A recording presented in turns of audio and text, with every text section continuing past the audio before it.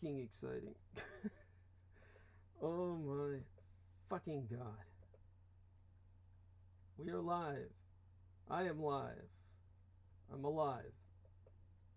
Sort of. Okay, what do we do here? Alright. Cut and paste that. And, gotta get my earbuds on. Okay, then I can hear. Okay, this is connected. Gotta make sure that's connected. Alright, and then I can hear myself jabber. Okay. Get this in my ear. Get the hair out of the way. Put this over here. See if we can get over there and hear myself echo.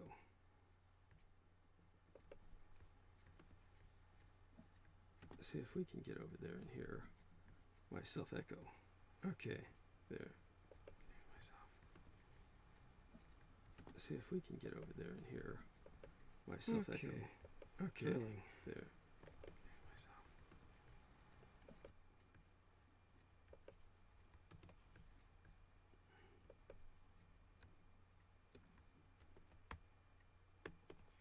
All right, enter that.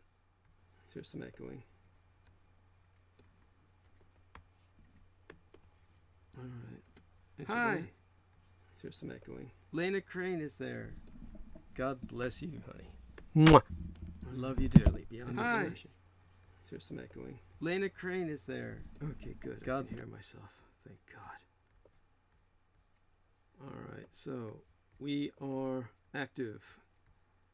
Let me start changing the links everywhere. Okay, and that'll help. Afraid it won't be too entertaining right now for anybody. Okay. Now everybody's going to hear this stupid hum of mine that used to drive Laura Lee Solomon insane. Crystal River says that's my attempt to lighten the vibrations, to bring a higher vibratory, to attain a higher vibe during moments of stress, such as what I feel at these points in time, the most stressful part of production, which is this part right here. Okay. Oh, let's hope that works. All right. Check that out. I'll go over here. We'll find out about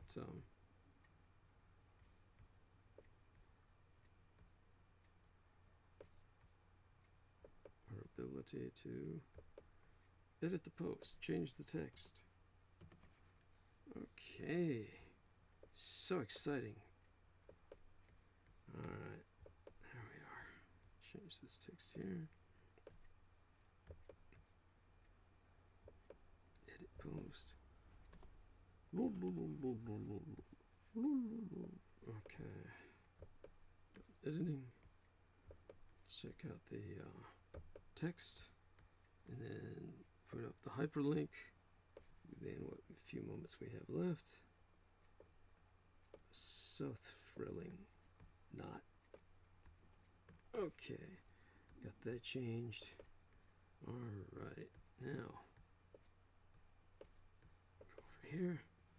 Stick that up. Hope it fetches preview.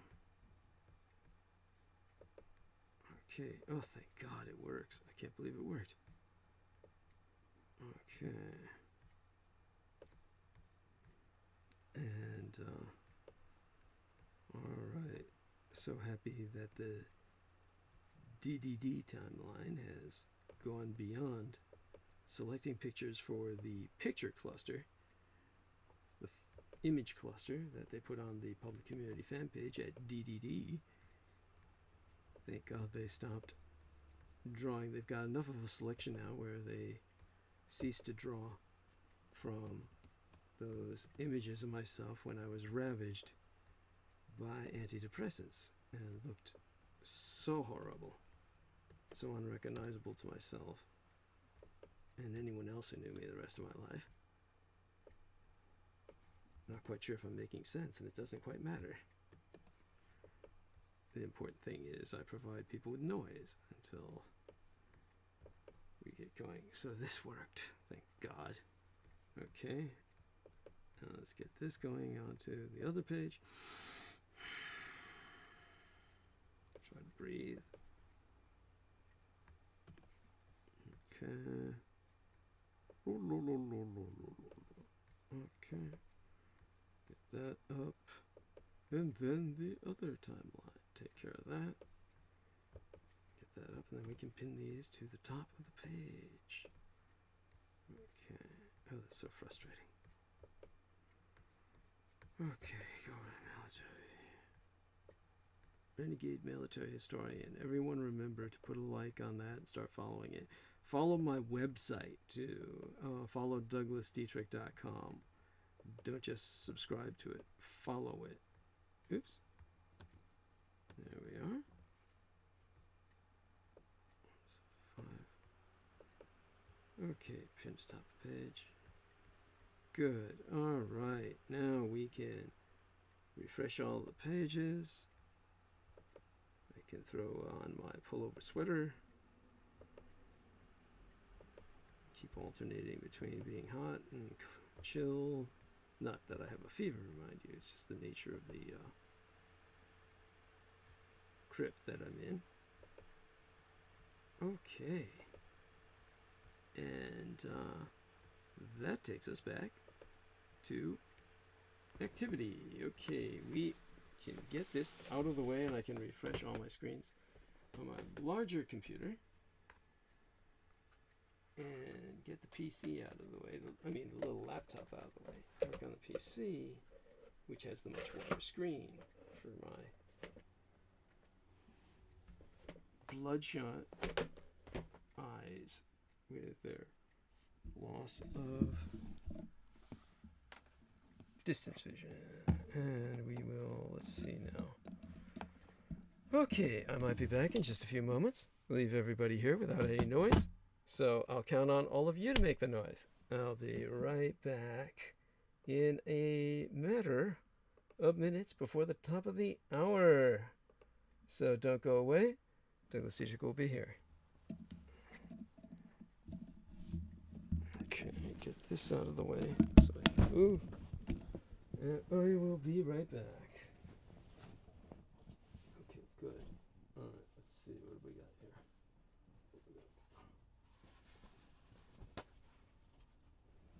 Okay. Hopefully I'll be back just in time to get things started. And there we go. Oh, what a thrill. There we go. Ooh.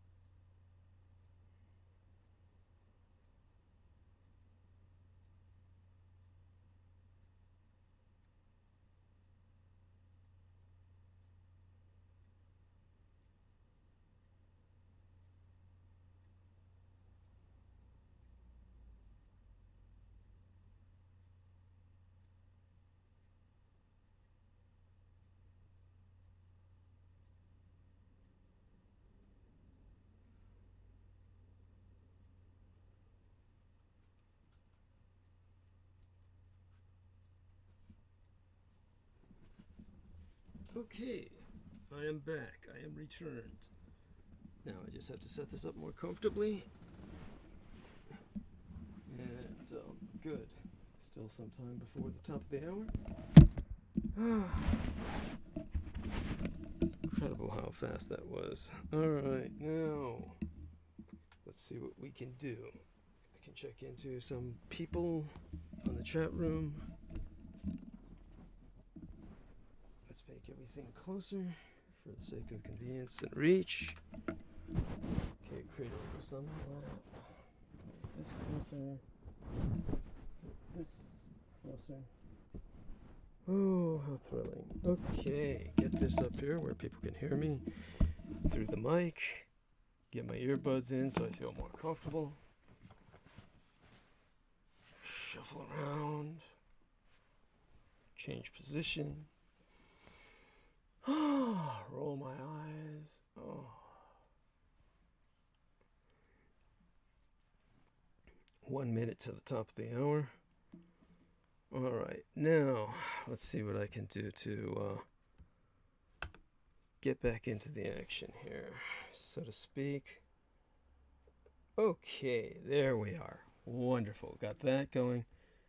Refresh everything. Refresh all the screens. It is now the top of the hour. We are officially starting the live transmission of Critical Omissions.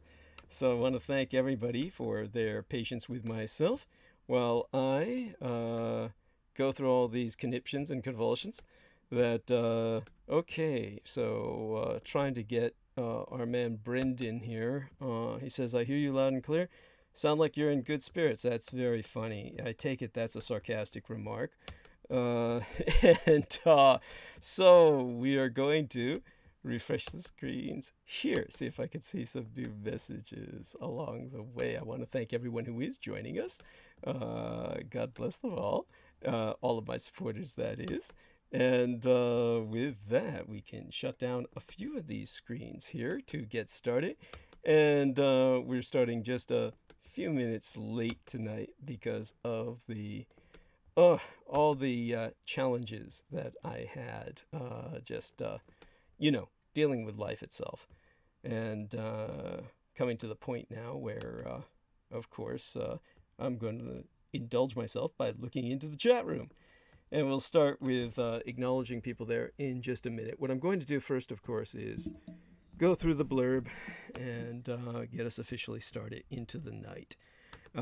So contribute to the struggle at showsdd.com/donate.html, which be acronym is for Hypertext Markup Language, where we now be accepting our contributions via PayPal holdings incorporated on showsdd.com. We open this transmission with all due acknowledgement unto mine own personal hero, our dearest English brother in battle, who be Dietrich or Dragons, ultimate post-episodic producer, and our final productions archivist at showsdd.com, as well as the YouTube Maggot channel property manager, where you can subscribe to his channel at youtube.com/c/Maggotaur. Maggotaur being spelled Maggotaur.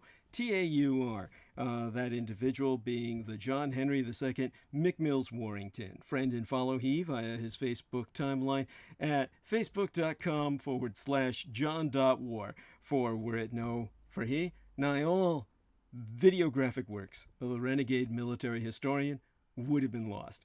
'Twas he who saved nigh all the Douglas Dietrich videos published on platform provided by YouTube that would have otherwise been erased from all public accessibility, free public accessibility, and monopolized for privatized monetization via Patreon by the openly subsatanic, welfare-supported, white trash, Pueblo, Colorado-based amateur sorceress and skunk whisperer Amber Rosedio, whose MyStick Warrior channel actively exploited YouTube to promote Edomite Thelema, or Will, of Peter Simon Lavinda, the author of the Simon Necronomicon, which he denies quite falsely, of course, having authored that train wreck of a book to turn other people's lives into train wrecks, as hopefully his life is one. And Peter Lavinda, of course, is the propagandist, the anti-Nazi propagandist who wrote Unholy Alliance, who propagandizes instead for sub-satanic sorcery. In other words, the sorcery of the anti-gods, which be beyond and beneath satanic. That individual, of course, is about 69 years of age. And hopefully, like Imus in the morning, that DJ with the racist diatribes, hopefully he passes soon. That guy passed during the weekend at the age of 79 or so, maybe 71. Hopefully Peter Levenda never makes it to that age.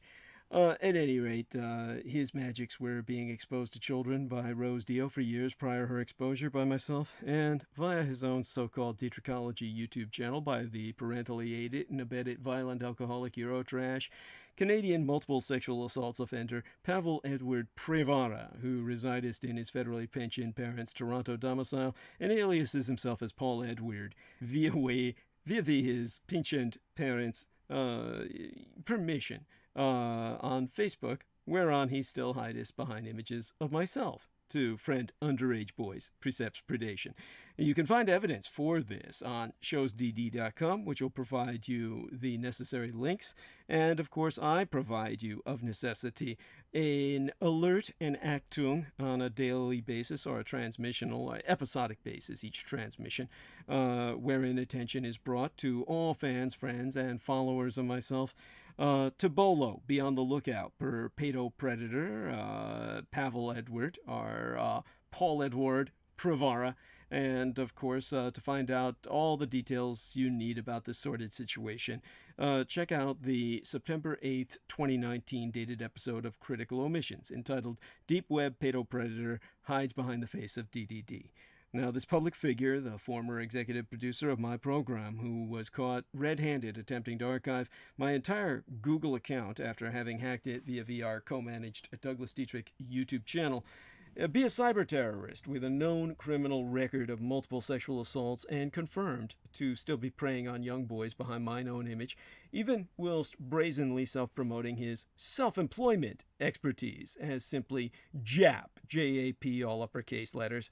Paul Prevara, referencing himself as a data engineer for then producing my program, makes little sense beyond hyperbole, and the citing of JAP as his employer, or rather his field of employment, as he be presenting himself as self-employed, thereby indirectly but publicly self-asserting his unemployability, makes no sense at all, beyond the intended entendre as ethnic slur against myself. JAP otherwise being acronymus for a software, Java Anon Proxy, which you can find out more enough at the appropriately named source site Freshmeat at freshmeat.sourceforge.net/projects/anon, as in anonymous. Now, all this be similar to Tor, again all uppercase letters, T-O-R, the onion router, as in multi-layered, which itself be likewise exploitable in hiding and encrypting IP or internet protocol addresses by moving through multiple routers, a dark web tool employed throughout the pedopornographic industry precepts pederast predations. JAP in the all uppercase being similar thereunto, but JAP itself being relatively new, released in December of 2016. As well as concurrently deployable to hide web browsing. Paul Prevara thereby openly promotes himself as a data engineer in the realm of child exploitation and baby rape, advertising unto others his own ability to deep dive into the depths of deepest darkness and assist others in such. His About section in LinkedIn reads, "My objectives remain the same, resolve data problems through abstraction," which all too obviously make us no sense whatsoever. A silly string of terms comprising a non-sequitorial word salad. A data engineer develops, constructs, tests, and maintains architectures, such as databases and large-scale processing systems, which altogether might be occulted, it has obfuscated, as abstracting data problems, but it is not how anyone seriously seeking employment would ever advertise themselves. Instead, Polyboy, the pedo, presumest any potential contractor to read as, to interpret, his pithy about statement as, "I exploit JAP to resolve data problems," it as transmission of questionable data through abstraction, meaning cascading and mixing the data streams of multiple users in order to further obfuscate, it has to cult the data to outsiders, which be what JAP does. Both Polyboy the pervert and his handler Agnieszka, or Agnes Maria, Shragzinska, promote themselves as hackers. It would be self-evidently stupid to advertise oneself as such via LinkedIn Corporation by all common sensibilities, but they have been emboldened by the Temple of Set to hide in plain sight, Polly's entire linked entry being utterly senseless by any conventional rationale other than within this context. Ergo, therefore, Paul Pedo Perv Provara be advertising more than meets the eye. Anyone doing a search on LinkedIn for JAP as spelled with all uppercase letters specifically, in disambiguation from the ethnic slur itself, Jap with an uppercase J and lowercase a and p, which would in itself pull up anyone's profile who had worked in either a Japanese restaurant or the Empire of Greater Japan itself, will instead, using the all uppercase acronym, come across Paul's page, and most likely not anymore. With the nebulous statement of resolve data problems through abstraction, it as via encryption, being the key. Anyone who wants help in questionable tasks requiring Jap now be directed to his page and his page alone. His critical omission of blatant hypocrisy what speaketh volumes in, of, and for itself, being that he refuses to explain in his openly published public statement, per myself, as to why he still misrepresents himself by hiding behind the photograph of a so-called liar, which you can see on facebook.com/PI342, instead of his own flaccid face for reasons that be all too obvious. No one would friend him by his own wretched appearance, despite the fact that he tells underage minors that they have finally found Waldo of the Where's Waldo franchise, and that Waldo was really Harry Potter all along, his other preferred self-misrepresentation, before offering to let them play with his magical wand. And one final warning by way of Pavel the predatory pervert. He has now established a false Twitter account by which to misrepresent himself called @DDD_now, or rather @DDD_now, all in the uppercase. The official Twitter account for myself be @DougDDietRich, with the uppercase letters being only the D's, everything else in the lowercase. That's @DougDDietRich. Follow it. That's my Twitter.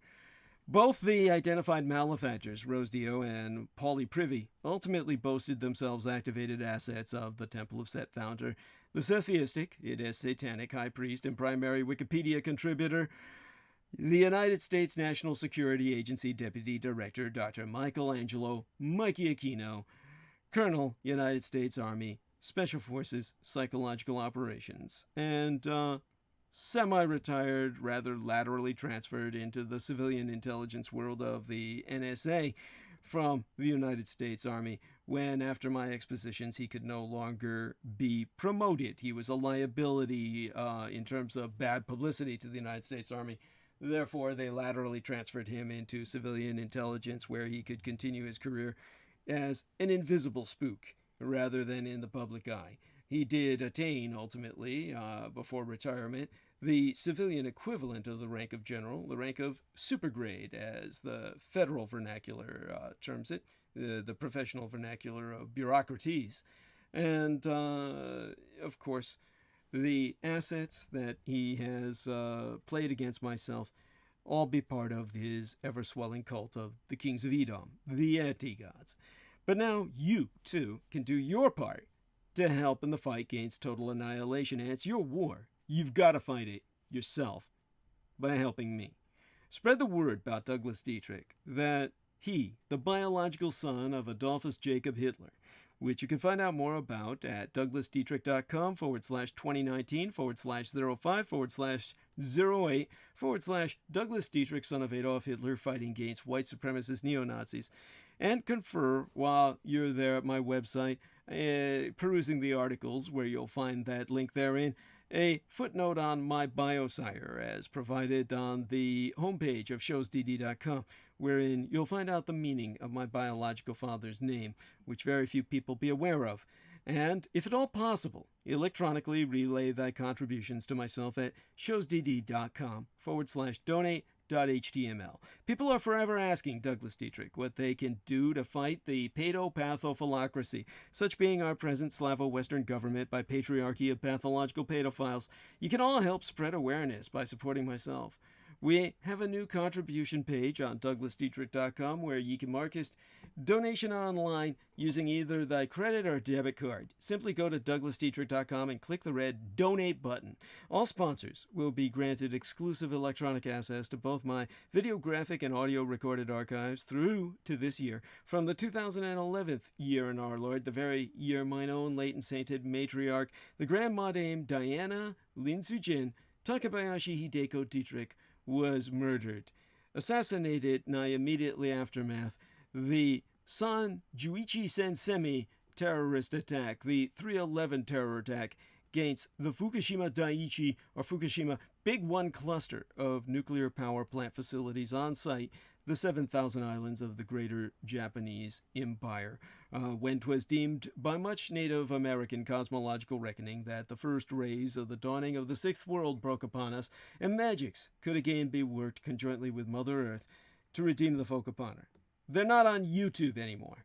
So visit showsdd.com/donate.html and donate online, where it is fast, easy, and secure. Only on contribution will thy membership be processed within 48 through 72 hours, between 2 to 3 days, for full access to all mine archives, meaning all those videos that John Warrington saved, aside those on the Maggot Douglas Dietrich channel, and the YouTube channel named Taboo Bros 2, spelled TABOO space BROS space Roman numeral 2, as managed by the mixed martial arts maestro Daniel Arola, whom you can visit on Facebook at facebook.com/Daniel.Arola.3 of Damage, or Daniel Arola Martial Arts Group Incorporated, Kali Combatives.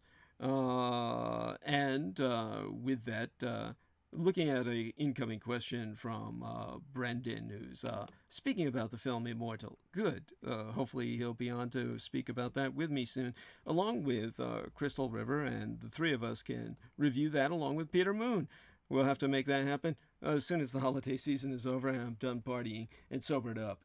Yay so! All the Magator-backed Dietrich-hosted vids now be available unto all, excepting contents accessible via the aforementioned TB2 and Maggot YouTube channels. Our extensive showsdd.com archives, now including even the old ostensibly professed Revolution Radio archives obtained from the late and unlamented controlled oppositionist Mike Ringley, thanks to private purchase by the well-established alternative acid rock band Deep Space Pilots, whom you can visit at deepspacepilots.bandcamp.com. Lead bandsman Ronald P. Stroiney, friend him as Zeb Shepard on Facebook, the general practice attorney at law in good standing at the law offices of Ronald P. Stroiney and Associates, serving the Chicagoland area's legal needs since 1980 in federal appellate practice, divorce and family law, real estate, bankruptcy, criminal, and DUI. Visit thedebtfreeway.com, as well as, in terms of our resources, the archives from the Soi Disant American Freedom Radio transmissions I myself hosted from May 20th of 2018, now scrubbed completely from the American Freedom Radio dead site, that Pavel Edward Privara smuggled onto YouTube, Precepts ultimately copywriting them for himself, as alluded to within entitlement of same-dated episode Douglas Dietrich on American Freedom Radio, about being introduced to American Freedom Radio. Such episodes being re-recordings with new images taken from correspondent points in mine presently banned Facebook timelines, but reformatted per the date our Grand Magator John Warrington named each file, and, along other John Warrington uploaded programs, inclusive videos, are now only to be found on douglasdietrich.com once upon you click that red donate button.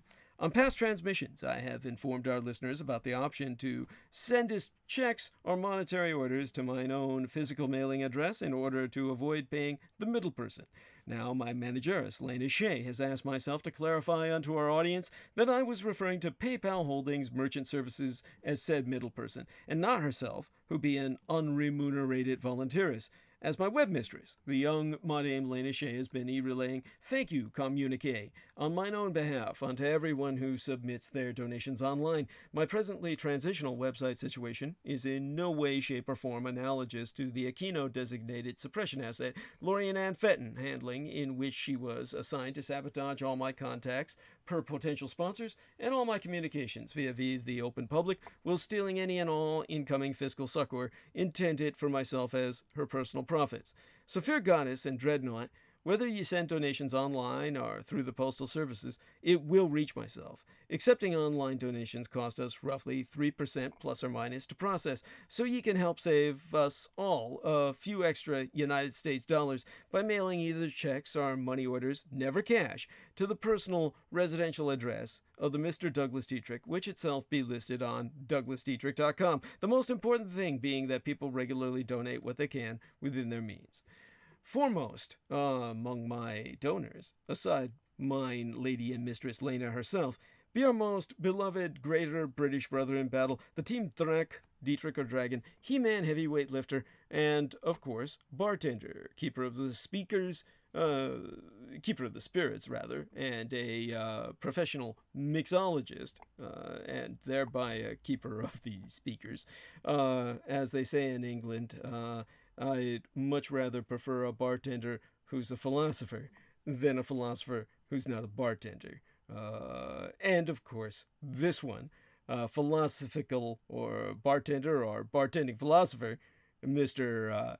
George Knight, be the manager of the YouTube Bizarre HD channel, which you can subscribe to at youtube.com/user/bizarre-hd, which be spelled BIZARE-HD. And the manager thereof, the Mr. George Knight, can be friended at facebook.com/george.e.knight.7, our own personal hero, who has substantially delivered towards my salvation from the streets, and whose self-produced videos entitled How the United States Won World War I and Why We Are Still Legally at War with the Third Reich both be factually substantiated per mine own expositions. Indeed, access Daddy D's expositions via YouTube would not be possible, sans generous benefactions from his listeners on a monthly basis. He being the only person on the surface of this world with the insider knowledge and experience necessary to lead thy resistance against the Russo sub-satanic occupation and anti-godly insurgency. So again, go to douglasdietrich.com and click donate. The very survival of the human species be at stake, and I am not exaggerating. Do not wait. Donate now. It'd be appreciated beyond my ability to express in any language. And subscribe to the Douglas Dietrich YouTube channel at youtube.com/c/Douglas Dietrich and click that notification bell in order to receive notifications that live streams has started. My gratitude unto thee all who grace my self-support. Most blessed be thyself and all thine own. Now do acknowledgments, of course. The due propers be accredited to Stephen Myers, my black brother from another mother. Mr. Myers of New York City has donated 100 United States dollars, 75 USD, and deeply appreciate it, my dear brother. Love you dearly. Hope everything's going well for you in New York City, if things can go well for anybody in New York City. And very, very glad to hear from you again. Think of you often, and have been looking forward to interacting with myself. Hopefully you participate a bit more on the Facebook timelines when you find time. And don't know if you're, indulging in that anymore. Obviously, I can understand people withdrawing from Facebook for any number of reasons. Of all people I would know, and be sympathetic to such. But at the same time, do miss people thereon. And to dedicate my gratitude not only to Stephen Myers, but to other people who have been helpful, such as J-Mo Reese. Hopefully he's out there listening, and hopefully will return to us more actively. And definitely want to credit him with giving me the idea to kind of hold a round table about the time that I was sick on air, as soon as I can get all the people back who were participating that evening together again sometime during the first weeks, hopefully, of next month, which will be next year, which is really only a few days away. 72 fucking hours away from now or less? Yeah. So give me a second here. Rehydrate myself as much as possible. Shout out to other donors that I did not properly thank or read their communique therefrom. Thomas Heath, the school chum of George Knight, a man who was skeptical of myself until many debates with George Knight convinced him of the truth of my expositions. He donated $50 and he said thank you. God bless he, the family man, and all his own. And as a family man, he's a better man than I, just as George Knight is. And George Knight is a far better man than I, because he's married to an older woman who already had some beautiful daughters of legal age, and I could not trust myself in such a position. So, George Knight, definitely by orders of magnitude, a better man than I. Kevin Schlee donated $250 and says, kindest thanks for all. God bless you, Mr. Schlee, or Schley. Hope I'm pronouncing his name correctly as Schlee. Schley sounds a bit like Schleilock. I'm not quite sure he'd want to pronounce that way. And to the Grand Madame Julie Aitchison, surname spelled Aitchison, who donated $250. And she said, enjoy interview Project Camelot and others. Merry Christmas. Yours in Christ, Julie. God bless you, Julie. And Merry Christmas and Holy Happy New Year to you as well. And we have the lovely young anonymous lady who sent myself both the wonderful book, quiet bestseller for many decades now. It's been selling quiet as a bastard eternally. The Secret Life of Plants. And she did this accidentally. She was going to send that to a client of hers, wound up sending it to me because she still had my address. She had just sent me something and then wound up sending me that as well. But deeply appreciate it. Wonderful contemplative book. Recommended to everyone. And it makes you realize, of course, that whatever you eat, plants or animal, you're killing something that has feelings. You're killing something that has a life of its own. And it's just the nature of our universe. And it's nothing to get depressed about. It's just the way things are. And it's the cycle of life, the cycle of death. And you learn to live with it. And that's why you shouldn't hate my kind, the vampiroid. As, of course, I'm not fully vampiric. Rather, I'm what is in the ancient tradition known as a dampfire, or downbred vampire, meaning lesser bred or hybridized. And to hate those that feed off humanity is rather like hating any act of God, like hating an earthquake for taking a relation, or a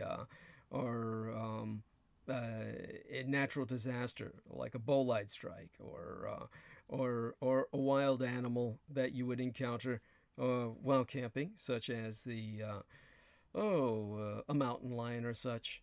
Obviously, you would defend your relation if you were there and capable of doing so from such an attack. But were a bear or a wolf or some other animal, an elephant stampede, to take out a relation of yours, would you hate an entire species of animal for that? Well, you could, but it's not a constructive expenditure of energy. And thus, you shouldn't hate the vampiroid. After all, my late and sainted Cyrus, my womb matron, my mother, who was half vampiroid, got that aspect of her bloodline from her Chinese father, where, of course, she also inherited the noble lineage of the Kyushu dynasty, which was one of the two major dynasties on the islands of Japan. But it retreated to mainland China after its civil war with the Yamato dynasty, kind of Japan's version of the War of the Roses, which happened much earlier than the much younger civilization of Britain. And aside from that, there was also the sons of Seth, as in the righteous third son of Adam, that went to China, a Caucasian, to marry into the Chinese culture and teach them the ways of agriculture.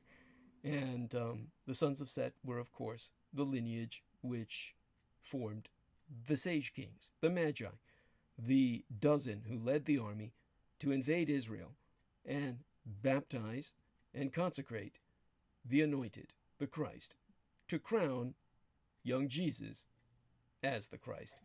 And these men, the Sage Kings of China, the descendants of the righteous third son of Adam, through the Chinese side of that marriage that Seth took on with the kingdom of China that he integrated himself into. That is where the vampiroid bloodline comes from. And therefore, those that consecrated your Lord and Savior as mine were vampires. And that's something that has been propagandized against to the point where Westerners actually think that vampires fear the cross. Such is the inverted, upside down, backwards nature of your convoluted funhouse mirror view of the universe. Now, the young anonymous lady who provided myself that Secret Life of Plants book also provided myself a $40 gift card to Whole Foods.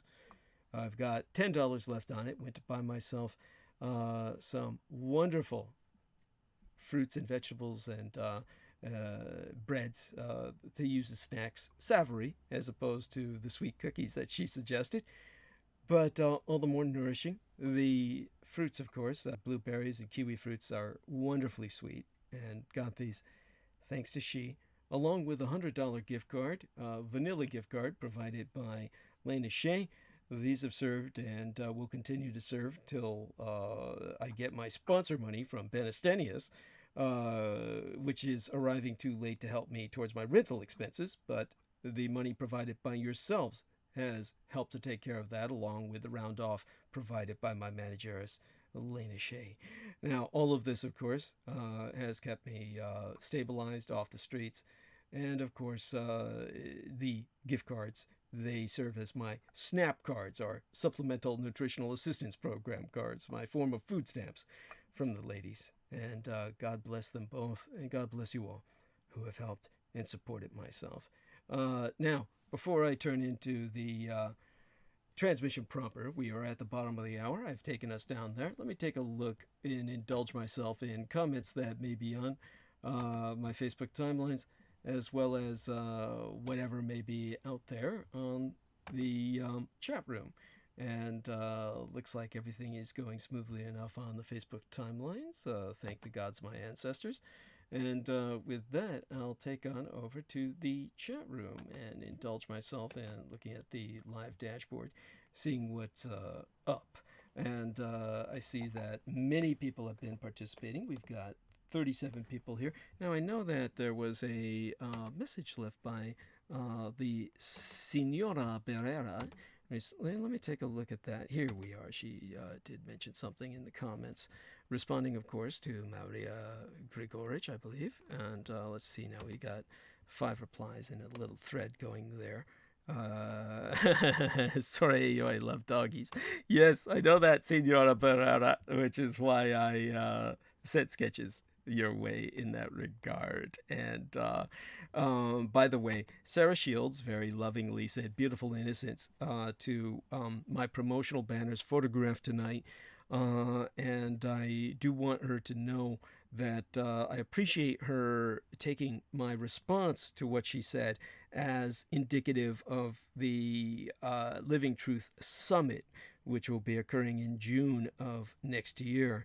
But what I'm really bringing attention to is, aside my hungover contrition there, is a nod in homage to the victimized supersoldiery of both genders, and even some neuters, of Project Monarch, via the Monarch butterfly in my hand, over my lips, in not so much in the sense of Silence of the Lambs, but somewhat hinting at that level of victimization, of being skinned alive, that so many of those individuals have gone through. It's been on my mind via the recent developments per the Living Truth Summit, which of course is produced by AwakeWithinTheDreamProductions.com.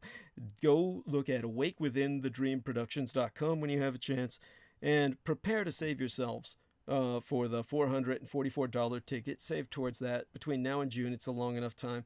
The majority of you should be able to do that, and I'd like to see the majority of you out there who be supportive of myself. And that would include, of course, Derek Talley, Semper Fidelis to a real Marine, brother from another mother, and someone whose friend I have to get back to, And do let your friend know, Derek Talley, that I will try to get back to him sometime in January, and hopefully all three of us can get together on his show. And let me take a short look at the inbox and see what your friend has left. I'm sure he's left myself a comment, and I thought he did, but I'm not finding it here. So do see if you can, get back to him, Derek, for me. And there we have that. I did leave a message for that young lady. And so let's take a look at the chat room from this point before I get into the transmission proper.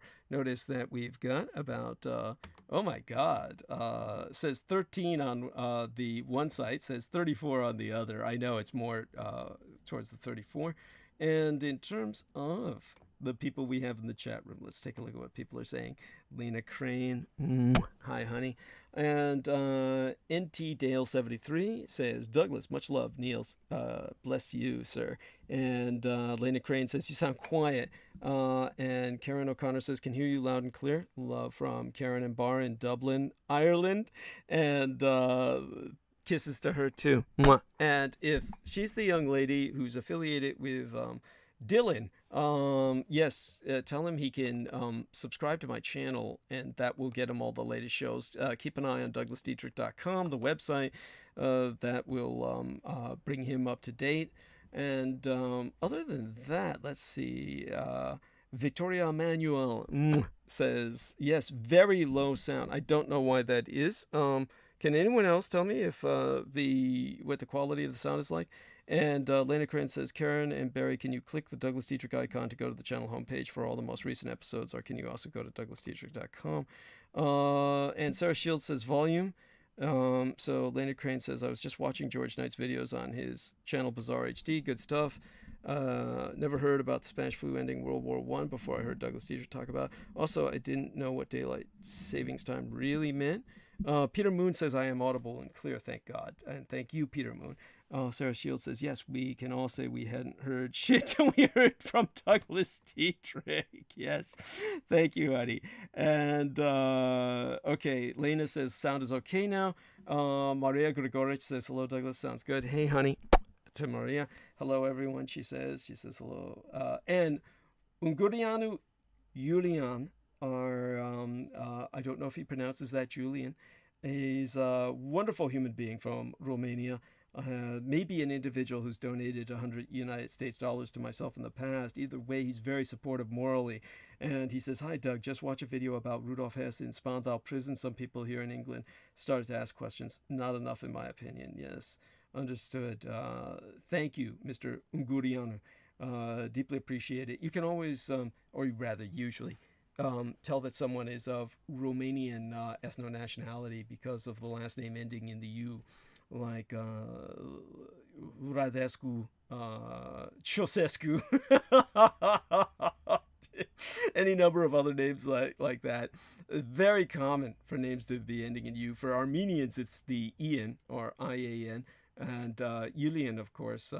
I believe that that may be his surname, or he may be doing this, presenting himself Asian style, where he's presenting his surname first. I've just thought of that. And so all of the ladies are saying hello to each other. That's wonderful to see everybody. Nancy Machino says, anyone else having volume issues? Oh my God, we're back to that again. She says, yes, it's lower than usual, but it's all clear and audible. She says it's just a little lower than normal, but still very clear. It will adjust. God, I hope so. So I need somebody to tell me how that's going now. Sam Alex says, we'll always support you, brother. Stephen Myers. Oh, thank you, Stephen. So you're Sam Alex. God bless you. Hugs. Maria says, God bless all who donated. Veronica Verora says, buenos noches a todos. Thank you, honey, senora. And so everyone else, Derek Talley is there. Why are the Russians and others building CERN, says Sam Alex. Oh my God. I'm surprised that that's still an issue. At this point, whatever they've done is obviously not done any damage. I think it's something that we can say is inert. It's rather innocuous. It's an innocuous development. I really wouldn't pay too much attention to it. And Brendan says, your clear volume seems normal, could be localized issues, or turn up the volume bar in OBS. Okay, so is there a volume bar in OBS? Where do I find this, Brendan? Can you tell me where to find this? Right now, I'm clicking my T there. Everyone can hear that. So, Brendan, if you can give me instructions where this volume bar may be, yeah, where the fuck is that? And I'll gladly turn that up and probably blow everybody's ears out of the water or blow everybody's eardrums in the studio. Very funny. Okay, well, how do I get to the studio? You know what? Let me call Brendan and bring him on to help with this.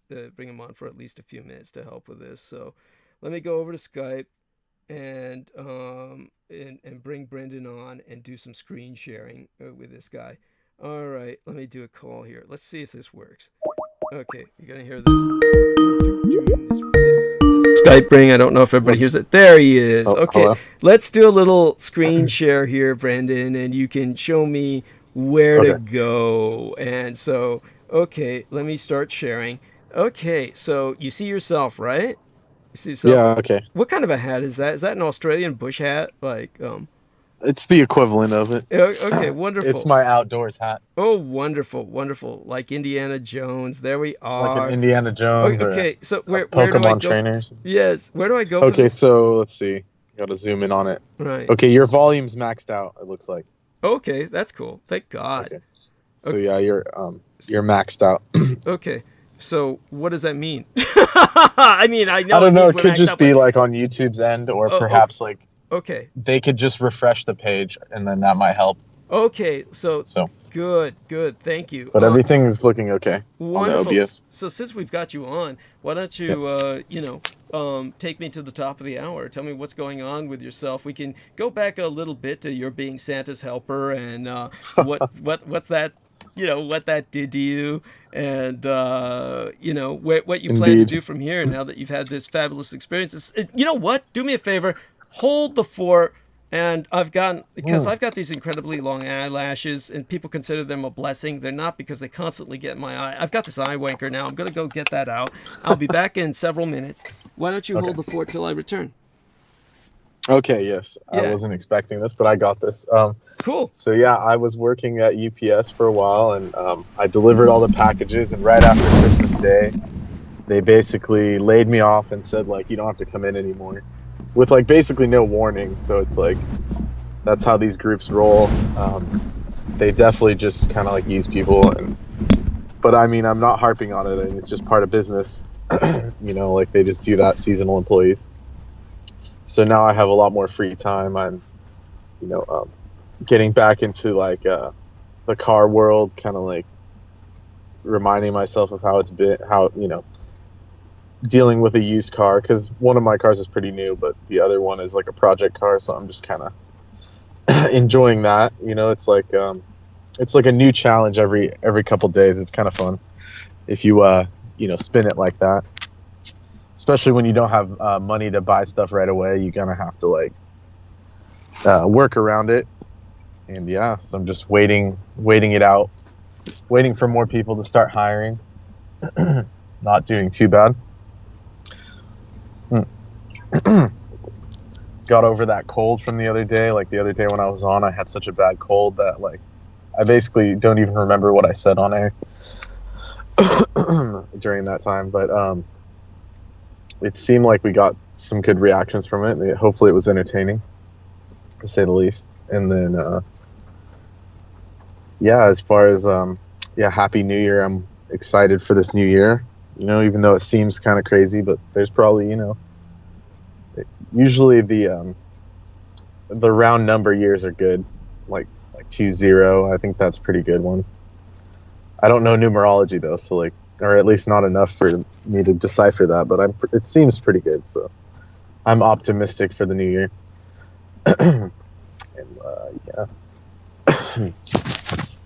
And as far as like the volume problems go, it's I don't know why it's doing that, other than maybe refreshing a page or some kind of buffering issue. It's also sometimes the YouTube takes a little bit to initialize, like the live stream, or like optimize it. I don't know what the word is. So there's that. And Yeah, and then I was telling Douglas, as far as the Orthodox system goes of the churches, like the Christmas Day is until the January 7th. So it won't be till January 7th when the Eastern Orthodox Christian Church will celebrate. And I think Douglas knows a lot more about that. And I believe they still work off of the Julian calendar, if I'm correct. They use a different calendar basically, and I think the Julian calendar is actually more astronomically correct, or something like. There's something about it that makes it better for astronomy. So the astronomers actually convert their years back into Julian time. I hope I'm getting this right. Hopefully Douglas comes back soon so I can ask him. So yeah, the church, the Orthodox Church, the Eastern Church is what they call it. It's in like Greece, Eastern Europe, Russia. Parts of the Middle East are also Orthodox. And then I also learned recently about the Copts. It's like a sect of Christianity in Egypt, the Coptic Church. And they have their own pope. I didn't realize that. They have their own clergy distinctions than even the Orthodox Church. So that was interesting to learn about the Egyptians having a different system there. As far as the modern, in Arabic it's called Masr. Or the Egyptians have a different name. In Arabic it's like Masr. Wait, I think I hear something.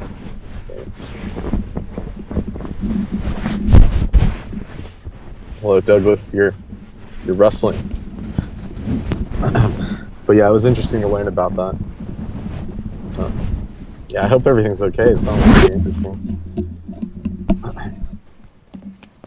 There, but yeah, that was interesting to learn as well. And yeah, there we are. Keep going. Okay, Tell us about how you lost your friend to the Navy. Oh my God, I don't know if I want to go into that, but basically he lost all hope, quote unquote, because he couldn't maintain his residence or something, and he just decided to join the Navy. God, that's so fucked up. But I think they gave him a good job. Did they? From what I heard. Like what? Some kind of computer tech or some kind of it was called. Do you know what fire control is? Yeah, fire control would mean that he's in charge of targeting the guns onto targets. Oh, so then he got a kind of a cool spot then, I think. Yeah, comparatively speaking. Right. So that there might be some useful training in that could be applicable to civilian world life, conceivably. But he signed for 8 years. I think that was a big mistake, eh? Oh, man. 8 years. I can't even think of it. So, right. But yeah, he might get a job designing first-person shooter video games, which is what's bad. Interesting? I saw this. I saw something I've never seen on TV before. They were having, it's called DRL, right? Have you ever heard of this? It's Drone Racing League. Oh, okay. And so they have these people sit with remotes in their hands, and they put on the visual or the VR headset with the camera attached to the drone, and they fly the drone around. Right. And it was why I was interested in it is because it was sponsored by, of all companies worldwide, it was sponsored by Allianz, a German electronics company. That's right. So it's interesting.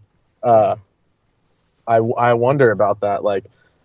Perhaps there's a lot of Europeans that are into that kind of stuff, because they do have a bit more money to spend on computerized drones and whatnot. Yeah, no, that makes sense. And of course, there's always the fact that the drones, it's real neat because you can have them do this racing, which gives you this virtual experience of going through tunnels and all this stuff, or Yeah, they had checkpoints that were lit up with fluorescent lights, and they would go speed around them and get in there. It looked kind of cool. Yeah, it is. The negative aspect is that people have been using drones to basically disturb animals, and they basically are bothering like birds in their nests. Bears are trying to climb up the sides of mountains and the like, and and they're buzzing them while they're climbing up the sides of mountains, and causing them to lose their footing and stuff like that. And that's fucked up. Yes, it's just wretched. So let's get as close as we can, and like they don't even realize that it's like stressing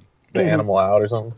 Thank you. Yeah, it's basically bastards. I know, it's just awful. It's like a human being being strafed by an incoming plane. Yeah, exactly. They don't know what that buzzing noise is. They don't know what the hell this thing is that's coming towards them, and they try to swat it away, and they look all cute and everything on camera, but no, it's wretched.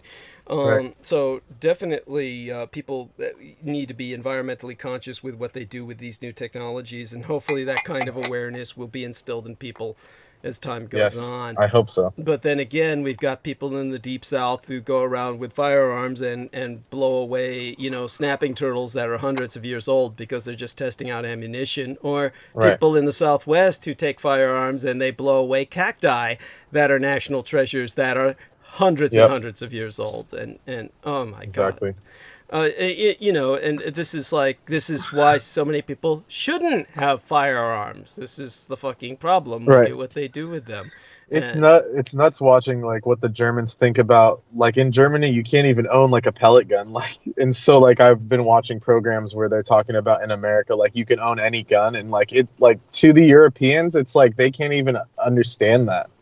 They don't understand what, we can just go out and just buy any kind of weapon that we want just for fun or for no reason. Well, just to kind of clarify here, or to contextualize, because this is important. Of course, you go to places like in Europe, like Switzerland, where for the longest period of time, this has changed now from what I've understood. They've changed this policy, but for the longest period of time, it was required that every citizen who was a male who was of draft age had to have a firearm in the home. And so this was all part of that, Switzerland being the ultimate militia nation. This was all part of the militarization for defense of of Switzerland. Germany and many other European nations, because of their history of warfare, they have an awareness of this. They, of course, control firearms to the point where you get them for hunting, and you have to go through an enormous amount of paperwork, what we would consider to be ungodly. But in Germany, the consciousness towards weapons was just wretched, because after the war, unlike in Japan, the Germans really took this stance of demilitarization in terms of the civilian population, even though they were maintaining a very large military throughout the Cold War. They didn't want to promote a sense of cultural violence. So video games were de-weaponized. Video games were all changed in Germany to the point where all of the fatalities were robots. I mean, just bizarre scenarios would be brought forth in video games, whereas in American video games, you'd go around killing everybody, killing all these people in a video game. They would change it in Germany towards, they'd say something incredible that would just blow your mind. Like, okay, here's the scenario. Everybody that's human is dead, and everybody in the game is a robot. You're a robot. All the things you're killing are other robots, and it's just robots killing robots. So nobody's getting killed. It's just bizarre.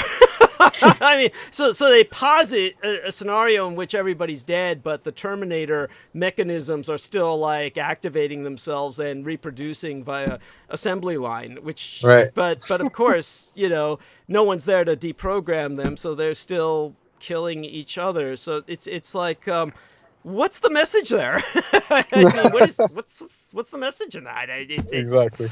It becomes even more bizarre, but that aside, there's a misconception that, and I know more about the Germans than any other part of Europe, there's a misconception that Germans cannot own firearms. As a matter of fact, what you do is you get...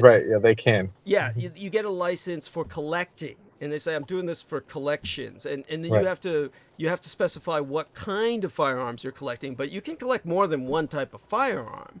So you can assemble somewhat of an arsenal. There's no real limit to what you can collect. You have to have them, of course, safely locked in lockers, etc. So, but it's not like, everybody's going inside of your home and checking on that every day. So it's not that bad a situation. And if I've seen some of these firearms that Germans personally own, and because the laws are different, the firearms that they own, believe it or not, would be illegal in the United States.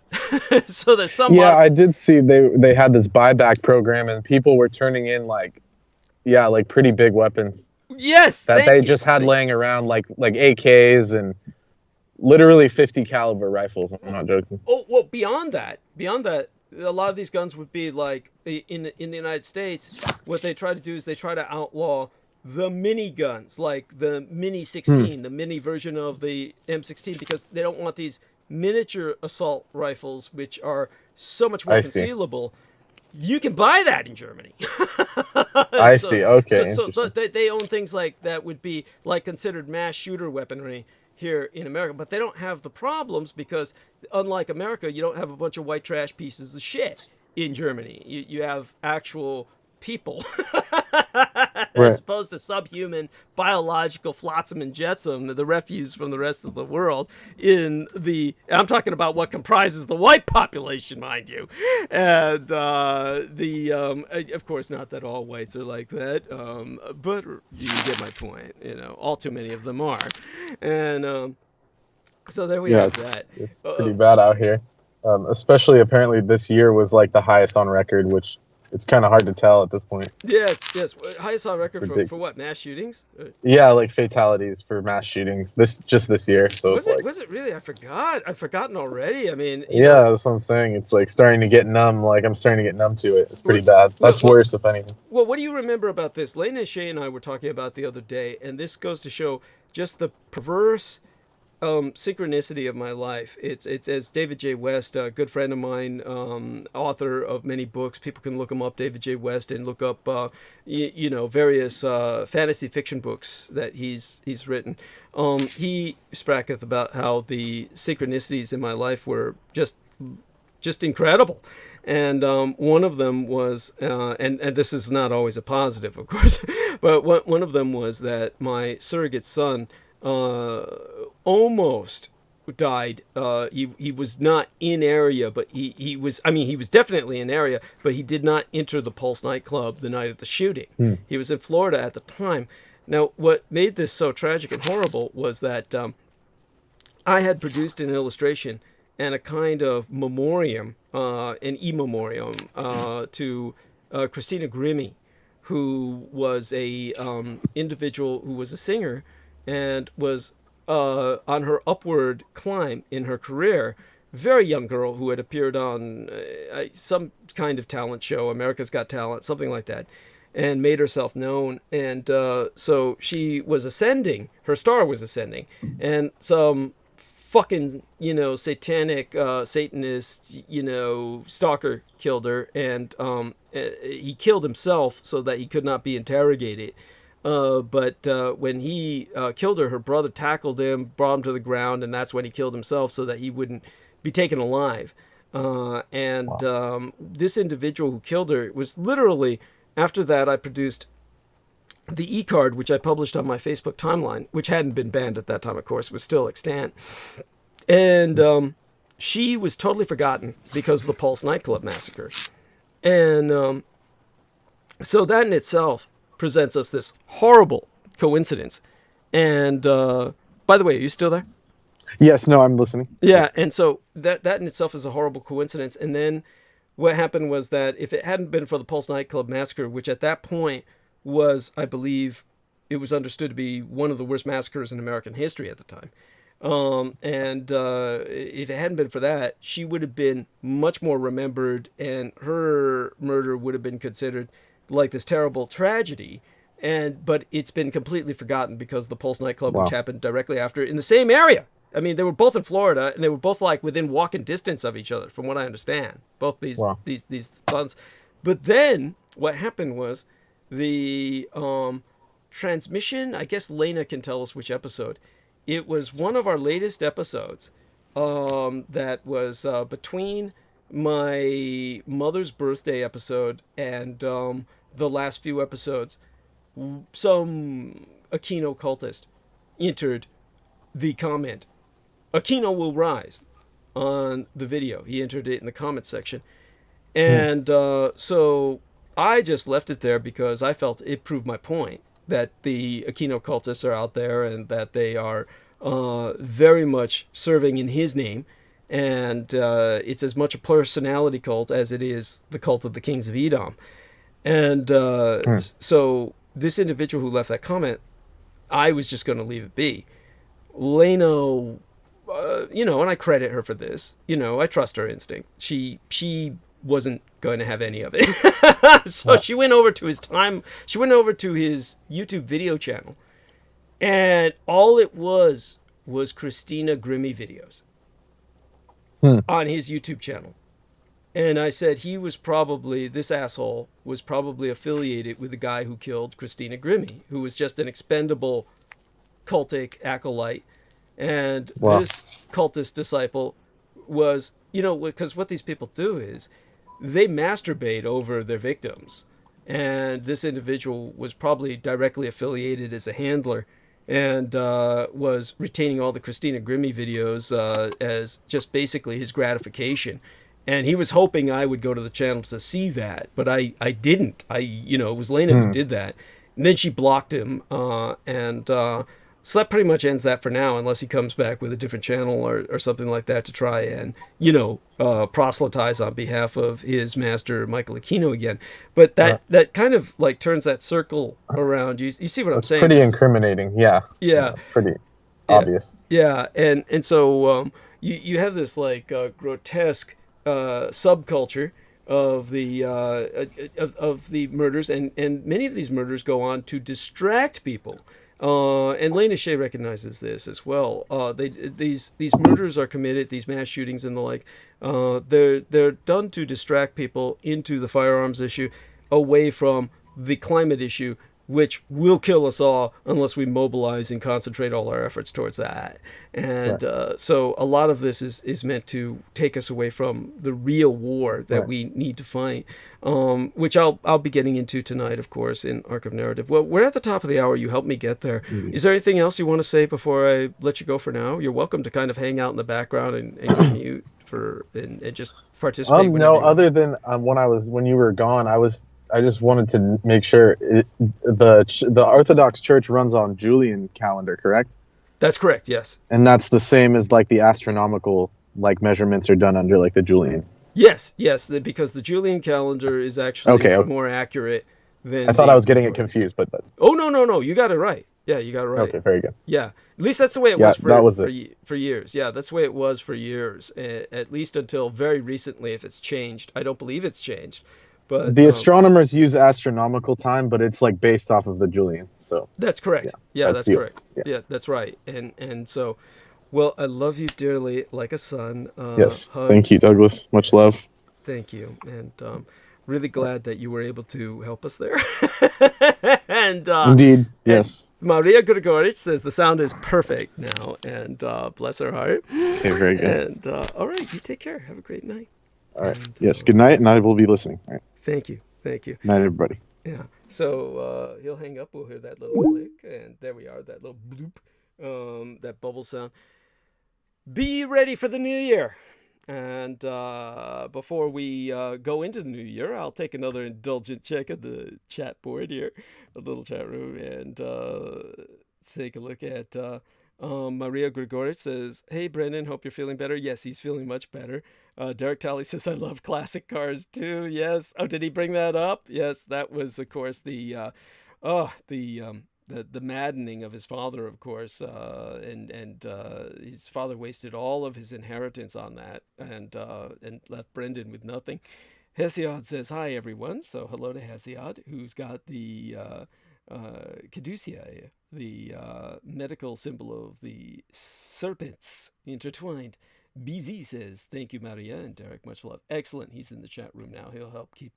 He helped to block a Trump cultist towards the end of my last transmission, the latest one prior to this one. Nathan Brooks says, "Peace unto thee, dear brother Nathan. Hope all goes well as it can with you and your struggles."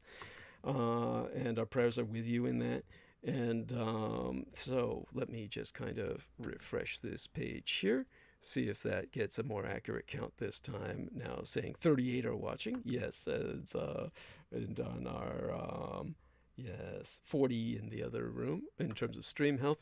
All right, check once more the messages here. Michaela Anastasia, shout out to her. Okay, then, let's get back into the transmission proper and talk about the weekend that was. Benjamin Netanyahu. Now, by the way, I'm going to cover this a little bit. I know people have been asking myself why the concentration on the past few transmissions on the state of Israel, Jewishness, and this is actually kind of a inevitable culmination of a question that has been tossed towards myself or hurled at myself for quite some time. Oh, that lovely anonymous girl in New York State, close to New York City, has sent me a GIF, and thank you, honey. And that's in the messenger. Let me check that out in the DDD inbox here.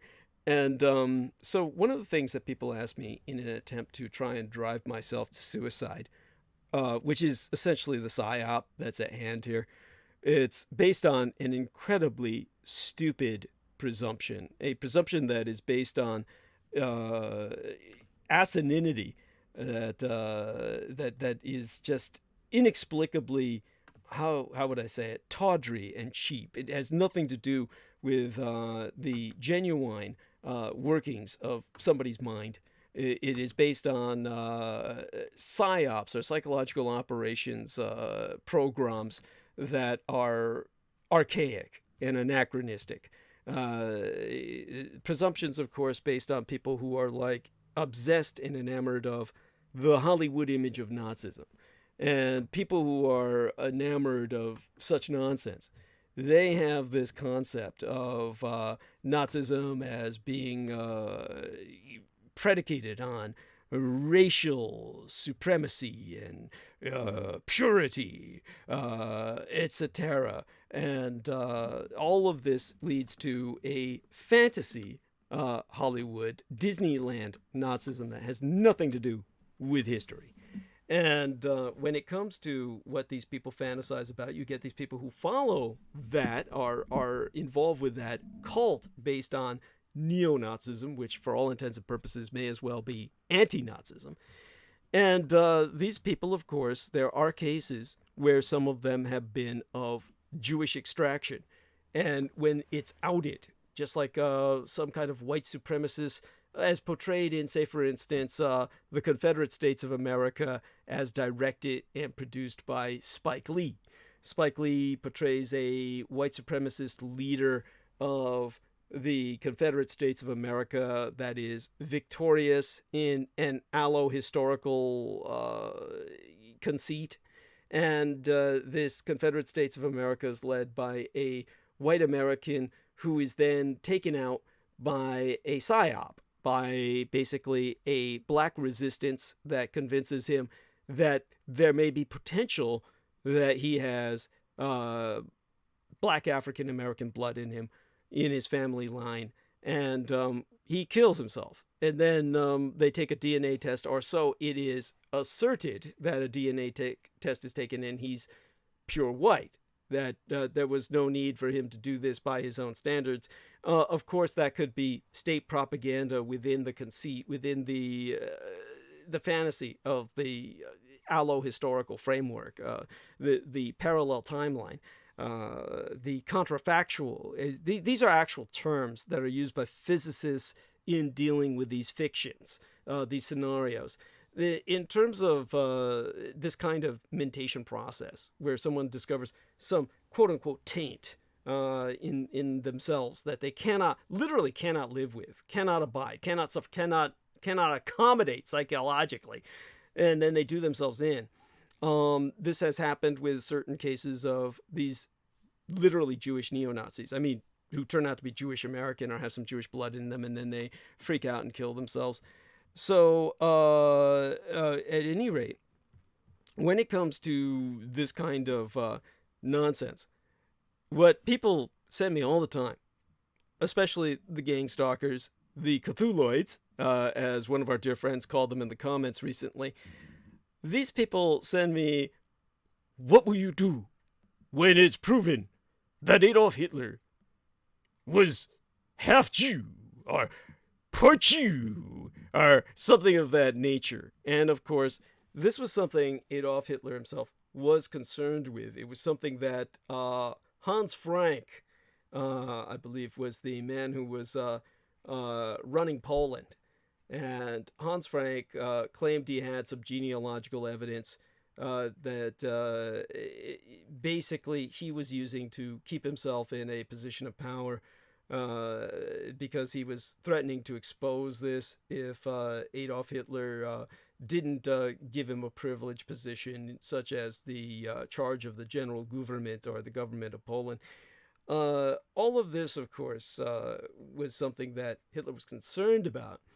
But the idea that he could not have psychologically handled it is preposterous. For one thing, Adolf Hitler, my biological father, was pathological in his Judeaphobia, but he was not psychotic. There is an enormous difference, and that sounds unbelievable with all of the people that were killed in terms of his waging asymmetric warfare against the Allies. And that was his response to the Jewish sanctions. The Jewish sanctions against the Third Reich, as I said, these sanctions result in asymmetric responses.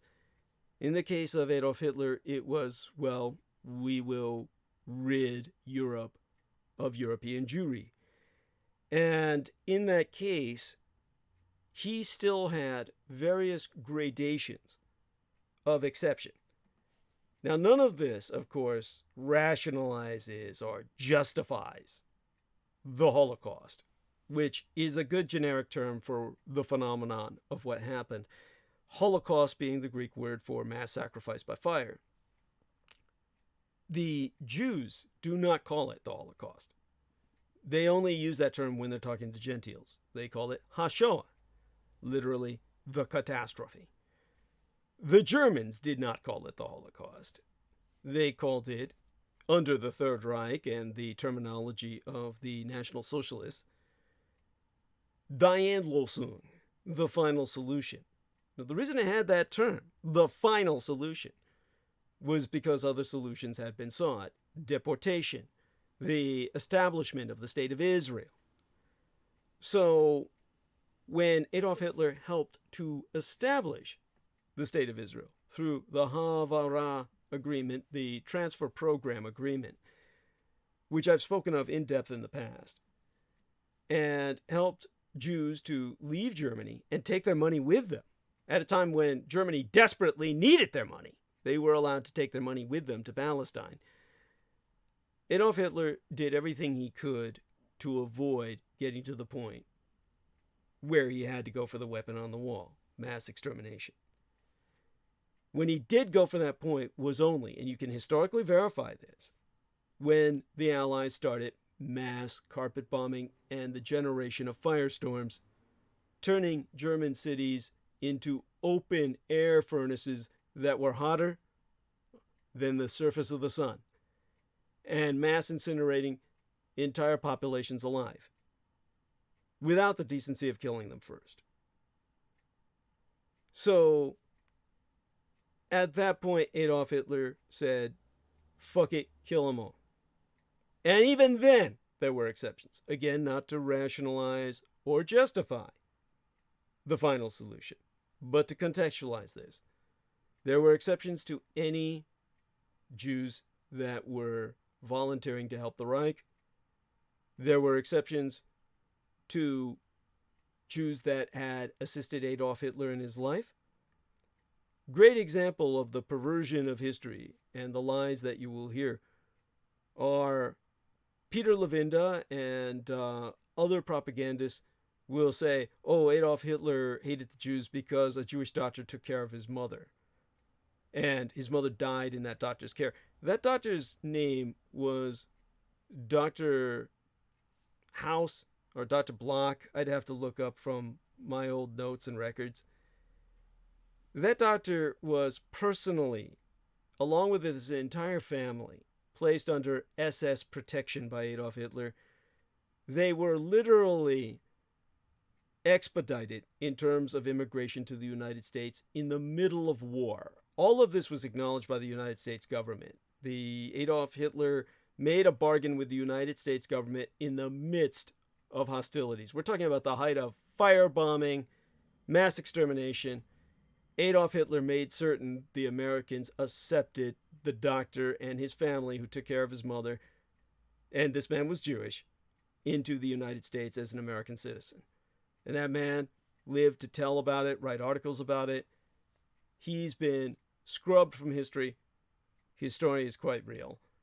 And many exceptions like this were made. None of this is in proportion to the number of people that died.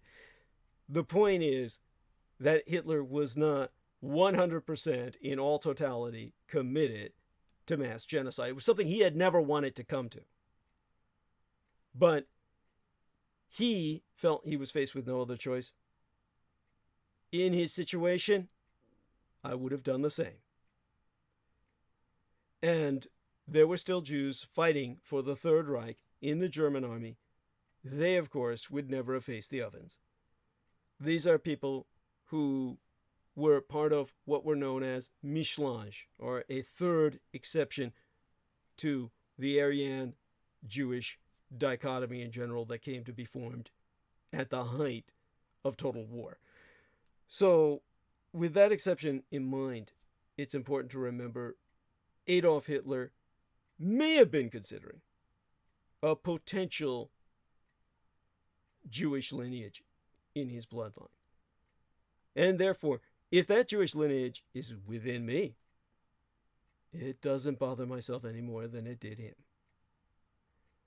And what it forces me to do is to, of course, recognize the problems and the social issues that Jewish people face. So I'm not going to over-obsess on this as a thematic for the rest of my life, but certainly in this season of Hanukkah, it bears addressing because of the politics ongoing now in Israel and how they impact what's going on in the United States and how American politics impact that Mediterranean state across the Atlantic in turn. So in terms of the weekend that was, Benjamin Netanyahu remained leader of Israel's Likud party, I am sad to report. This is, of course, tragedy. And it threatens the state of Israel, which my biological father, Adolf Hitler, helped to realize, helped to make possible. Now, despite Bibi Netanyahu's corruption indictments, the prime minister convincingly saw off an internal challenge from former protege Gideon Sa'ar. And as people gathered at a rabbi's home in a New York suburb north of New York City to celebrate the seventh night of Hanukkah, an as yet unidentified male, so far as I know, still unidentified, stabbed and wounded 5 of their number before fleeing in a vehicle, leaving all 5 of his victims in conditions so critical as to require hospitalization. The large home on Forshey Road remained cordoned off with yellow crime scene tape early this morning, last time I checked. According to public records, which I also investigated, the home belongs to Rabbi Shem Rottenberg, who leads the adjacent synagogue. The 65-year-old Aaron Cohn informed the New York Times he was inside the residence during the stabbings and be quoted as saying, "I was praying for my life. He started attacking people right away as soon as he came in the door. We didn't have time to react at all." Now, the Saturday night stabbings came on the heels of a string of attacks against Jews in region, including a massacre at a kosher grocery store in New Jersey earlier this month.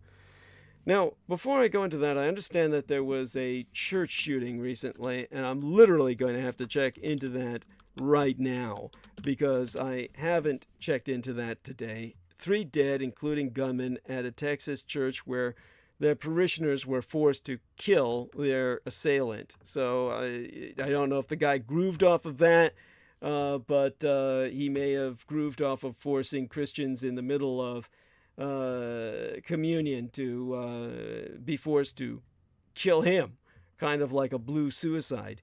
This is something that is just ongoing and is probably racially centered. I don't know enough about this church shooting, but I'm glad the gunman is dead. Well, I'm not really glad. I wish he could have suffered. So let me see now. White settlement west of... I'm seeing white settlement already. I don't know what this means. Let me take a look at this. 2 victims killed, suspect dead in Texas church shooting. Gunman opened fire. Let me see now. These all look like white parishioners to me, but they use that term white settlement. I'm not sure what's going on. If I speak of it, it'll be on Christmas Day itself. And so I doubt there's too much to say about it, really. It seems like... or there may be a lot to say about it. I'll find out. I'll check into it what I can. But I do want people to know I'm not ignoring it. And I'm not ignoring so many... West side of Fort Worth, Nathan Brooks says, thank you. And Yogi V. Hesham Mustafa is his other name, says, what is Douglas's biological connection to Hitler? I'm confused.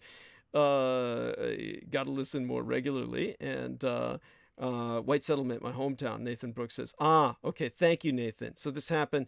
Okay, so I'll look into it. We've got a wonderful human being who's connected to myself as a long-term listener and fellow. So Nathan Brooks is definitely going to obligate myself to find out what I can about it. So White Settlement is the actual name of this place. It's a bizarre name, White Settlement, and it tells us, it speaks volumes to the history of that place, and it says it all. So, oh my God, so sorry, Nathan. And he says, yes, all right, well, enough of that for now. As for the individual who's confused about my relation to Adolf Hitler, he's my biological father. He's not the man who raised me, of course. It's my mother was assigned by Emperor Hirohito to collect his sperm when she was serving as a translator, as a fairly young lady, a teenager. She was a child prodigy. And she spoke many languages fluently. And so her association with Adolf Hitler was fairly brief, literally within a period of weeks. And during that period of time, she collected 2 sperm samples, 2 test tubes full of sperm. One of which was shipped to Tokyo, the other one which she kept for herself and never informed the emperor that she had. And because she kept it refrigerated in Manchuria for many years and then transferred it to Taiwan as her government transferred to Taiwan. The government which she was serving at that time, the Nationalist Chinese. As they had joined the Axis, she was assigned to them and transferred with them to the reestablished Republic of China on the island of Formosa, the 100 Islands of Taiwan. And she took the sperm sample with her, and years later, my father, who was proving to be sterile, he had been married 4 times at least before he had married my mother, and had never had a child, never had produced a child with any of those marriages, probably married 5 times before he married my mother, as a matter of fact. One of the reasons for all the divorces was the inability to produce children that the woman wanted, because my father was very likely rendered sterile by any number of situations, including exposure to radiation at atomic tests sites, Bikini Atoll and Inuitak in the United States Navy, the same test sites that L. Ron Hubbard was at. And so in terms of my father's experience rendering him sterile, my mother gave him the greatest joy in his life by giving him 2 children. In a sense, they were his children. He raised us, my sister and myself. Biologically, my mother simply took some of the sperm and injected it into herself via eyedropper, if you can use the term injection, inserted it and impregnated herself. this has been proven to be a viable way to impregnate oneself. And I can go into that at some length and have people validate and verify everything I say. It's known in the United States as the lesbian method.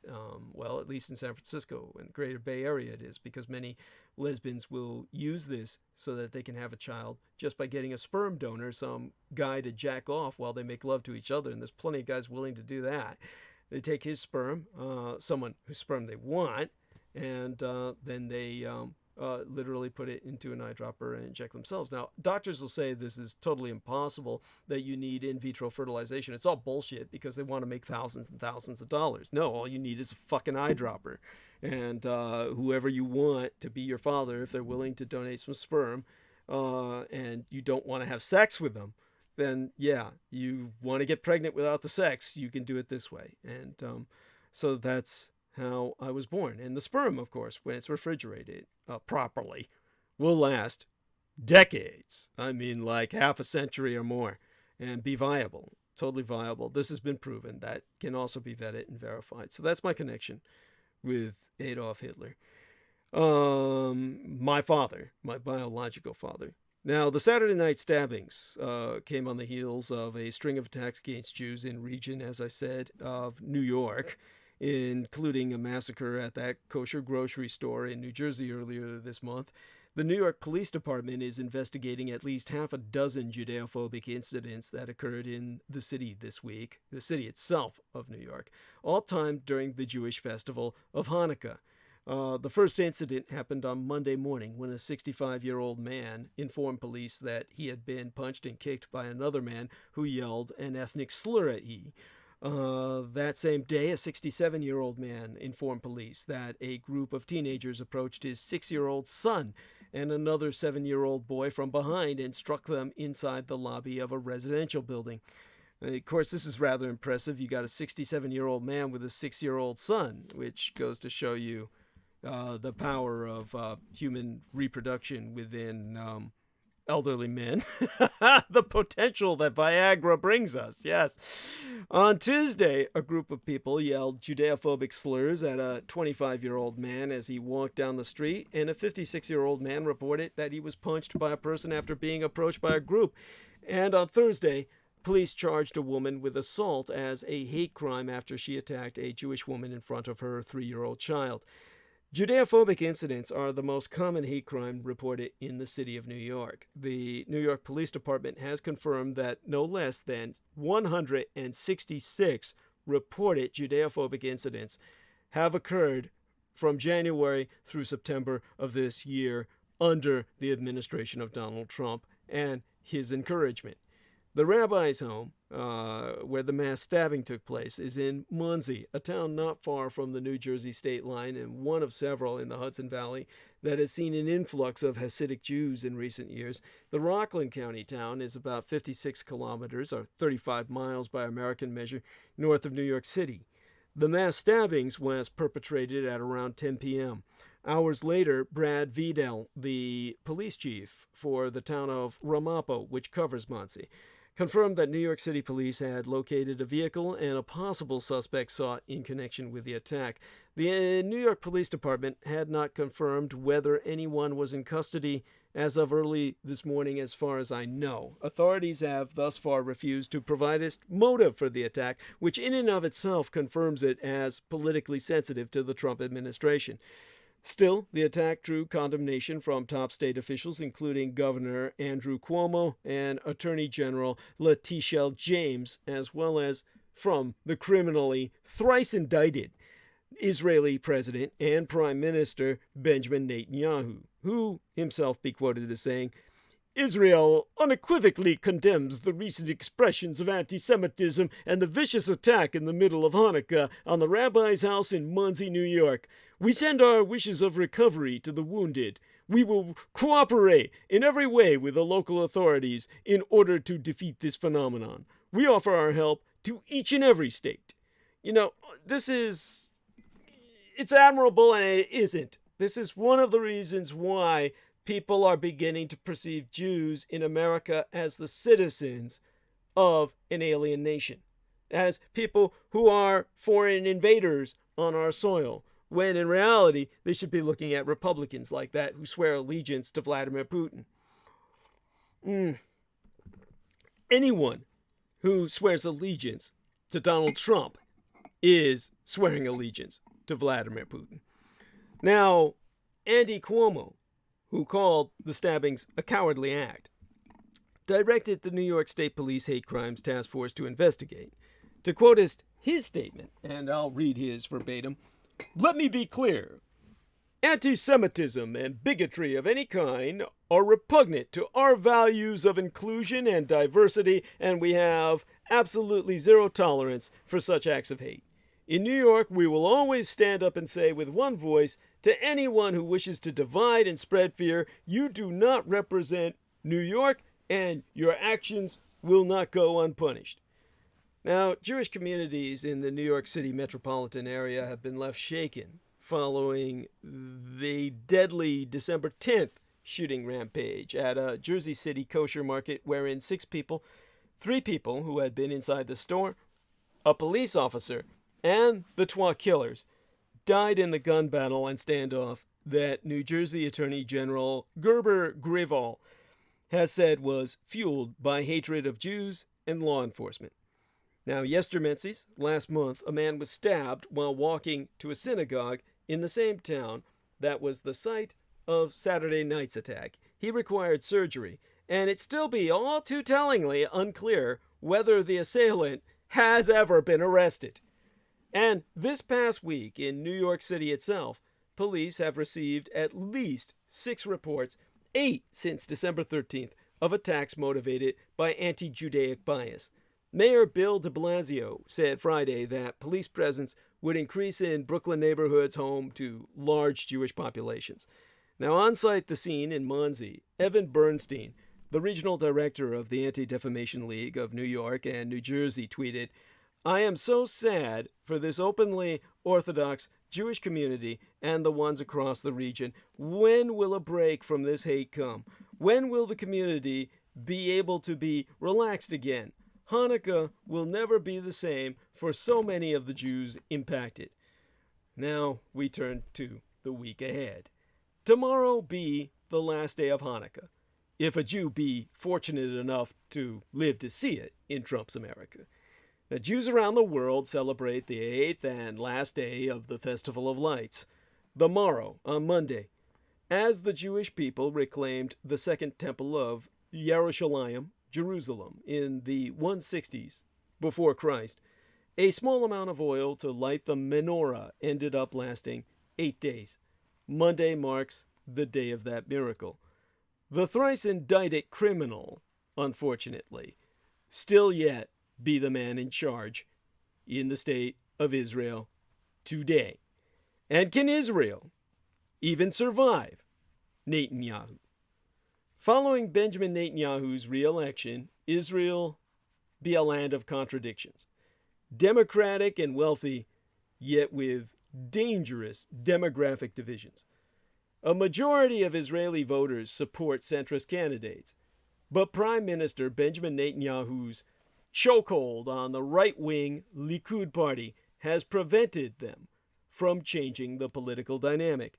And even if Netanyahu ever be done, his damage to Israel will linger for years. For years, Benjamin Netanyahu's followers used to sing in political gatherings, "Bibi, King of Israel." Still, it seems hopeful that the king might yet lose his crown cometh the 3rd month of next year, with the election scheduled in March. Israel's longest-serving leader be thrice indicted for bribery, fraud, and breach of trust. Netanyahu has become the first sitting prime minister in Israel's history to be charged with bribery. While Bibi called the decision an attempted coup, very Trump term there, his political rivals were right to celebrate. However, the Israeli people have no reason to celebrate, even if Netanyahu goes. The environmental damage he caused be there to stay. During a 20-year political career, oil tanker Netanyahu has docked in the center of the Israeli mainstream, pouring liquid tons of high-octane hate into their drinking waters. Netanyahu's reaction to the indictment decision was a wild attack against the very Israeli system of law.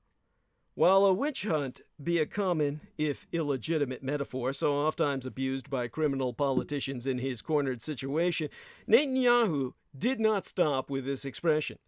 His accusation of an attempted coup has since become a real threat to Israeli democracy when expressed by a sitting prime minister towards the legal system itself. Not many were surprised by this choice of words. The prime minister's reaction yestermensis, or last month, fit his entire career. As we look at the rise and fall of leaders, we usually assume that the fall of a leader symbolizes the end of his era. But that's not necessarily true. A leader can leave the public sphere the way a child leaves the pool after pissing and shitting in it. Over the course of 12 decades, Netanyahu has delegitimized major parts of Israeli society in general, and the Palestinian citizens of the apartheid state in particular. Circa 1995, Netanyahu fought against Prime Minister Rabin's efforts to proceed with the Oslo Peace Accords. As the head of the opposition, he didn't shout incendiary messages to the crowd, but he did stand on stage facing a raving mob surrounded by a chorus of voices shouting, "Rabin the traitor!" Now, Rabin's wife refused to shake Netanyahu's hand at her husband's funeral, later calling him out as the architect of incitement. Rabin's death gave a frightening demonstration to how fast hate speech turns into action.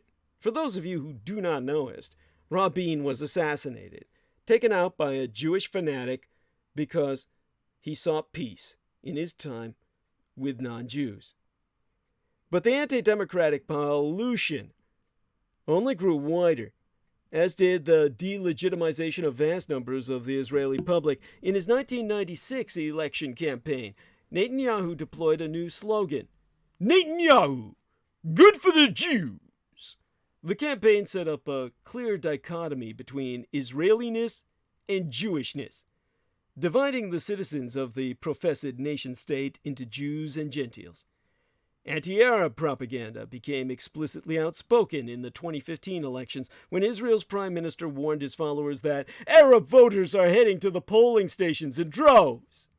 A few days after the 2015 elections, a White House warning on anti-Arab, or true anti-Semitism means anti-Arabism, on anti-Semitic rhetoric against the Arab population in Israeli elections was published.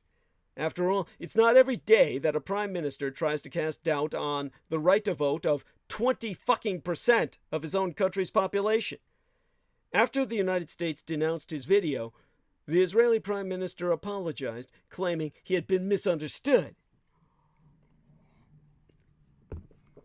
Now, none of the Jews gave Adolf Hitler, my biological father, the benefit of the doubt when he said he had been misunderstood in 1933, instead launching sanctions to cause already starving German people to descend even further into desperation, and forcing Adolf Hitler to declare a national state of unlimited emergency, effectively making himself Führer, whereas before he had simply been Reichskanzler.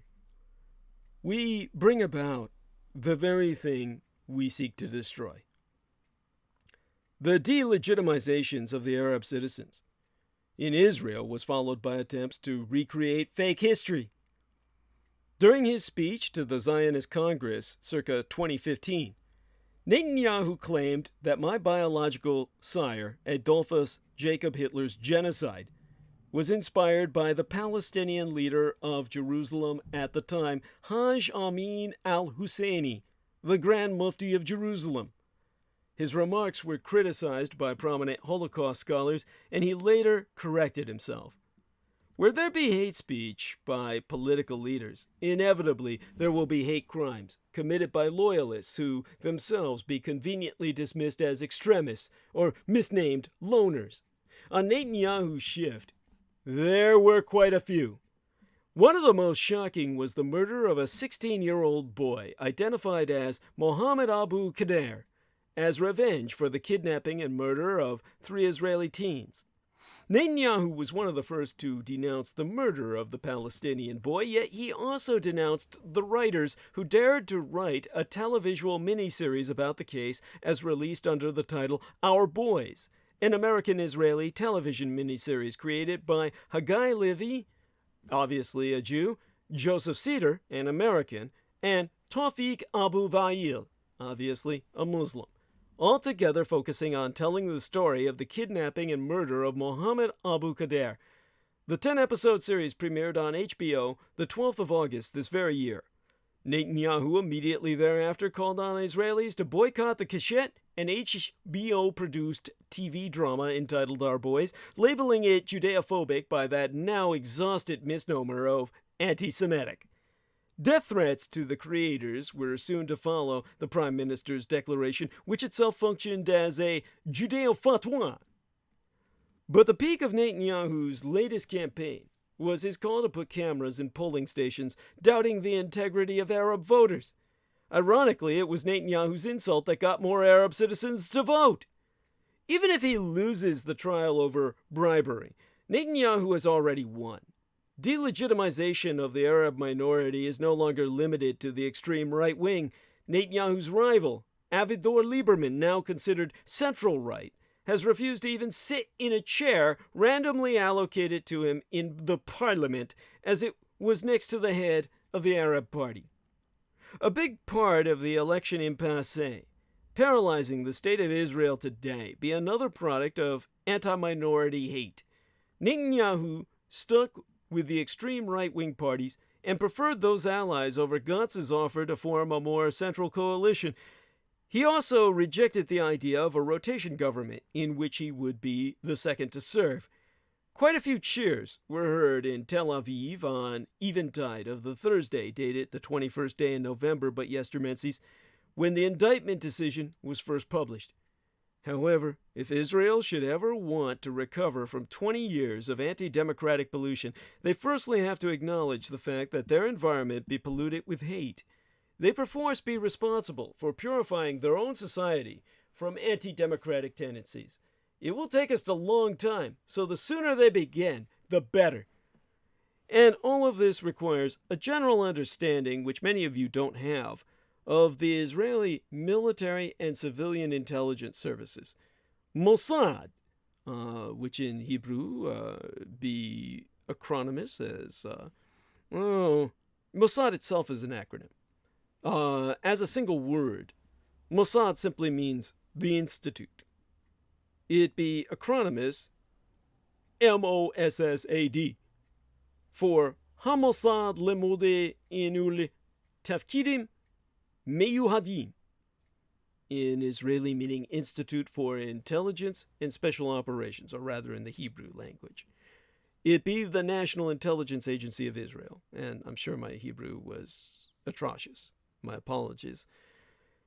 It is one of the main entities in the Israeli intelligence community, along with Amman, which be military intelligence, and Shin Bet, which be internal security, or the Israeli FBI. Mossad be responsible for intelligence collection, covert operations, and counterterrorism.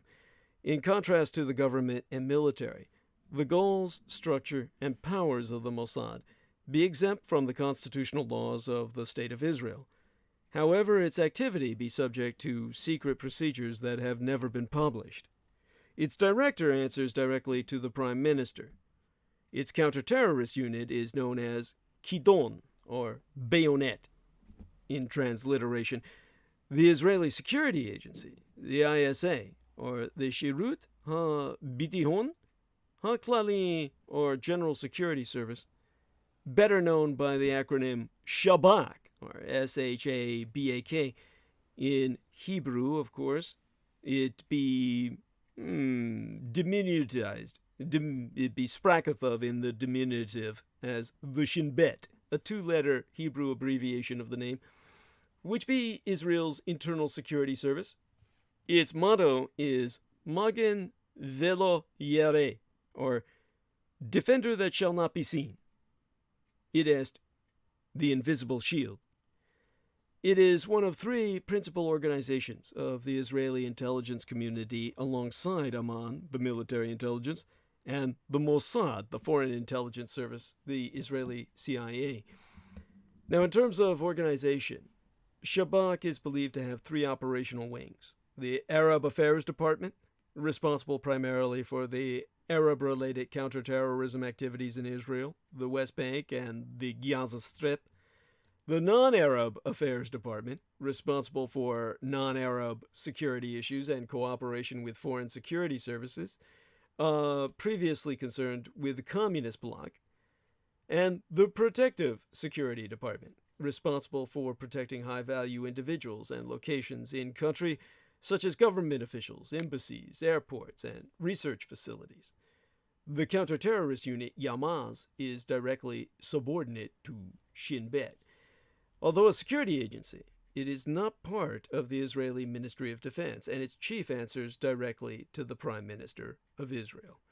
In terms of its duties and roles, Shabak's duties be safeguarding state security, exposing terrorist rings, interrogating terror suspects, providing intelligence for counterterrorism operations in the West Bank and the Gaza Strip, counter-espionage, personal protection of senior public officials, securing important infrastructure and government buildings, and safeguarding Israeli airlines and overseas embassies.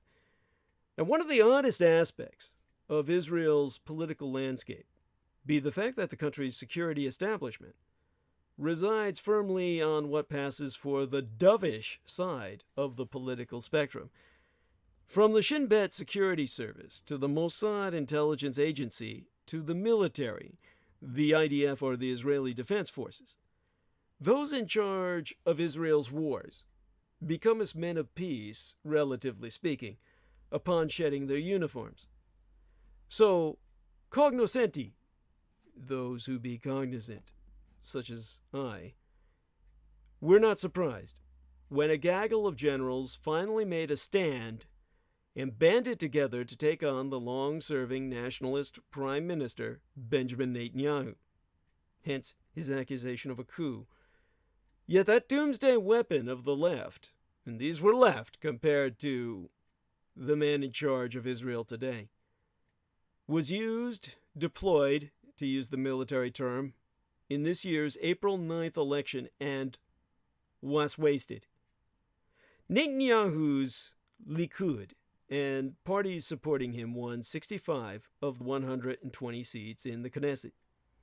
Netanyahu not only survived the onslaught by a trio of recent military chiefs, which in the last week prior, April 9th, absurdly became a quartet, but he did so from the awkward and unprecedented position of running with 3 announced criminal indictments hanging over his ugly head.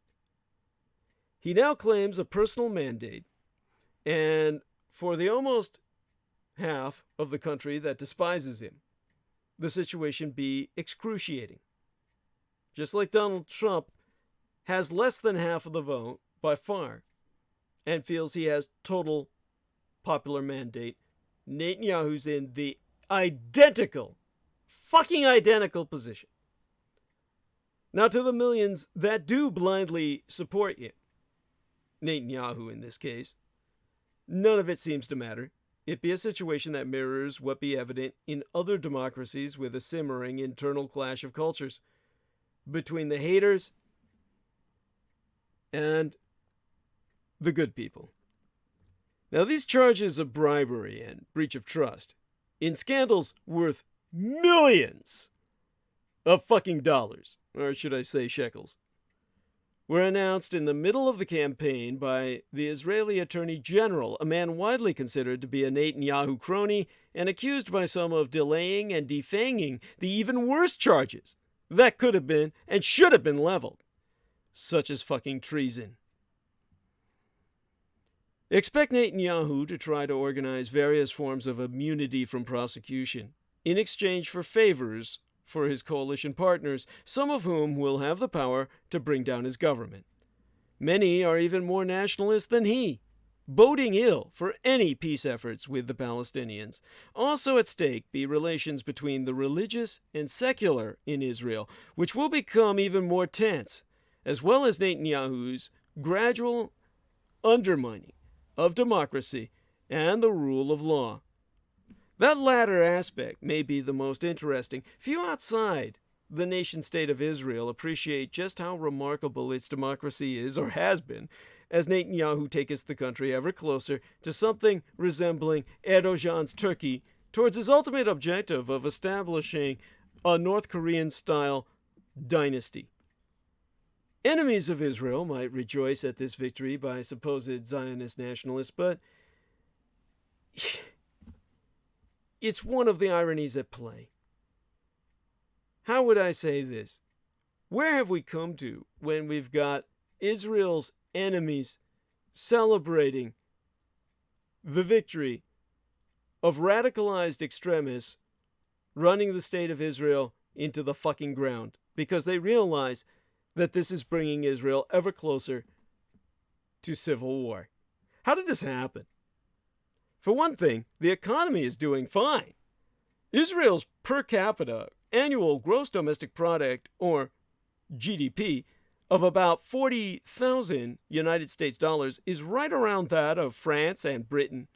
Unemployment and inflation be close to zero, and Israel be a veritable world leader in technology. In addition, deaths from terrorism are way down, which is critical for a populace still traumatized by memories of the Second Intifada of 2000 through 2004. Israel faces grave and genuinely existential threats as a direct result of Netanyahu's policies. But these be long-term and complicated, requiring an understanding of history to grasp. But then, that's why I'm here. The generals who confronted him, men used to giving orders rather than persuading, were not well suited to delivering complex, impassioned messages. Instead, they ran an anemic and gentlemanly campaign.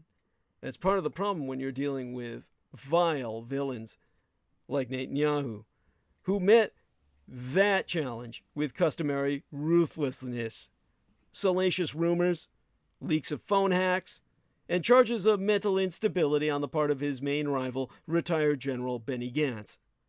And the Prime Minister's base again proved itself to be unburdened with expectations of politis, or probity, in the public domain. Netanyahu's victory was smaller by one seat than that of 2015, but still comfortable by Israeli standards.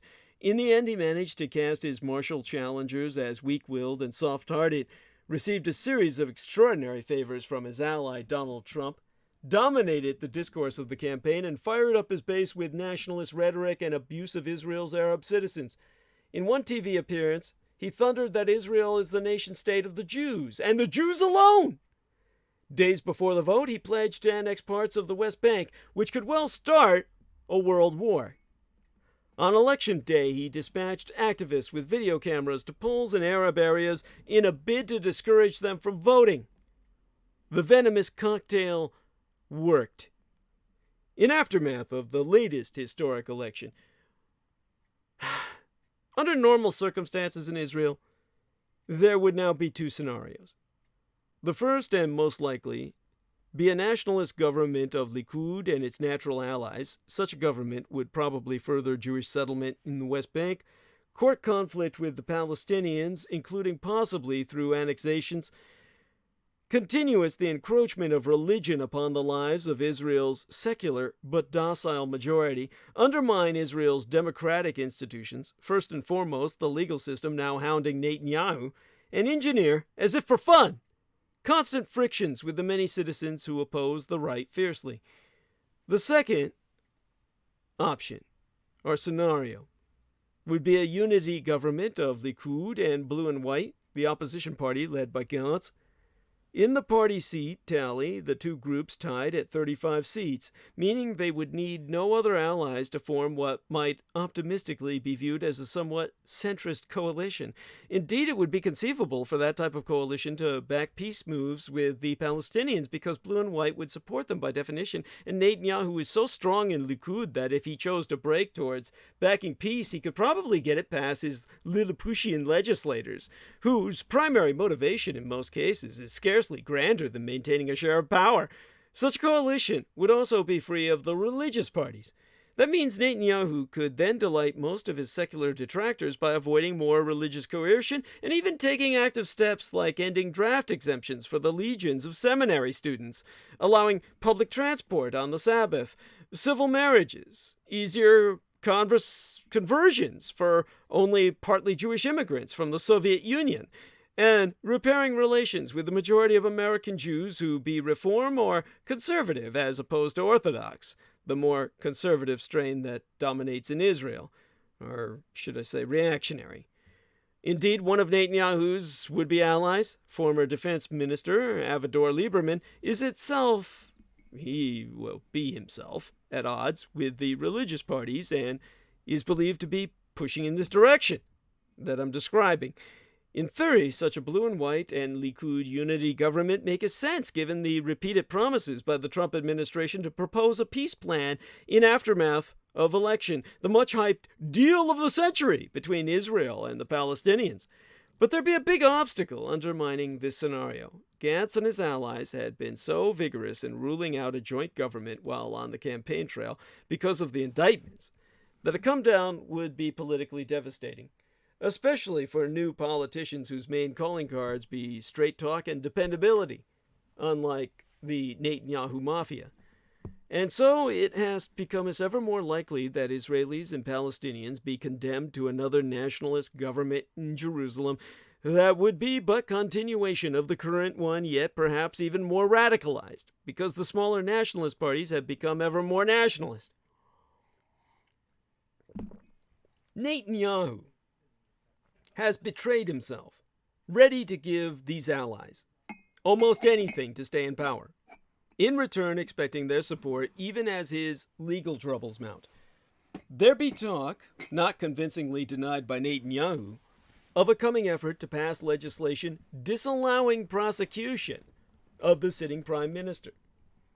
One of these parties that conspires with the criminal now running what essentially be a rogue state, now includest followers of the late extremist Rabbi Meir Kahane, who advocated ethnic cleansing, expulsion of all Arabs from the land of Israel, which he deemed to be far larger geographically than its present boundaries.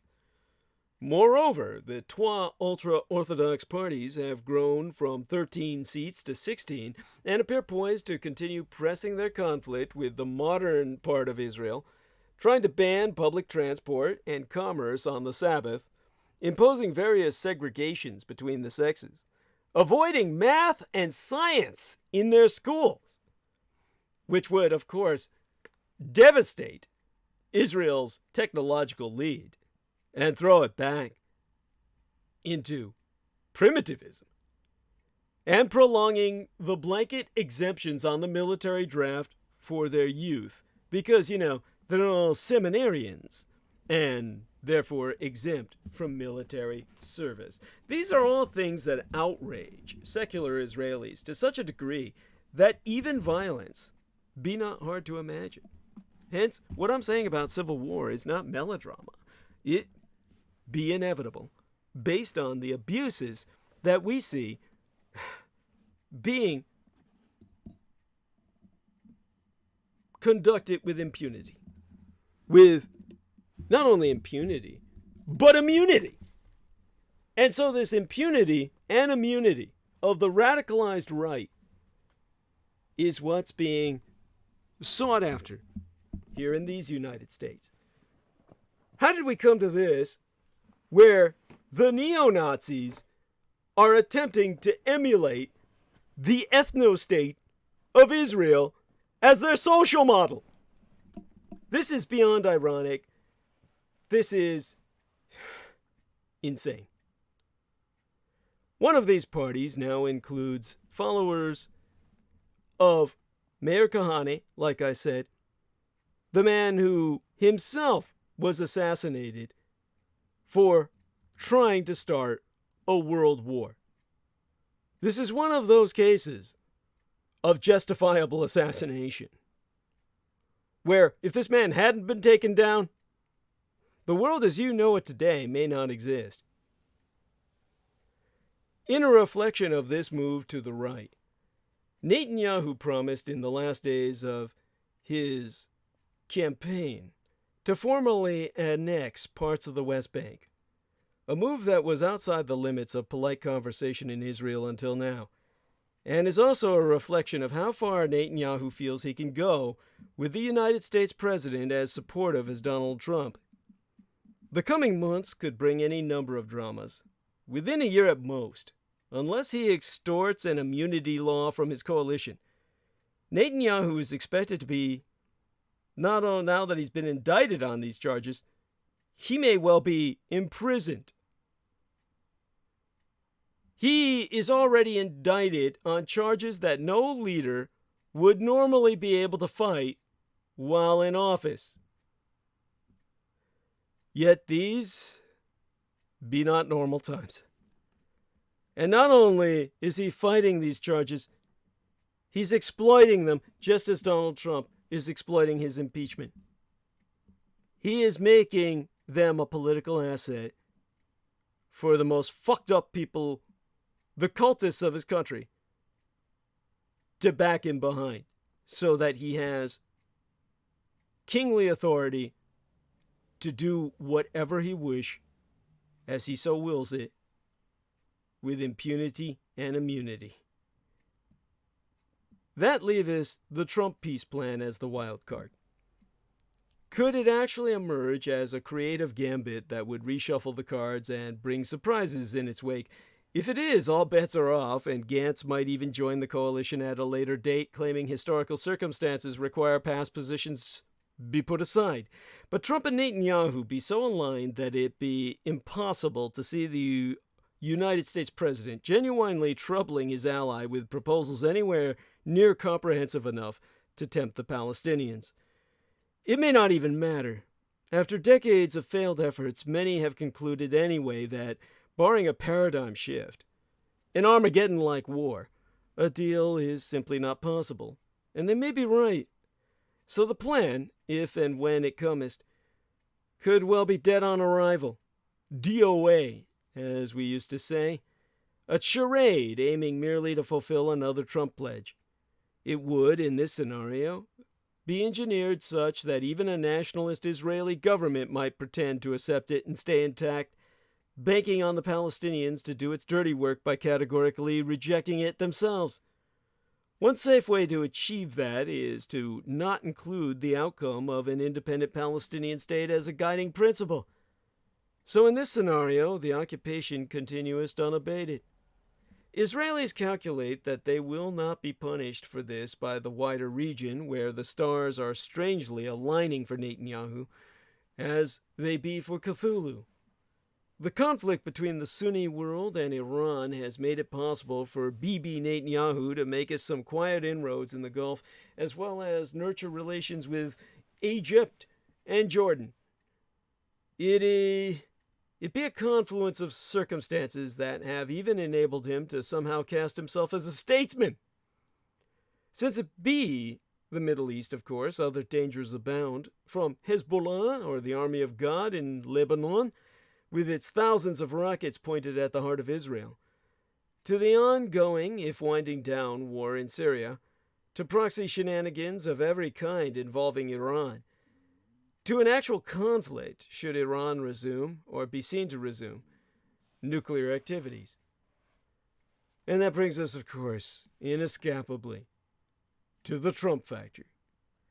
It be impossible to overestimate the impact Donald Trump has had on Netanyahu's re-election, and astounding to consider the various ways in which Trump has trampled on norms and precedent to help his ally. Just over a year ago, Trump announced that he was recognizing Jerusalem as Israel's capital, making the United States the first major government in the world to do so. Trump did not specify whether this applied to occupied or annexed East Jerusalem, or just the West. It is important to recall that the 1947 United Nations partition plan envisioned all of the city as a separate zone from both the Arab and Jewish states it called for, and almost all countries have ever since had their embassies in Tel Aviv-Yafo, the financial capital of Israel. This puts Israelis in the unique position of having other countries try to determine their capital, which even for moderates was a source of annoyance. Consequently, support in Israel for Donald Trump's move was almost unanimous. Even liberals backed it, although with misgivings on account of its helping their nemesis, Netanyahu. In the middle of the election campaign, Trump signed a declaration recognizing Israel's sovereignty over the Golan Heights, which were seized from Syria in the 1967 war and annexed circa 1981. This, too, unites Jewish Israelis who consider Syria's case for a return of the area to be weak. As many Israelis see it, the borders between Israel/Palestine and its neighbors were drawn by colonial powers a century ago almost at random. As an independent state, Syria controlled the area briefly, for some 12 decades only, during which, in Israelis' view, it abused that control, using the topographical advantage to launch attacks on Israeli villages below. Unlike the West Bank, the Heights do not have a large non-Jewish population, so there be no demographic issue, and the local Druze have the right to Israeli citizenship. The Golan and also the border with Syria have been peaceful for decades, and Syria now is not stable. Lastly, Israelis adore the Golan's green expanses and the ski resort they built there. No American president would have embraced these arguments and risked fallout by recognizing Israel's claim to the Golan Heights, but Trump did, and Netanyahu reaped the benefits. Lastly, and perhaps most incredibly, Trump sent over videos in which he explicitly endorsed Netanyahu, calling him a great statesman. This enabled Netanyahu, a man who is positively loathed by most leaders in the democratic world, to claim himself a diplomat without equal and sans peerage. Many voters bought it. After such generous assistance, some back then might still have been childishly naive enough to believe Trump was intending to hand Netanyahu a bill in the form of a real peace plan, including a Palestinian state and other elements to make it palatable to Palestinian leader Mahmoud Abbas, which Netanyahu would be beholden to support. If this had happened, Netanyahu's then pending right-wing coalition would have imploded, and he would not have survived sans a unity government.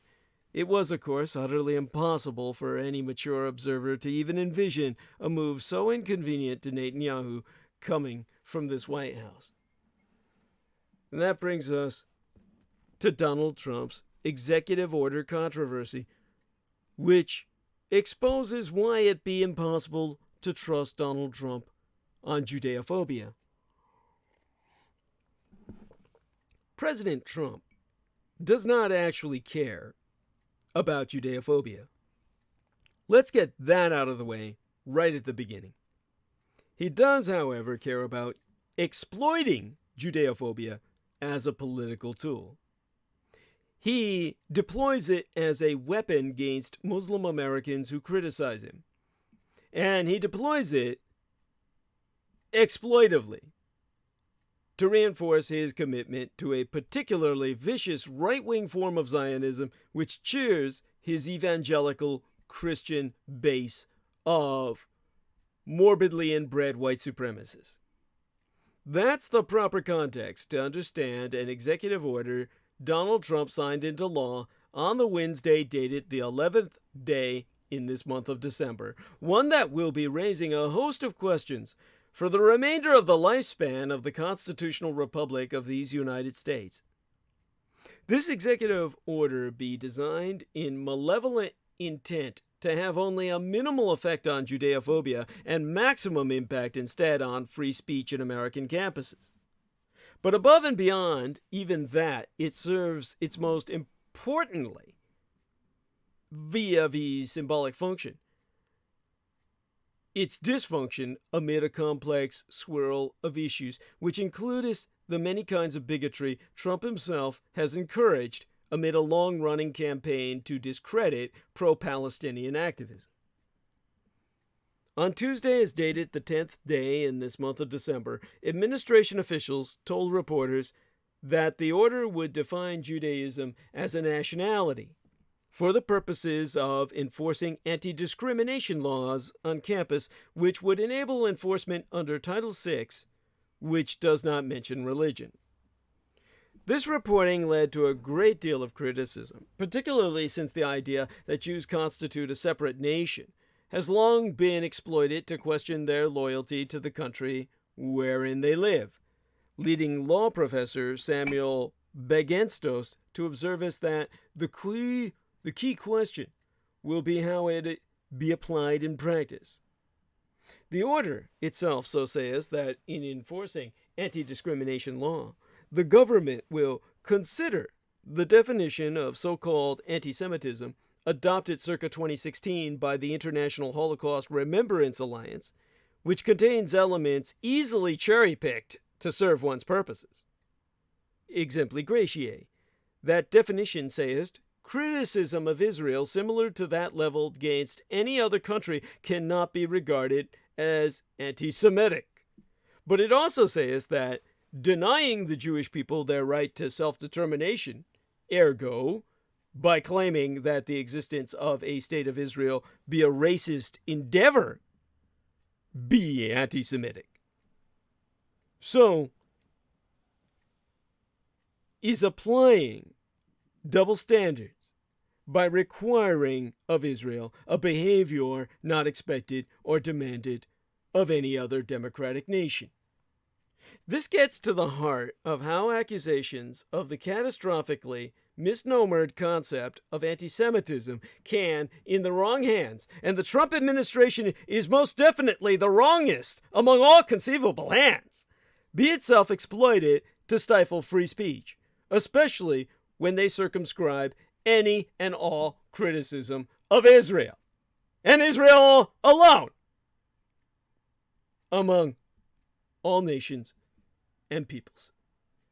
Someone might apply double standards to Israel out of Judeaphobia, but the idea that doing so be inherently, quote-unquote, anti-Semitic, be preposterous. We can decry double standards, but people use them all the time in policy debates sans being defined as bigoted. And saying only criticism of Israel and Israel alone, similar to that leveled against any other country, is not Judeaphobic would mean criticisms of Israel have to meet a higher standard than criticisms of other countries, or else they're anti-Semitic by definition of a disastrously misappropriated term. Ergo, therefore, if you're criticizing China or Russia or England or Iran on campus, you can be selective in your evidence, employ double standards, or otherwise make shoddy arguments, sans running afoul of the United States government, but only when you criticize Israel must you be scrupulously fair, or else you're being Judeaphobic as stereotyped by a co-opted imputation. Yusuf Munayyer, the executive director of the United States Campaign for Palestinian Rights, has pointed out that the person in charge of enforcing civil rights on campus for the Department of Education, the one whose responsibility it will be to implement this executive order, be one Mr. Kevin Marcus, or actually Ken Marcus, like, the Ken doll. Kenny Marcus be a controversial figure, to say the least. To quote his Yusuf Munayyer on the Mr. Marcus at length and verbatim, Kenny Boy has dedicated his career to weaponizing allegations of remysdefined anti-Semitism from the outside, through complaints against universities to the Department of Education. Now he's on the inside playing the role of enforcer. There be no doubt that Judeaphobia be on the rise. It's terrifying. But I notice that this does not address Judeaphobia helpfully in any way. It's not about that. It's about providing cover for Trump's own Judeaphobia and the Judeaphobia from his supporters. And it's also an effort to shut down Palestinian rights activism on campuses. This be what makest assessing moves like this one so difficult. On one hand, we have a genuine problem in the recent increase in Judeaphobia, directly sponsored by Donald Trump himself. On the other hand, we have an administration whose motives be impossible to trust, accepting as directed by all evidence towards total destruction of all life on Earth, as precipitated by demolition of America's own constitutional republic. Within the very first week, opening this last month of the 2019 year in our Lord, Trump gave a speech unto the Israeli-American consul that was peppered with offensive remarks playing on Judeaphobic stereotypes. To quote his T verbatim, "You have to vote for me because you're not going to vote for the wealth tax."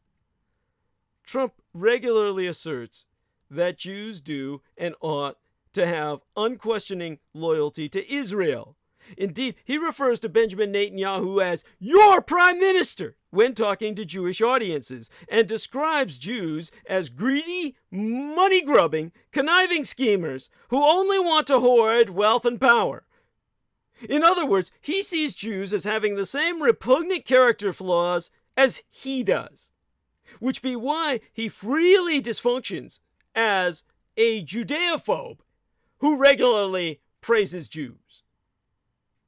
As the American journalist and a senior writer at Tablet magazine named Yair Rosenberg, who served as a regular speaker and commentator on Judeaphobia in the modern era, whilst personally promulgating strategies to combat abuse on online platforms, has himself pointed out, Trump believes all the Judeaphobic stereotypes about Jews, but he sees those traits as admirable. It be no mere coincidence that Trump's election was celebrated by neo-Nazis everywhere. And given that all Republicans and some Democrats have for years engaged in a campaign to discredit Palestinian rights, it be impossible not to conclude that even an executive order that appears not to change the law in any meaningful way will not be abused in the wrong manner. Ergo, Trump's executive order will be abused to stifle all Palestinian activism, all pro-Palestinian advocacy. Universities will be coerced, threatened, intimidated into censoring students. This in turn will all be twisted into a tool to move us further toward the kind of society Trump be trying to create. One gripped by fear and driven by hatred, an anti-society, itself in turn modeled on Israel under Netanyahu. So Israel's founding fathers be turning in their graves, because Benjamin Netanyahu himself, all too ironically enough, embodies the death of the Zionist dream. From the 1920s onward, the Zionist movement was split into two groups that put forward rival ideas of the Jewish state, one liberal, the other right-wing. David Ben-Gurion, Israel's founding father and its longest-serving prime minister, was the leader of labor Zionism, the liberal vision. Zeev Jabotinsky was the founder of revisionist Zionism and the spiritual father of the Israeli right. Mr. Ben-Gurion embodied the liberal Zionist dream of a free, independent, and egalitarian Jewish state. Mr. Jabotinsky was an ardent Jewish nationalist who laid claim to Jewish sovereignty over the whole of the territory between both banks of the Jordan River and the Mediterranean Sea. Although he led the opposition to mainstream Zionism, Mr. Jabotinsky was, in fact, the main architect of the strategy that guided the entire movement in the confrontation with the Palestinians, the strategy of the Iron Wall. This strategy consisted of two stages. First, build an iron wall of Jewish military power to compel the Arabs to recognize that the Jewish state was there to stay. Then, negotiate with the Arabs about their rights and status in Palestine from a position of absolute strength, if not full spectrum dominance. The essence of the strategy was negotiations from strength. The risk inherent in it was that military superiority would lead to diplomatic intransigence. Benjamin Netanyahu, who won himself yet another electoral victory last week in an election that was essentially a referendum on his leadership, is in many ways the heir to Mr. Jabotinsky's legacy. His father, Ben-Zion Netanyahu, was Mr. Jabotinsky's secretary and the editor of the revisionists' daily newspaper Ha-Yardin. His party, Likud, be the successor to the post-independence revisionist party, Erut. With his electoral victory as obtained in the second week of April, Mr. Netanyahu is now on course to become Israel's longest-serving prime minister, surpassing Mr. Ben-Gurion himself. By trouncing his left-wing opponents and beating the challenge from a new centrist party, Mr. Netanyahu gained more than just another term in office. He secured a fresh mandate for his idea of Greater Israel. And so it might seem that the revisionists have finally, after nearly 100 years, won the fight over what Zionism will look like. But in reality, Prime Minister Netanyahu is more reactionary and more extreme than the founder of the movement. Mr. Jabotinsky's attitude towards the national aspirations of the Palestinians was, in his own words, one of polite indifference. Mr. Netanyahu's attitude is one of active and unrelenting hostility. Mr. Jabotinsky would have been a tough negotiator. Mr. Netanyahu is a non-negotiator. Mr. Netanyahu be the proponent of the doctrine of permanent conflict. He rules out the possibility of a negotiated settlement with the Palestinians because he is not prepared to concede their most basic demand, an independent Palestinian state over the West Bank and Gaza with a capital city in East Jerusalem. Far from seeking to bridge the gap, Netanyahu actually deepens it by turning a political dispute into a clash of civilizations. No Israeli leader before him ever demanded that the Palestinians recognize Israel as a Jewish state. When Mr. Netanyahu demanded, circa 2009, that the Palestinians recognize Israel as a Jewish state, he knew that no Palestinian leader, however moderate, could possibly accept it. Politics and religion be an explosive mixture, and by emphasizing the religious aspect of the conflict, Netanyahu intentionally maketh it ever more intractable. And nothing illustrates Mr. Netanyahu's vision of Israel more clearly than the nation-state law passed by the Knesset last July. It states that the right to national self-determination in the country is unique to the Jewish people and the Jewish peoples alone. It demotes Arabic from its status as an official language. It allows the state to differentiate among its citizens on basis of race, ethnicity, and religion. It be the polar opposite of Israel's 1948 Declaration of Independence, which promised social and political equality to all of Israel's inhabitants regardless of religion, race, or sex.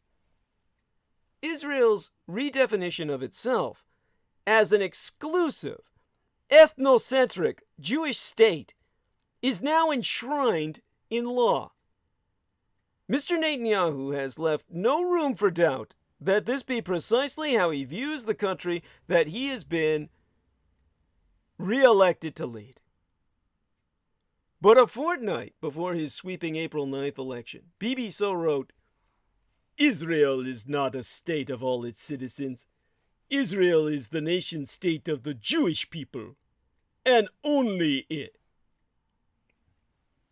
But 72 hours before Israelis went to the polls on the 4th month of this year, Mr. Netanyahu announced his intention even then, if re-elected, to formally annex the Jewish settlement blocks in the West Bank.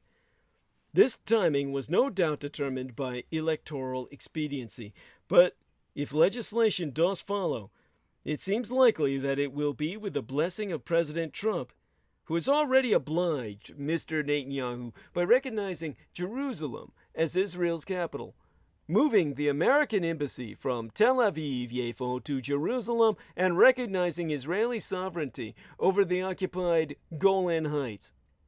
Annexation of part of the West Bank will sound the death knell of the two-state solution, and it may well ignite a third Palestinian intifada.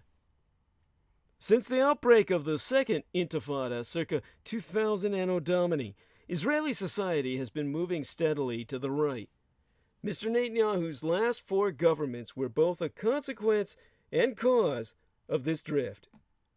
Mr. Ben-Gurion formed moderate center-left coalition governments by excluding the Communist Party and Erut, the forerunner of the Likud Party. Mr. Netanyahu is currently in the process of forming a coalition government with what he calls his natural partners, the ultra-right, nationalist, and religious parties. When fully formed, this government may well have the dubious distinction of being the most reactionary, racist government Israel has ever had. Mr. Netanyahu will go down in history as the prime minister who officially turned Israel into an legally enforced apartheid state and unceremoniously buried the liberal Zionist dream. Despite their serious ideological differences, both branches of the Zionist movement were historically united in their conviction that Israel must remain both Jewish and democratic. They also shared a common vision about Israel's place in the world. Mr. Ben-Gurion frequently employed the biblical phrase about Israel being a light unto the nations. Mr. Jabotinsky's most prized quality was hedar, or dignity. Mr. Netanyahu be completely incapable of holding the moral high ground at either the personal or the political level. At home, he faces multiple criminal indictments for corruption. Abroad, Bibi Netanyahu projects the image of a militaristic and increasingly authoritarian state, all too evidently rooted in sordid reality. His recent successes at the polls be not a victory for the revisionist vision of the state.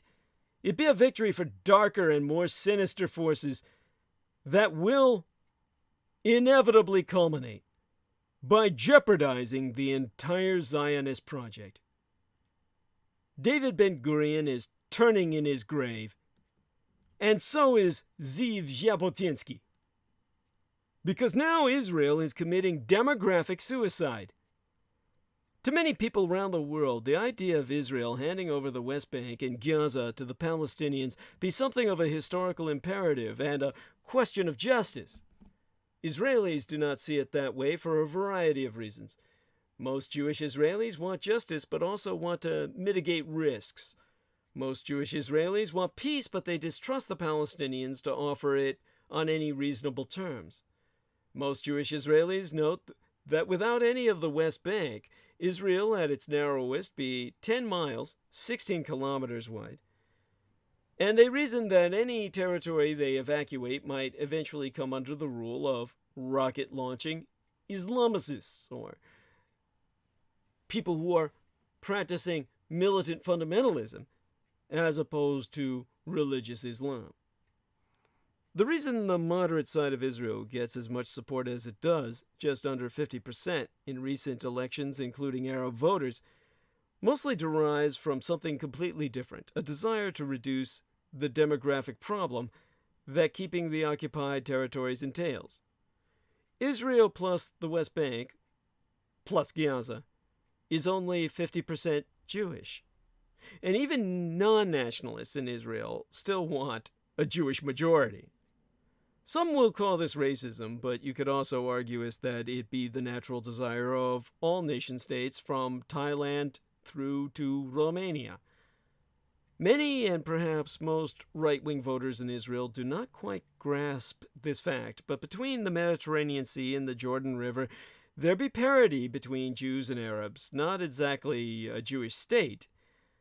This is the main reason Israel has refrained from formally annexing any of the area except for East Yerushalayim.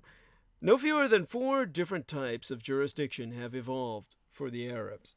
Israel proper is a democracy where there be 6.5 million Jews and 12 million Arabs, all citizens with the right to vote, but also second class in a variety of ways, as Arab Israelis have lower incomes, poorer schools and municipalities, and are not eligible for some civilian jobs which require the holder to have served in the Israeli armed forces, which as Arabs they be blocked from joining. Things start to change when we look at the Arabs living in East Jerusalem.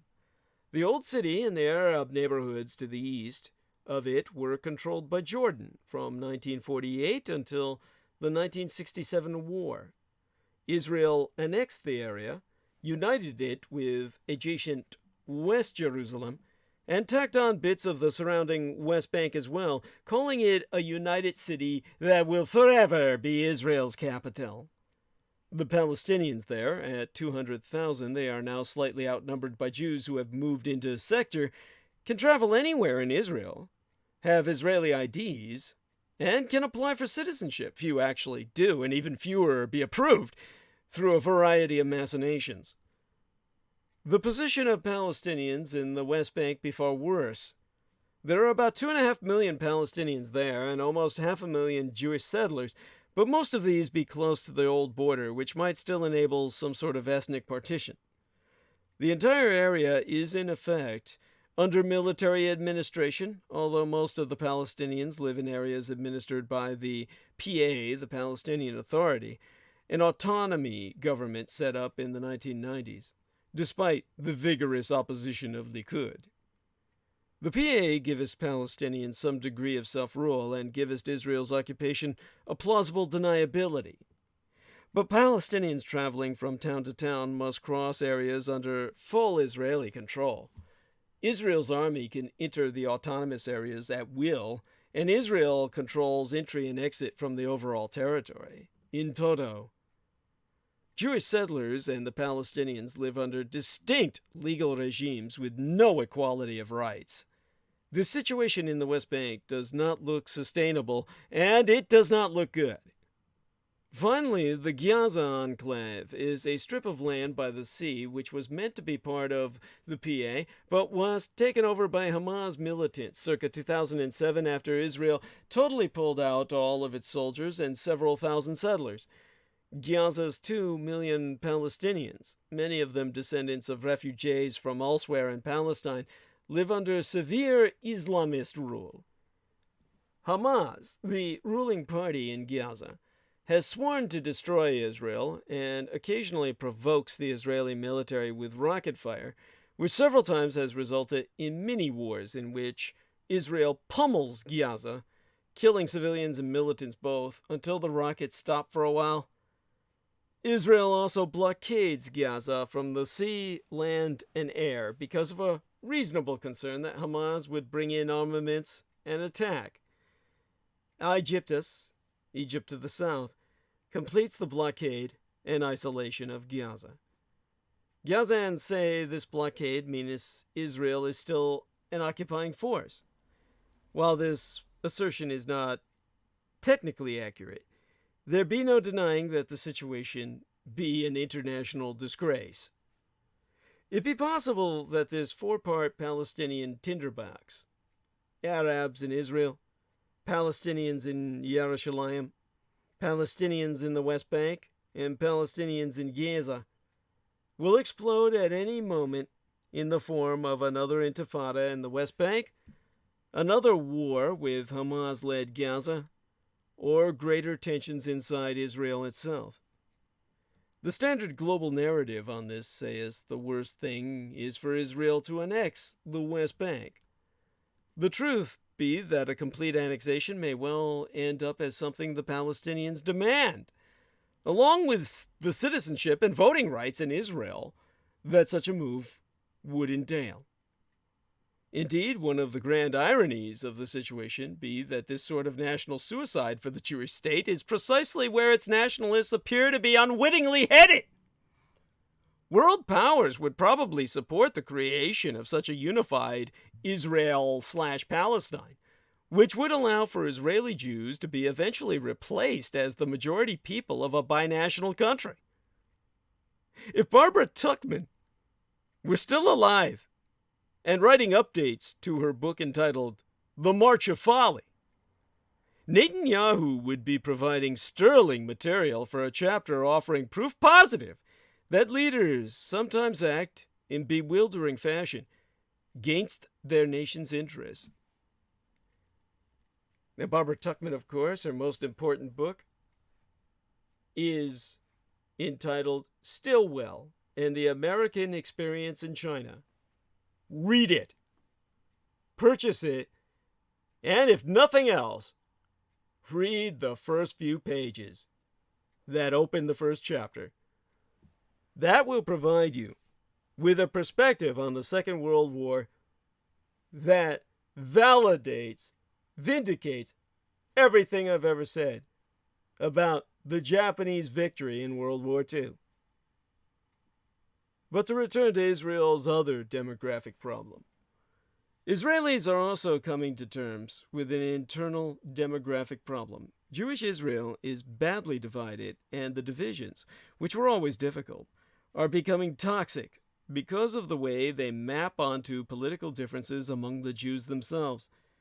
The part of Israel that be modern, the source of startup nations, miraculous successes, the academic achievements, the very high GDP per capita, the gay parades, the beach and bar culture, is also overwhelmingly on the left and also dominated by Jews who be Ashkenazic or European descended. Despite intermarriage between the groups, this background can still oftentimes be discerned at a glance. They also be the ones who pay most of the taxes and who serve without quibbles in the military.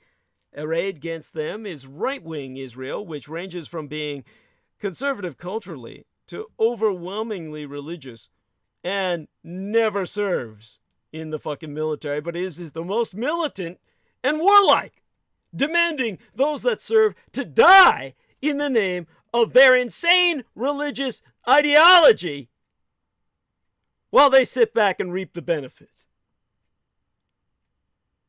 There are many complexities, but it can be said that this part of the country that I'm describing be more Sephardic, Middle Eastern descended, poorer, less educated, less liberal, and at times not at all concerned with the maintenance of liberal democracy, being far more inclined ultimately to theocracy or religious dictatorship, a kind of Judeo-Iran or mulocracy. A Judeo-mulocracy. This side also grows faster because, reproduction, God says, be fruitful and multiply. It's not unheard of for ultra-Orthodox Jews to have 10 children or more. Think about the 71-year-old fuck with the 7-year-old boy, his son. That means that right-wing Israel's proportion of the population, yielding almost automatic majorities for the right-wing bloc of parties, is growing all the fucking time. Members of the left side see the divide in Israel in this way. They are being asked to create the economy, cover the bills, police the occupations, and fight the wars imposed upon them by the right, while in the bargain being occasionally denigrated as traitors and naifs by demagogues like Netanyahu. The antipathy is becoming hatred. It be likely that the center-left's only chance of future success be an open alliance with Arab Israelis who comprise 20% of the population and are also growing at a faster rate than most groups among the Jews. They're close to automatic backers of the center-left, but remain at arm's length. Their parties have never been formally part of a dovish coalition, only supporters from the outside. The center-left keeps things this way in the not unreasonable but still inelegant hope of drawing some support from bigots on the right. Only half of the Arabs voted in this election compared to more than 70% of the Jews. Part of the reason be anger with their unofficial allies on the center-left for not embracing them enough. Another element be anger at Netanyahu for his nationalist statements and acts like passing last year's nation-state law, implicitly diminishing their status and that of Arabic, the language, as one of the 3 national languages of Israel, to non-recognized. Which be ironic, since in not voting they did Netanyahu a huge favor. Had their participation on that 9th day this April reached the level of the Jews, the election would have been tied, or even won, by the center-left. And that brings us to a legal tempest and a record. A decade ago, Netanyahu, as opposition leader, hounded Ehud Olmert from office, arguing that a prime minister cannot function under police investigation. And Olmert dutifully resigned, finding himself in jail for a spell a few years later. Today, Netanyahu, in a case of rarefied hypocrisy, be several significant steps further down the legal road than Olmert ever had been. A host of police investigations have been concluded, with the Attorney General announcing a trio of charges against Netanyahu, including bribery and breach of trust, pending a hearing to take its place in coming months. A rogues gallery of cronies has turned state's witness against the Prime Minister, and there be more investigations apparently coming, including shady submarine deals approved by Netanyahu which enriched relatives and caused legal troubles for aides. This follows a stream of tragicomic expense scandals and abuse accusations lodged against his wife by domestic staff, as well as embarrassments such as leaked evidence of his psychotic son attending strip joints and joyriding at the public's expense when he's not cavorting with neo-Nazis and promoting Judeaphobia all over the internet. The expectation had been for Netanyahu to not come this far, and some still expect him to be forced to resign once the charges be formally pressed after hearing. And that hasn't happened. He's worked it to his advantage, and he's turned it into his goal, his rallying cry. Anything other than his going to prison would have been a total violation of norms. A little like our own American president refusing to release his tax returns. But because this be an era where all norms have been thrown out the window, so much doth dependence on public opinion polls done in wake of said charges having been formalized that have favored Netanyahu in terms of his cementing his cultic base, that he has reasserted himself. By the letter of the law, Netanyahu can hang on through not only a conviction, but the whole appeals process all the way through to the Supreme Court, which will take us years. The Israel Netanyahu leads is, in theory, prosperous and strong. However, the societal schisms exacerbated by his divisive, corrupt, and bitterly contested rule, and the untenable situation in the West Bank, combine to threaten the country's very existence. In July, Netanyahu broke founding father David Ben-Gurion's longevity record to become Israel's longest-serving prime minister at over 13 years. He may well yet also turn out to be one of its last.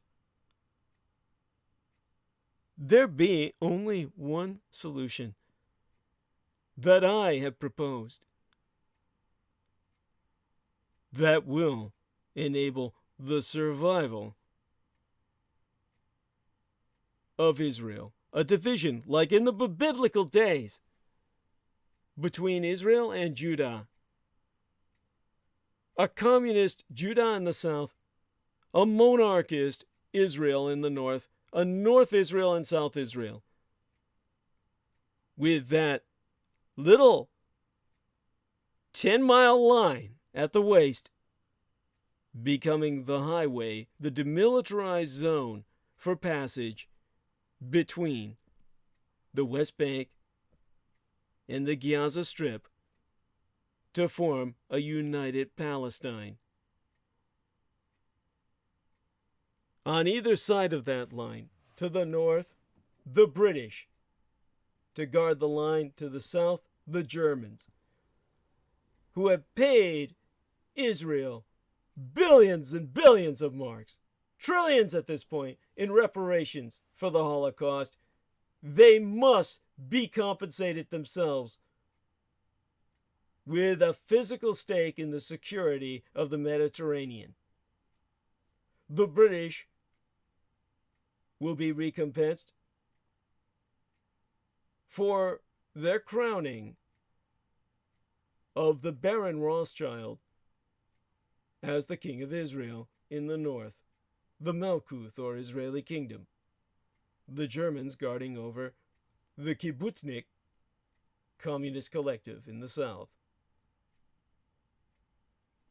This will eliminate Israel as a rogue nation state, a revisionist, revanchist, and expansionist aggressor, committed ultimately to ethnic cleansing and genocide in areas it occupies. It will instead make Israel part of the Comity of Nations. It will make Israel the dividing line of the world between the new superpowers of Western civilization, Germania and Britannia.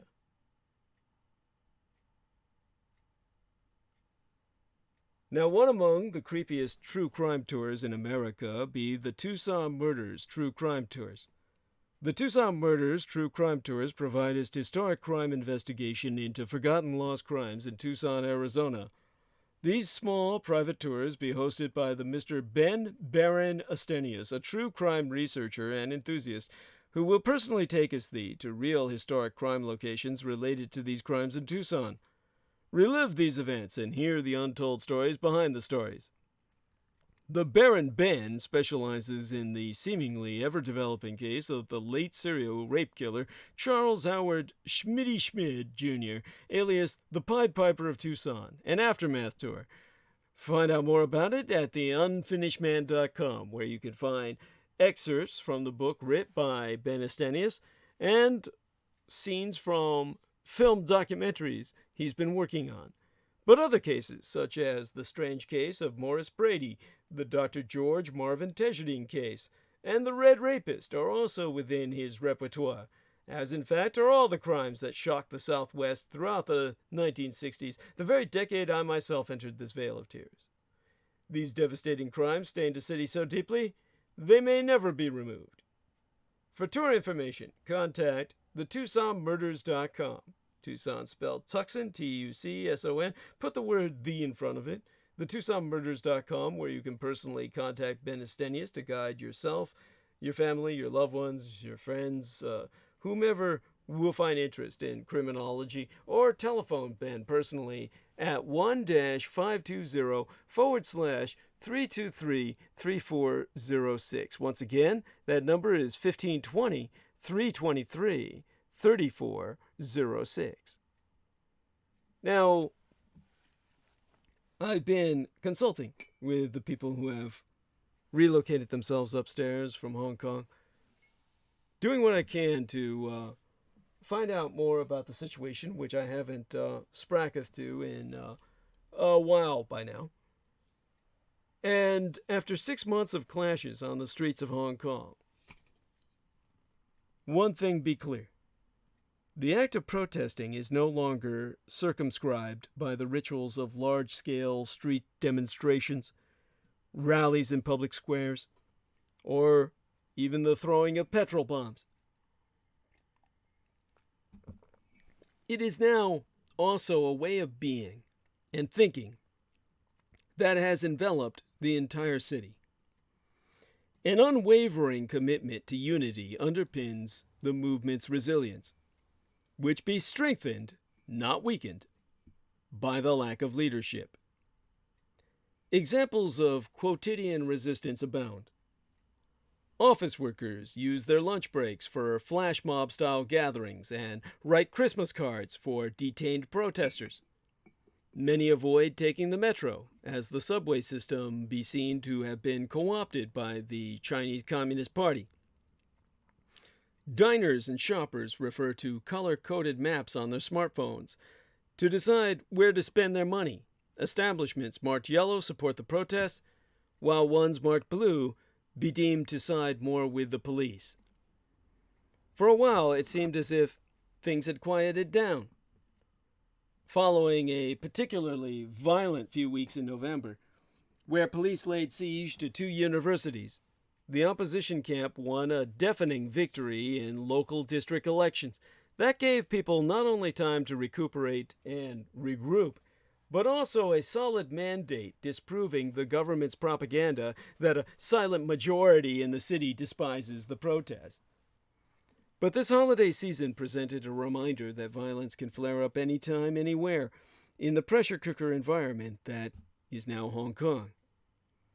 On Christmas Eve and Christmas Day, protesters took to shopping malls and busy streets where they were met with the familiar hail of tear gas and rubber bullets from police. All of this be part of what some observers see as a movement to forge a collective Hong Kong identity defined by values, resistance to Communist China's totalitarian authoritarianism, and shared pain.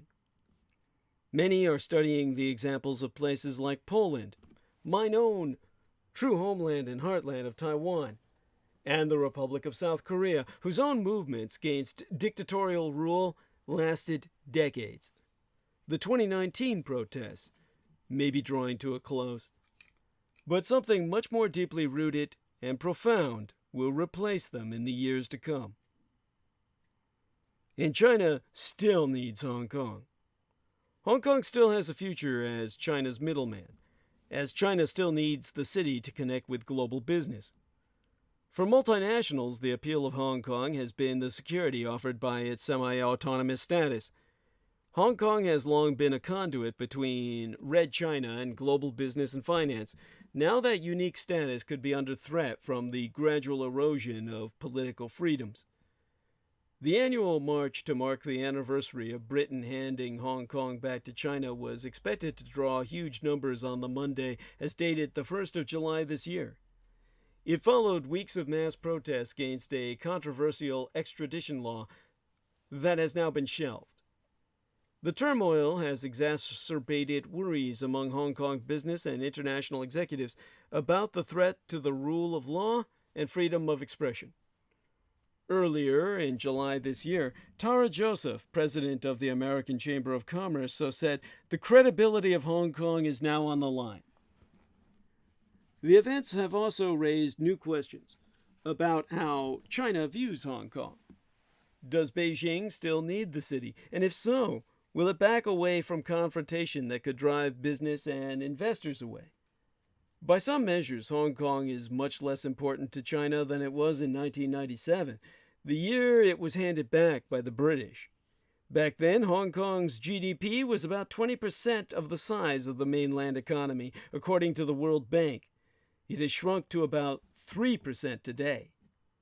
The relative contraction has coincided with the rise of cities like Shanghai and Shenzhen in China and the gradual development of financial markets on the mainland. According to Ji-Wu Chen, finance professor with Hong Kong University, whom I sourced, however, Hong Kong continues to play a crucial role in the development for mainland China.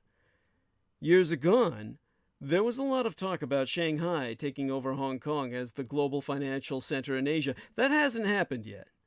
The Professor Chen so notes that, if anything, over the last few years, there's been a reversal, with Hong Kong playing a bigger and more visible role in finance and other service sectors.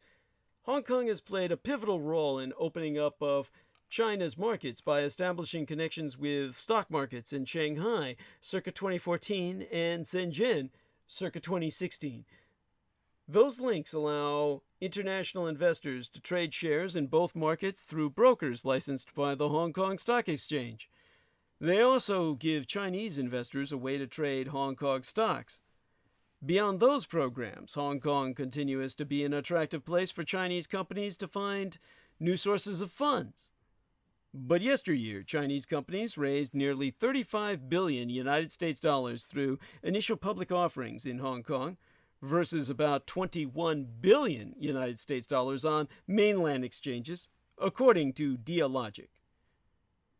That's a financial source. DEALOGIC, Dealogic, or Dealogic, like godly logic.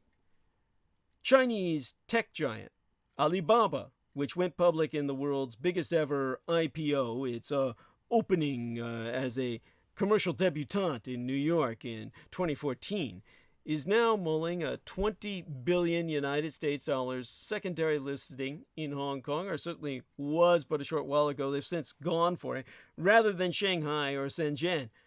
Now, Professor Chen observes that fact alone is very telling by itself already. So, give me but a moment here while I remind you that the IPO is an initial public offering. As I said, it's a stock market launch, a type of public offering in which shares of a company are sold to institutional investors and usually also retail investors.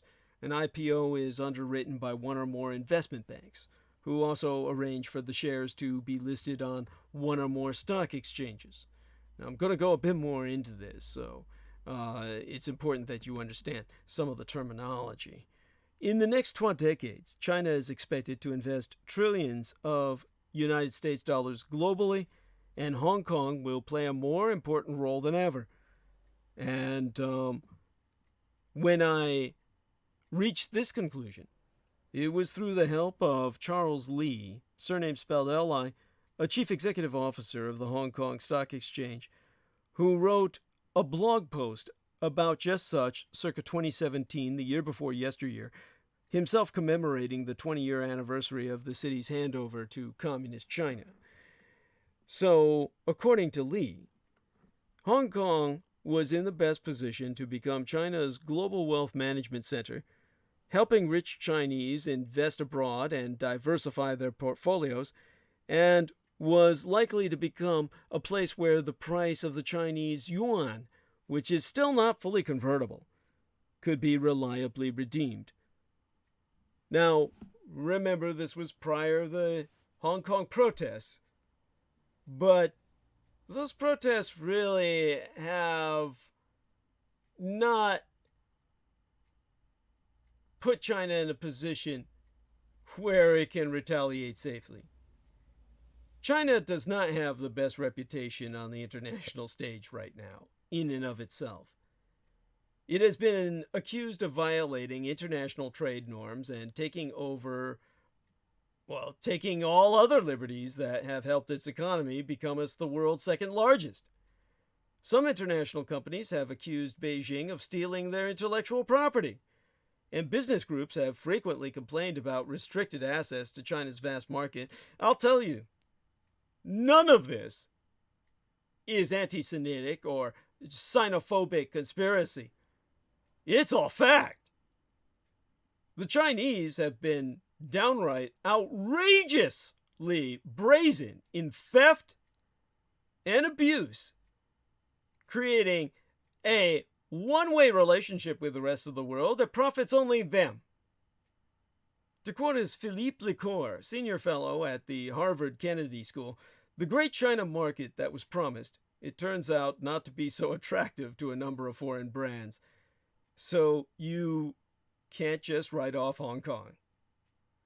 But Lecour is less optimistic about Hong Kong's long-term prospects, saying the city's power as a financial hub was diluted when Red China included it in a plan to create a megalopolis with 8 other Chinese cities and Macau.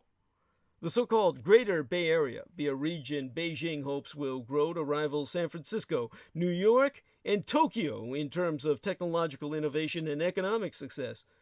The official narrative be that greater regional integration will drive economic growth.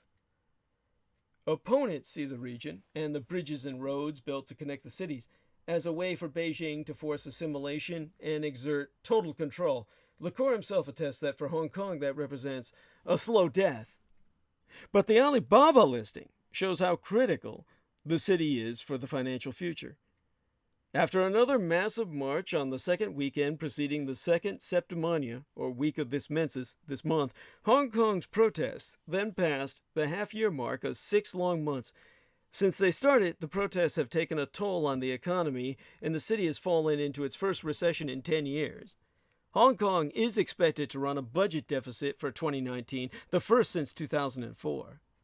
Increasing violence and a growing sense of unease are leading to predictions that Hong Kong is finished as a business hub and that it has outlived its usefulness for Communist China. Nothing could be further from the truth. If the protests continue to grow and cause more unrest, this will certainly affect Hong Kong's business hub status, as multinationals might move their operations and capital elsewhere to places like Singapore. But while Beijing wants to diminish Hong Kong's political rights and autonomy, it also wants to exploit its status as a global financial center, and it doesn't have any easy options to replace it, as trois recent events have proven. In mid-November, but yesterday, last month, Chinese logistics giant Alibaba launched its secondary market offering in Hong Kong, raising more than 11 billion United States dollars, making it the biggest public offering globally this year. Then, at the end of November, American President Donald Trump signed the Hong Kong Human Rights and Democracy Act. The law requires the United States to conduct an annual review of Hong Kong's autonomy with the ability to revoke economic privileges that treat Hong Kong as a separate economic entity and exempt it from sanctions and tariffs imposed on the rest of Communist China. Beijing lashed out furiously at the United States, threatening dire consequences. It's not surprising, because if the United States ever suspended its economic privileges for Hong Kong, this would not only be a massive blow to Hong Kong, but also severely damaging to Communist China. True to form, at the start of December, China banned United States naval ships and military aircraft from visiting Hong Kong and sanctioned United States non-governmental organizations, or NGOs, such as the Human Rights Watch, whom they claim, of course, be the foreign devils behind the protests. Then, on the weekend, the chairman and president of the American Chamber of Commerce in Hong Kong were detained for 2 hours and denied entry to Macau, so they couldn't gamble and whore. One of the most common statistics thrown about regarding Hong Kong's loss of significance, be that its gross domestic product is only equivalent to 3% of China's, down from more than 20 years ago when it was 18%. But given Hong Kong's population of 7 million, being less than half of 1% of China's population of more than 1.4 billion, Hong Kong is clearly still punching far above its weight. More importantly, Hong Kong's worth has never been about the size of its GDP, but its functions as a business hub. Hong Kong facilitates the majority of investments and other financial transactions between China and the world.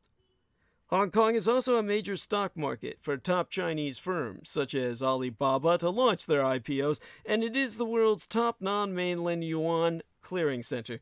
In short, Hong Kong is China's top international business hub. If Shanghai was capable of taking over Hong Kong's role, it would have done so years ago. Alibaba's secondary market offering, its IPO, was in New York circa 2014, was hailed as a vote of confidence for Hong Kong. But Alibaba wasn't just doing Hong Kong a favor. It was using the city in the same way that more than 1,100 other mainland Chinese companies, including Tencent, Xiaomi, RÆPIÈR, and state-owned enterprises have. These infamous SEOs being, of course, these companies like, the company that was banned by America in every possible way, Huawei. As a result, Chinese firms account for half of all entities on the stock exchange of Hong Kong and represent more than 2/3 of capitalization and 79% of turnover. As one of the world's major international stock exchanges, Hong Kong has a wide pool of international investors, which mainland stock markets in Shanghai and Shenzhen lack. Hong Kong's more established financial infrastructure and clearer regulations make getting listed a smoother and clearer process than anywhere on the mainland. Hong Kong is also by far the biggest offshore clearing hub for the renminbi, the RMB being the Communist Chinese party currency separate from its national currency for use with other nations, the yuan. The RMB accounting for more than 70% of deals. This is despite a growing number of cities, including London, Toronto, and Zurich, that also act as offshore renminbi hubs. Meanwhile, almost 2/3 of direct investment into and out of Red China originate or are transacted through Hong Kong. Again, clear regulations and lack of capital controls mean it be much easier for investors to channel funds to or from the mainland through Hong Kong rather than directly. Simply put, Hong Kong be an indispensable gateway for foreign funds to China. All these functions cannot be quickly taken over by Shanghai or Shenzhen anytime. Hong Kong possesses several key advantages that cannot be found in those cities or elsewhere on the mainland. First, despite the Communist Party's best efforts, it maintains rule of law, which includes a legal system based on common law and an independent judiciary that is not directly controlled by the government. China's notoriously opaque legal system is built on ambiguous and arbitrarily applied laws, secret kidnappings, which I'll go into, and courts completely under the rule of government. That renders business dealings deeply uncertain, and financial transparency oftentimes non-existent. Secondly, there be no capital controls, allowing for the free flow of funds into and out of territory. On the mainland, strict controls limit how much money can be transferred outside of China by both individuals and corporations to prevent capital flight. Third, it features, Hong Kong does, a relatively free press environment, which has come under threat in recent years, as well as uncensored internet. Contrast this to the mainland, where in addition to politically sensitive topics, even economic news can be censored. In August, Red China came up with a plan to make Shenzhen a model city that would supposedly enable it to supersede Hong Kong. The information released by Beijing stated that Shenzhen would be able to carry out pilot administrative and legal reforms that also involved opening up its financial market and widening connections with Hong Kong. Just like a lot of plans Beijing has issued over the past few years, this one is full of grandiose language about innovation and global competitiveness, but really short on actual substance. While the central government be willing to preserve Hong Kong as a financial center, it continues to undermine its political rights. In mid-November, after the Hong Kong High Court ruled that the local government's ban on face masks was unconstitutional and had to be ended, Beijing reacted furiously and stated that only the Standing Committee on China's National People's Congress, the country's top legislative body, had the right to decide on Hong Kong constitutional matters. Consequently, the Hong Kong court suspended its ruling on the face mask ban, allowing it to stay in place for a week, while the authorities unsuccessfully appealed to keep the ban in place. The government can never make the kind of commitment to independent, transparent resolution on the mainland that Hong Kong enjoys. Indeed, the fuss over court rulings favoring protesters has made it clear how much Beijing loathes the existence of the Hong Kong courts in the first place. So far, Red China has not intervened directly in violently quelling the Hong Kong protests as originally feared. That is not because Red China is being patient or tolerant and doesn't need Hong Kong. The truth is that as much as Communist China may want to crush the protesters, as it did in Xinjiang and Tibet, it still desperately needs Hong Kong. So how did we get to the point where the protests even had to happen? Murder, kidnappings, and miscalculation set off Hong Kong's revolt. Hong Kong leader Carrie Lam says the plan that ignited the revolt in her city was born of a straightforward quest for justice. While on a trip to mine own true homeland and heartland, my native Taiwan, a Hong Kong man strangled his Hong Kong girlfriend, then returned home and confessed. The city lacked an extradition pact with Taiwan, and Lam argued the only way to send him back for trial was new laws that would also enable sending criminal suspects to mainland China. She dismissed fears about this proposal, which would mean Hong Kong residents could face trial in China's Communist Party-controlled courts, and she pushed ahead. And as protests raged throughout the summer, even in private, Carrie Lam kept to her story that she, not Beijing, was the prime mover, driven by compassion for the young victim's devastated parents. At a talk in August, she told a room of Hong Kong business people that this is not something instructed, coerced by the Central Chinese Communist government. Yet, cross-examination on my part has exposed a far more complicated story. Officials in Beijing first began pushing for an extradition law 20 years ago. 20 decades ago.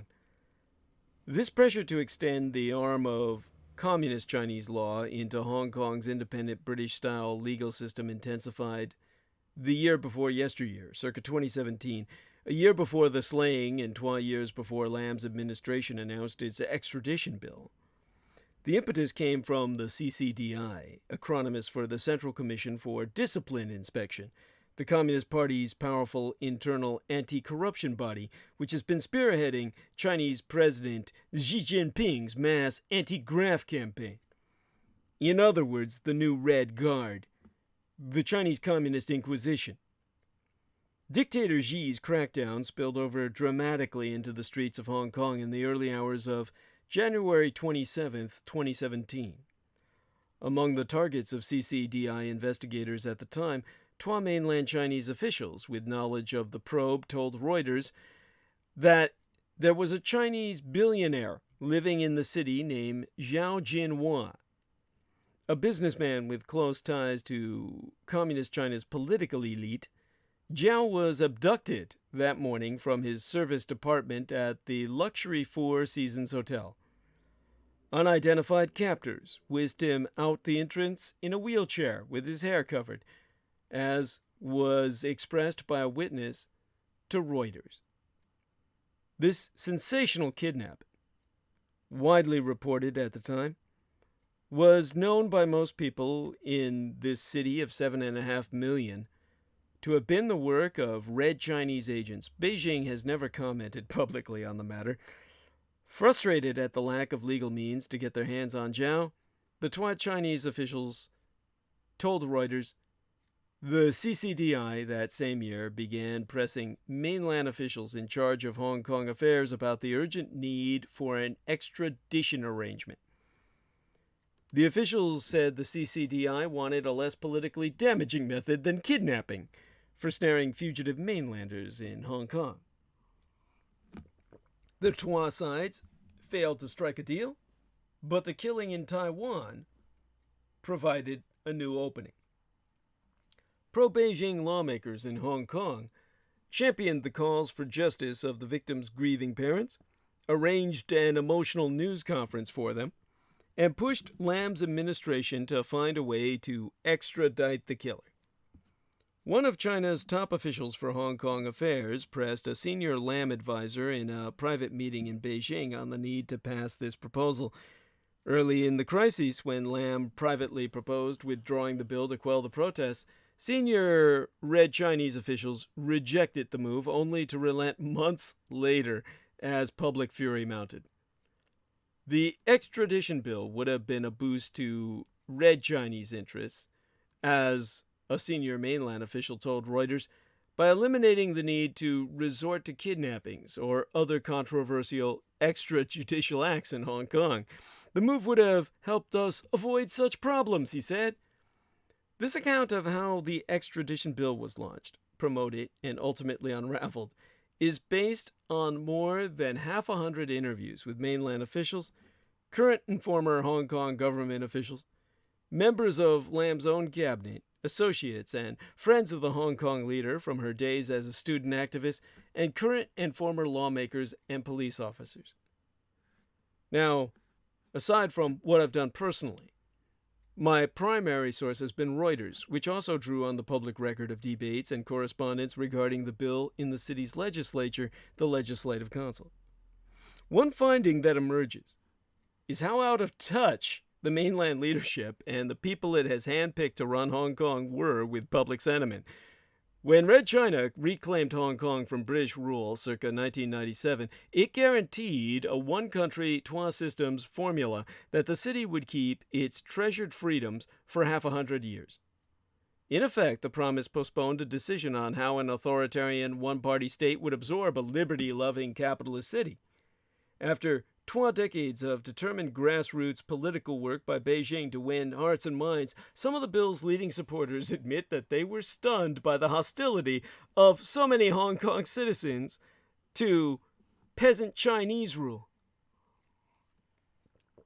In an interview with Reuters, Ronnie Tong, a member of Lam's own top advisory body, the Executive Council, was quoted as saying, "I was shocked to discover that, in fact, a very large proportion of us, people in Hong Kong, do not really feel at all comfortable with one country, trois systems.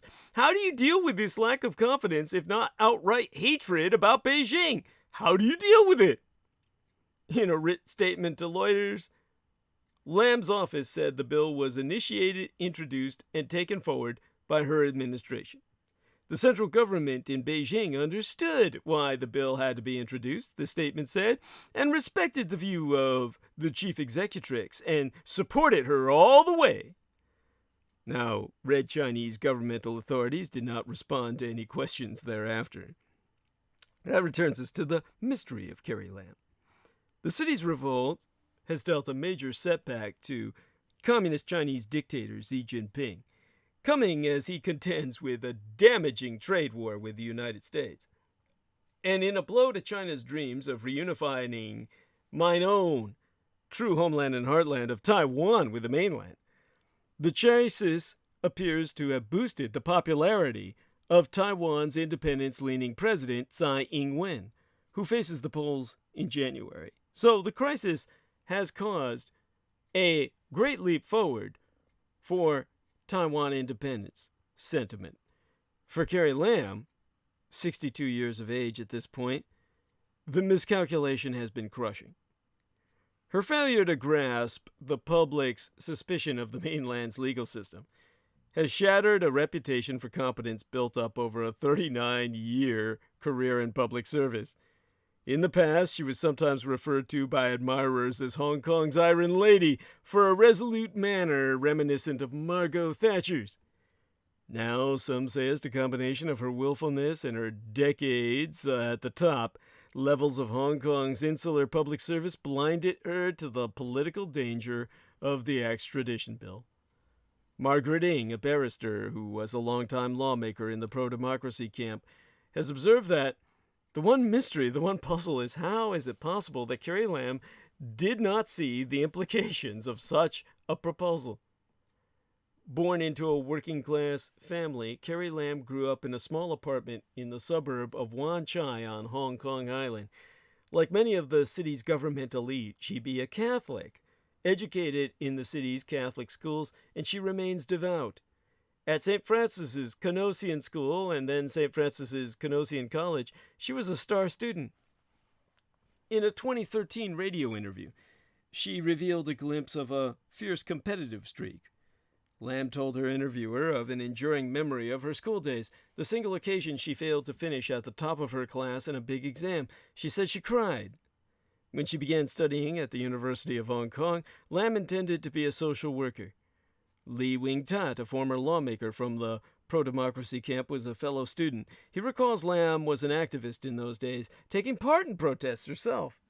A citation when she was awarded an honorary degree in 2013 described how Lam had campaigned for better treatment for poor Chinese fishing families from the British colonial government. She was intensely interested in welfare for the underprivileged, Lee said, and she was already a talented organizer. To quote us, Lee, "You give her a job and she will deliver results." Lee attests that circa 1979, as post-Maoist China was opening up, students from Hong Kong were invited to send a delegation to Beijing to visit elite universities. The Democracy Wall movement was in full swing there, with big protesters big protest posters calling for political and social reform appearing on a long brick wall. The Hong Kong students wanted to meet prominent liberals and soak up the atmosphere, so Lee related, and Lam was involved in negotiating the visit with tough communist bureaucrats at Xinhua News Agency, then Beijing's unofficial mission in the British colony. Lee recalls that they made it very difficult for her. They didn't want us to meet them. The visit went ahead, and a highlight was a banquet Lam attended where a leading liberal journalist was a guest. Lee asserts, and here I quote his T, "At that time, Carrie was not so conservative. She was a Democrat, just like me. After government, things changed." Lam abandoned plans to become a social worker and, she joined the colonial Hong Kong government circa 1980 as an administrative officer, the elite cadre of officials who be given broad exposure to different government roles as preparation for promotion to more senior posts. In the Hong Kong civil service, well-paid administrative officials, or officers as they call them, have traditionally enjoyed considerable power and prestige in a political system sans the scrutiny public services and their servants receive in a full democracy. Lam rose fast and embraced challenging roles. Her critics say she also became arrogant and dismissive of advice from peers and subordinates. Retired civil service Anson Chan, or the civil servant who served as Hong Kong's deputy leader before and after the handover, be quoted as saying, "She has never been known to be a team player. That has a lot to do with her character and was also instrumental in her spectacular downfall."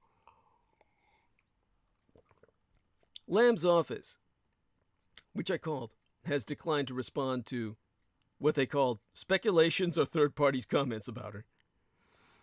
Others paint a different picture. Veteran social activist Ho Hei-Wah, director of the Society for Community Organization, said he began working closely with Lam in the 1980s when she led successful efforts to reunite Hong Kong families with mainland relatives. He be quoted as saying, "She's a caring person from the beginning until today." Ho said he helped persuade Lam to become deputy to the city's former leader, Lung Chunying, circa 2012. She had planned to retire and spend more time with her mathematician husband and 2 sons, Ho said, but agreed to take the post because she felt she could continue to serve the city. Hong Kong had been under mainland rule for 15 years. Dictator Xi Jinping was about to assume power, and Beijing was about to begin flexing its muscle more forcefully. In the final months of British rule, Hong Kong had passed laws barring the extradition of suspects to the mainland as an added protection to the freedoms promised under the one country, 2 systems formula. Beijing began making demands to reverse these provisions almost immediately after the handover, according to the Hong Kong government officials involved in talks about the issue. They say their mainland counterparts regarded it as an affront that the newly recovered territory would allow extradition to some foreign countries, even to America and Britain, but not to the motherland. Well, that's because it's a motherfucker land. The discussions went nowhere, and on Leung and Lam's watch, Red China began taking matters into its own hands. That's when we got a billionaire vanishing. One of the first major extra-legal arrests to gain public attention was the disappearance in 2015 of 5 booksellers of local publisher Mighty Current. The publisher specialized in muckraking books on the private lives and business dealings of Red China's top leadership, including Xi Jinping himself. It later emerged that 2 of the men had been kidnapped, 1 in Hong Kong, 1 from Thailand, and taken to the mainland. A third later detailed how he was grabbed by Chinese agents while visiting southern China and held captive for 8 months. He fled to Taiwan this April as Lam's government sought to ram through the extradition bill. Hong Kong leaders knew about these extra-legal detentions, but were unwilling to publicly call out mainland authorities over them. Lam herself was closely informed about one case. Now bear in mind, she and everybody else was afraid of being abducted themselves and put through torture. And it's based on experiences that she herself was intimately familiar with, and what I'm going to relate now, like circa 2013. A Hong Kong resident, Pan Wei-ji, and his wife were grabbed off the street in the city of Hong Kong and smuggled to the mainland by speedboat. The family wrote to Carrie Lam describing the abduction in detail and appealing for her personal help in obtaining the businessman's release, according to people with knowledge of this case. Hong Kong police confirmed to Reuters that they sent officers to Guangdong who helped secure the wife's freedom and escorted her home. The family later learned that Pan was sentenced to 16 years in jail in Guangdong province. A Hong Kong police investigation into the case remains open to this day.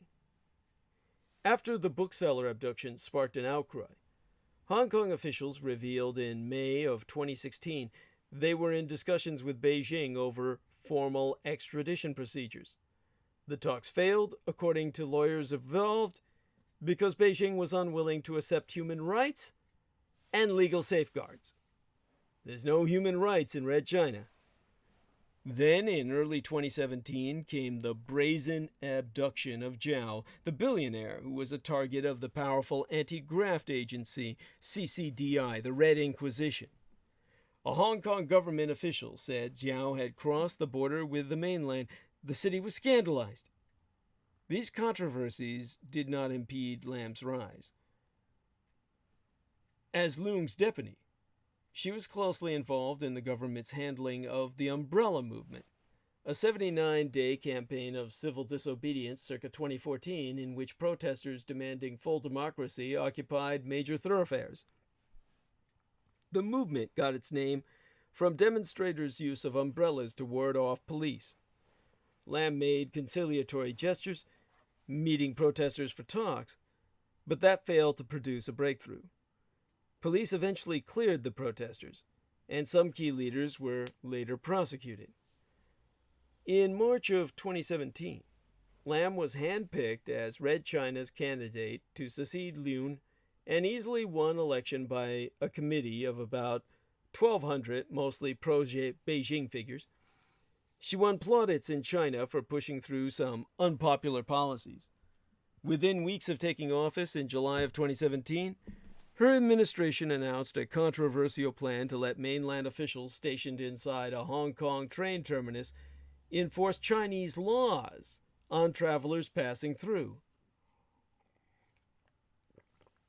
Observers note this and other moves further eroded Hong Kong's autonomy.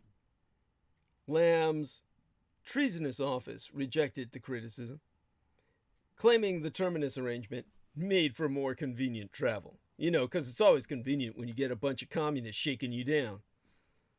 The state media reported that Dictator Xi later praised Lam for her courage in taking on difficult challenges after the twain met in Beijing, circa December of but yesteryear. But 12 months later came the killing in Taiwan. The two young Hong Kongers, Poon Yu-wing and her boyfriend, Chan Tong-kai, quarreled while on a trip to Taipei. Furious, Chan bashed Poon's head against a wall and strangled her, packed her body in a suitcase, and later left it at a park in the Taiwanese capital, according to a Hong Kong court judgment. Chan was arrested in March after returning to Hong Kong and confessed. He was convicted and jailed for crimes committed after his return, including using Poon's ATM card to withdraw money. What a son of a bitch. But because the slaying took place in Taipei, he would need to be sent to Taiwan to be tried for the killing. Now, Chan's legal representative has not responded to my questions. Lam later told the police, or rather a news conference, that since the killing, her government had been spending quite a bit of time devising extradition proposals. I bet. In the meantime, Beijing's political allies in the city started agitating for change. The initial moves were low-key and attracted little attention. On the fourth day, in Mao yesteryear, a pro-Beijing lawmaker, Priscilla Leung, called on the city's legislative council to consider discussing judicial cooperation with Taiwan and other places. According to the minutes of a panel session in the council, Leung, a law professor, chairs a legislative panel on judicial affairs. She had no comment. Within days, Leung's proposal got a push from Tuolin lawmakers, with strong links, of course, to Beijing. Council records show that Starry Lee and Holden Chow went further in a letter to Leung, calling on the government to begin moves to conclude an extradition agreement with Taiwan as soon as possible. Now, Lee heads the city's biggest political party, the Democratic Alliance for the Betterment and Progress of Hong Kong, which hews closely to Beijing's official line, and Chow be a vice chairman and the party's highest profile young leader. And this was what was deemed would destroy Hong Kong. The next month, one of Lam's top lieutenants dropped a clue that changing the law on extradition was under consideration. In answer to a written question from Starry Lee about the efforts to return the killer to Taipei, Secretary for Security John Lee said Hong Kong was studying how to handle the case. And he reminded her that under the law, the city was barred from sending suspects to any region of the People's Republic of China. Hong Kong shares Beijing's view that Taiwan is part of the People's Republic of China. Well, Taiwan vehemently disagrees, of course. The 62-year-old Lee was a 33-year veteran of the Hong Kong police. He joined the government's Security Bureau, which oversees the police and other law enforcement units, as deputy head circa 2012, and was promoted to lead the bureau when Lam took office. Cops who served with him described Lee as a shrewd and incorruptible crime fighter who was trusted with sensitive investigations before and after handover. As security chief, Lee be responsible for liaison with the mainland's powerful law enforcement and intelligence agencies. Now, Poon's family was begging for justice. Their pleas reached Lam. The chief executrix said she was moved and promised to help.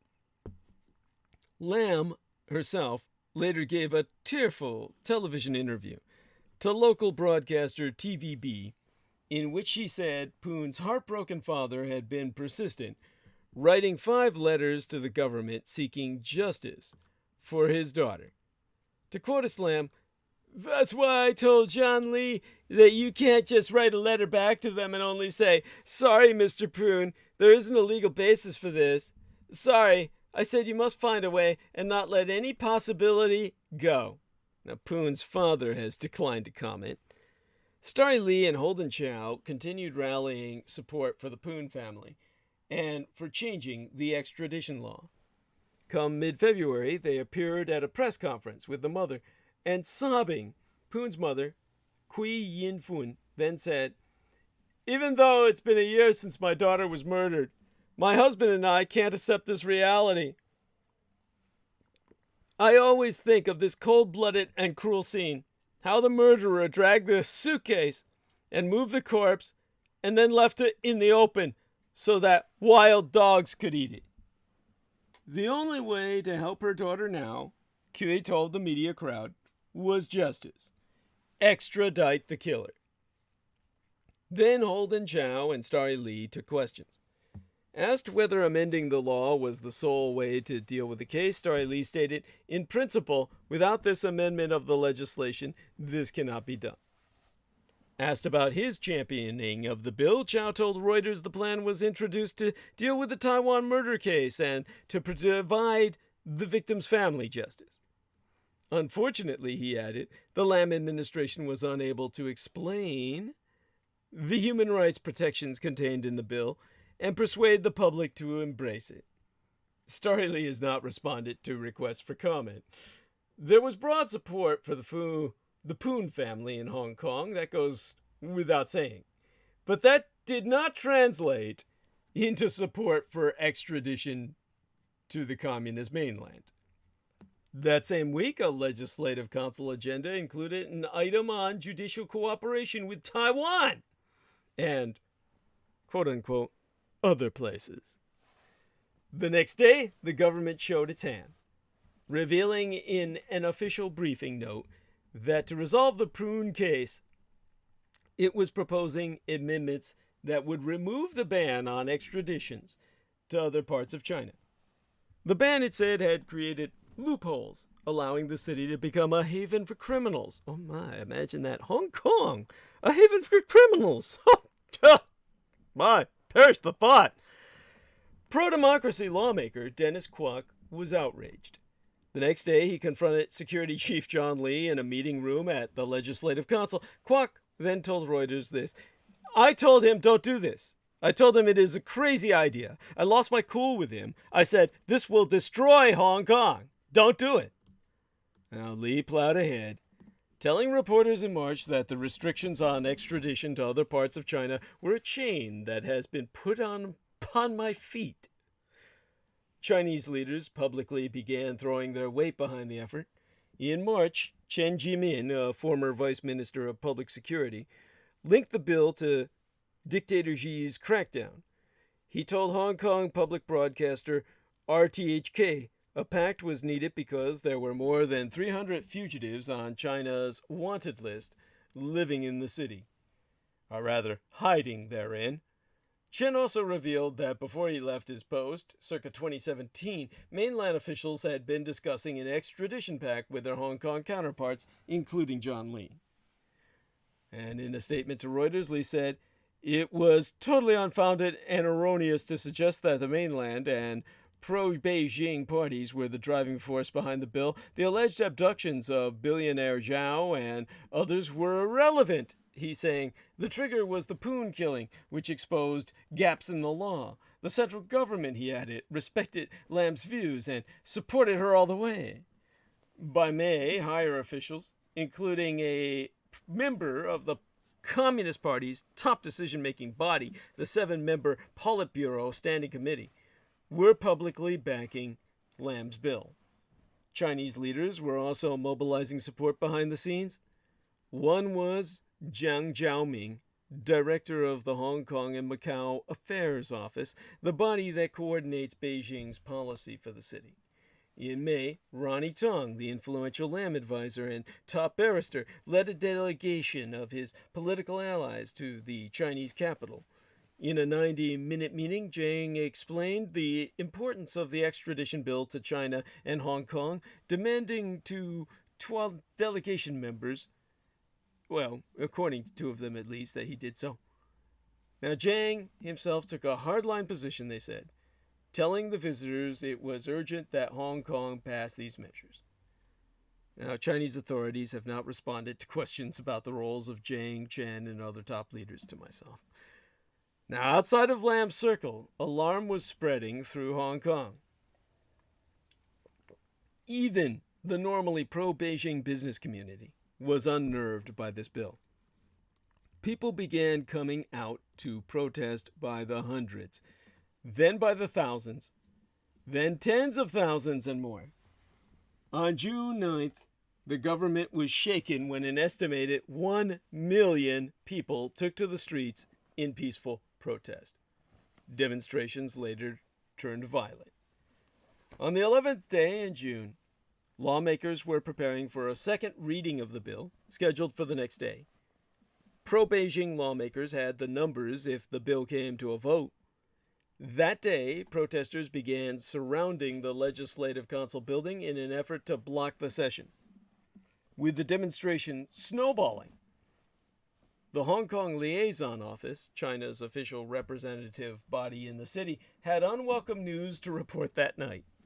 According to Twa Chinese officials with knowledge of the matter, the office informed the CCDI in Beijing that the encircling protesters made it impossible to hold the debate the following morning.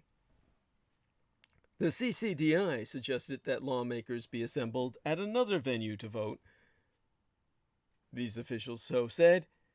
The protest had effectively shut down the legislature, however, preventing a second reading. Soon after, Lam crossed into the mainland and paid a call to Bauhinia Villa, a resort in the suburbs of Shenzhen, where the Chinese leadership had set up a secret command center to manage the crisis. There, Lam met with one of China's highest leaders, Premier Han Zheng, or Vice Premier Han Zheng, the Politburo Standing Committee member who had earlier signaled support for the bill. As Reuters reported last month, she proposed suspending legislation. After consulting with other leaders in Beijing, Han agreed. On June 15th, Lam announced she was freezing the bill. The protesters, unmollified, insisted on a total scrapping. On the 1st of July, a crowd smashed its way into the Legislative Council and ransacked the building. The pressure began telling on the city leader once lauded by Xi for her steeliness. In August, at times choking up, Lam told a private meeting of business people that she would quit if allowed to do so. According to an audio tape, since given to Reuters, Hong Kong has been, well, this was her words. I'm getting this from the audio tape that was given to Reuters. It was kindly transcribed for me. I'm just reading a paragraph. Hong Kong, this is Carrie Lam, has been turned upside down, and my life has been turned upside down. The bill was very much prompted by our compassion for the Poon family, and this has proven to be very unwise. It turned out, she said, that there was this huge degree of fear and anxiety amongst people of Hong Kong vis-a-vis the mainland of China, which we were not sensitive enough to feel and grasp. Yeah, well, no shit. Kind of like, never brushing your teeth until they all fall out or something. Now, in late August, Reuters revealed that officials in Beijing had rejected a proposal from Carrie Lam to scrap the bill altogether in the summer and defuse the crises. On September 3rd, Lam declared the bill would be formally withdrawn. But the protests continued as the movement morphed into a broad pursuit of democratic rights. Chan Tong-kai was released after serving 19 months in prison in Hong Kong. On October 18th, 5 days before walking free, he revealed that there was no need for an extradition deal in his case. In a letter to Lam, Chan said he was volunteering to return to Taipei to face justice in the capital of my homeland.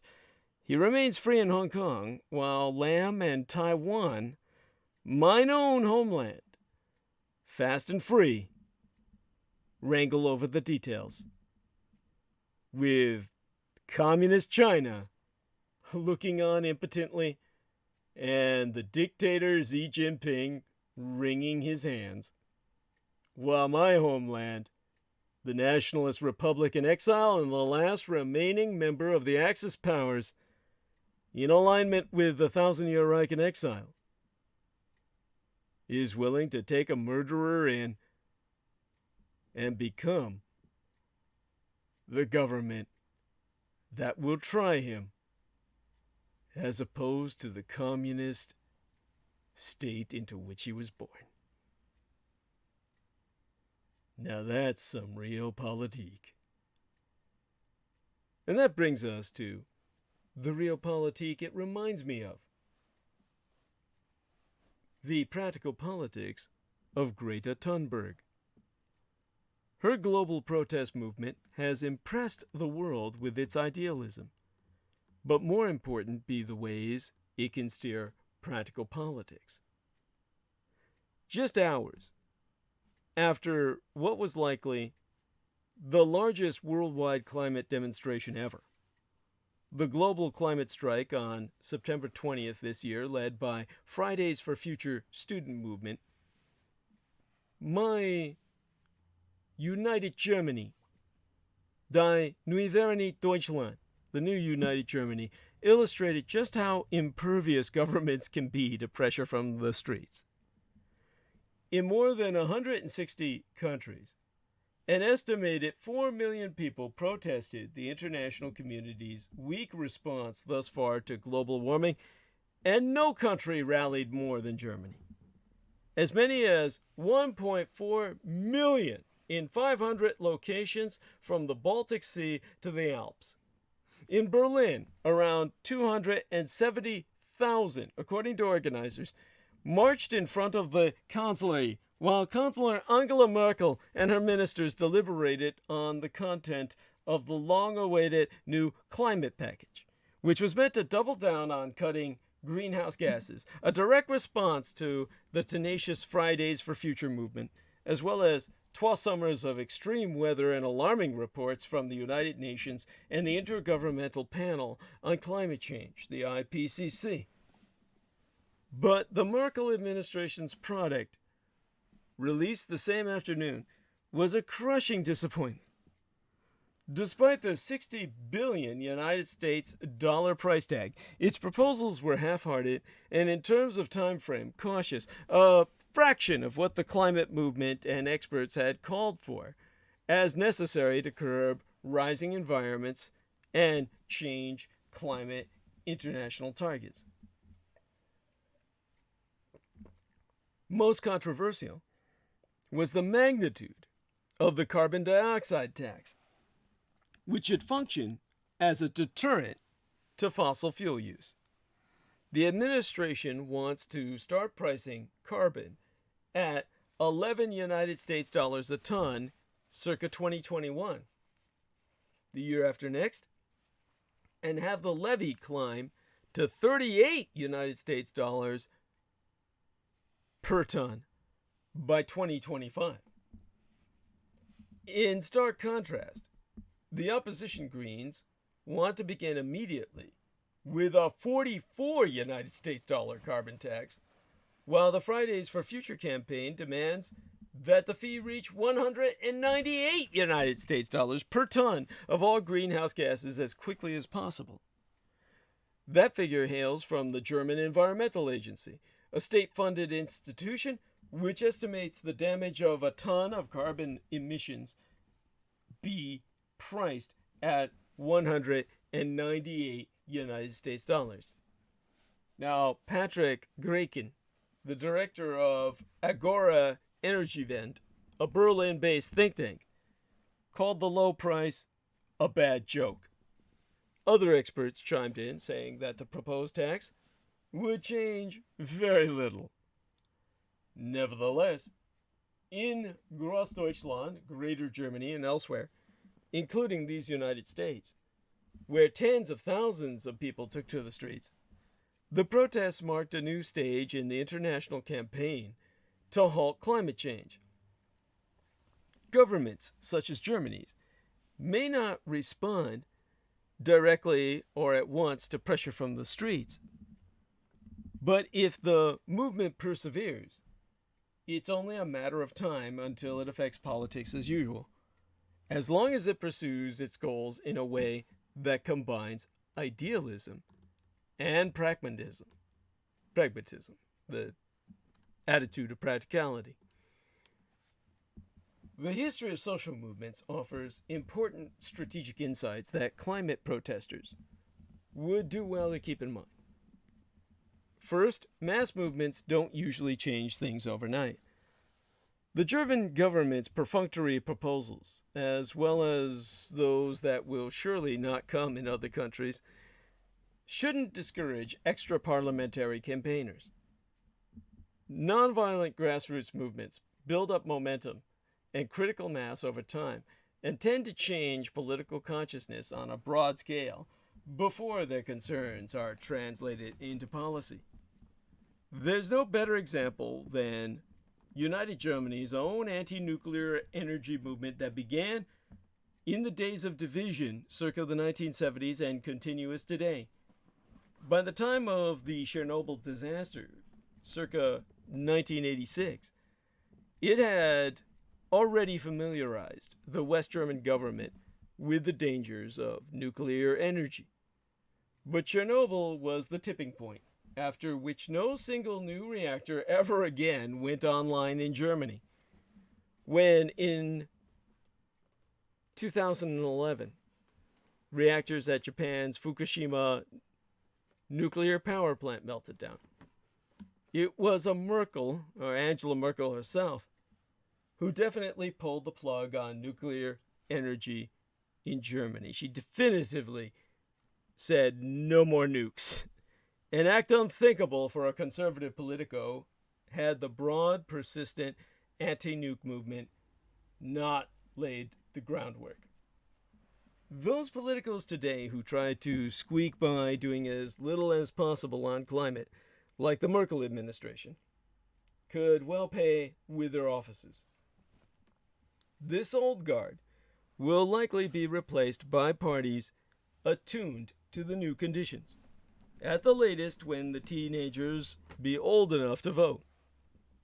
In Germany and elsewhere in Northern Europe, the Green Party's steep ascent since the Friday protests of September began a year and a half preceding, from 9% in the 2017 German general election to 22% today in polls, illustrating how effective the movement has been in changing consciousness and can be elsewhere too.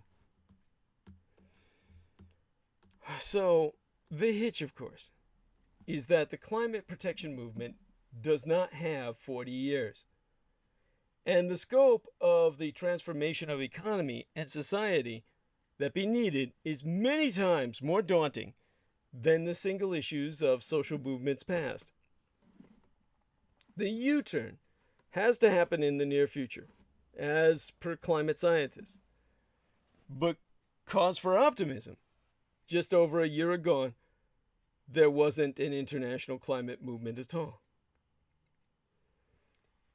Secondly, we have learned to stay positive and nonviolent. One of the Fridays for Futures movement's greatest assets has been its unstinting, positive, and hopeful perspective and commitment to what I would deem be nonviolent civil disobedience. The reports from the front lines of global warming, the slew of new books depicting apocalypse, and the sheer magnitude of the planet's plight be enough to send anyone in an emotional downward spiral. And all too often, one hears resignation and fatalism in the voices of people who have informed themselves about the advance of global warming. But to despair would be a mistake.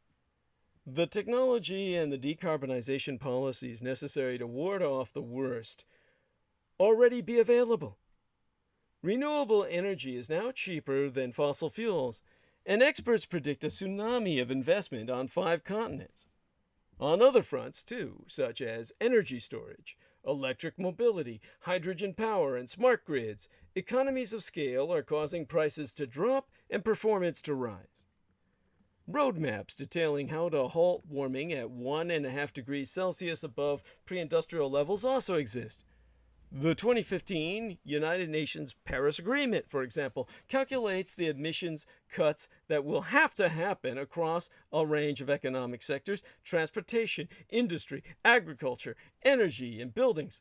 Other studies show that decarbonizing of economies and societies is entirely possible, pending the necessary political commitments. And thirdly, we have learned from Greta Thunberg to get the United States and China on board. The twa superpowers are the largest emitters of greenhouse gases by far, with the European Union right behind them. Neither is anywhere close to meeting its obligations under the Paris Agreement. The United States has even pulled out of it, for now. But there's movement in these United States in which we can see the climate plans of the Democratic presidential candidates. And few societies in the world have the capability to change as quickly as these United States when it maketh up its mind to do so. And there be evidence that nudges from across the Atlantic can also help.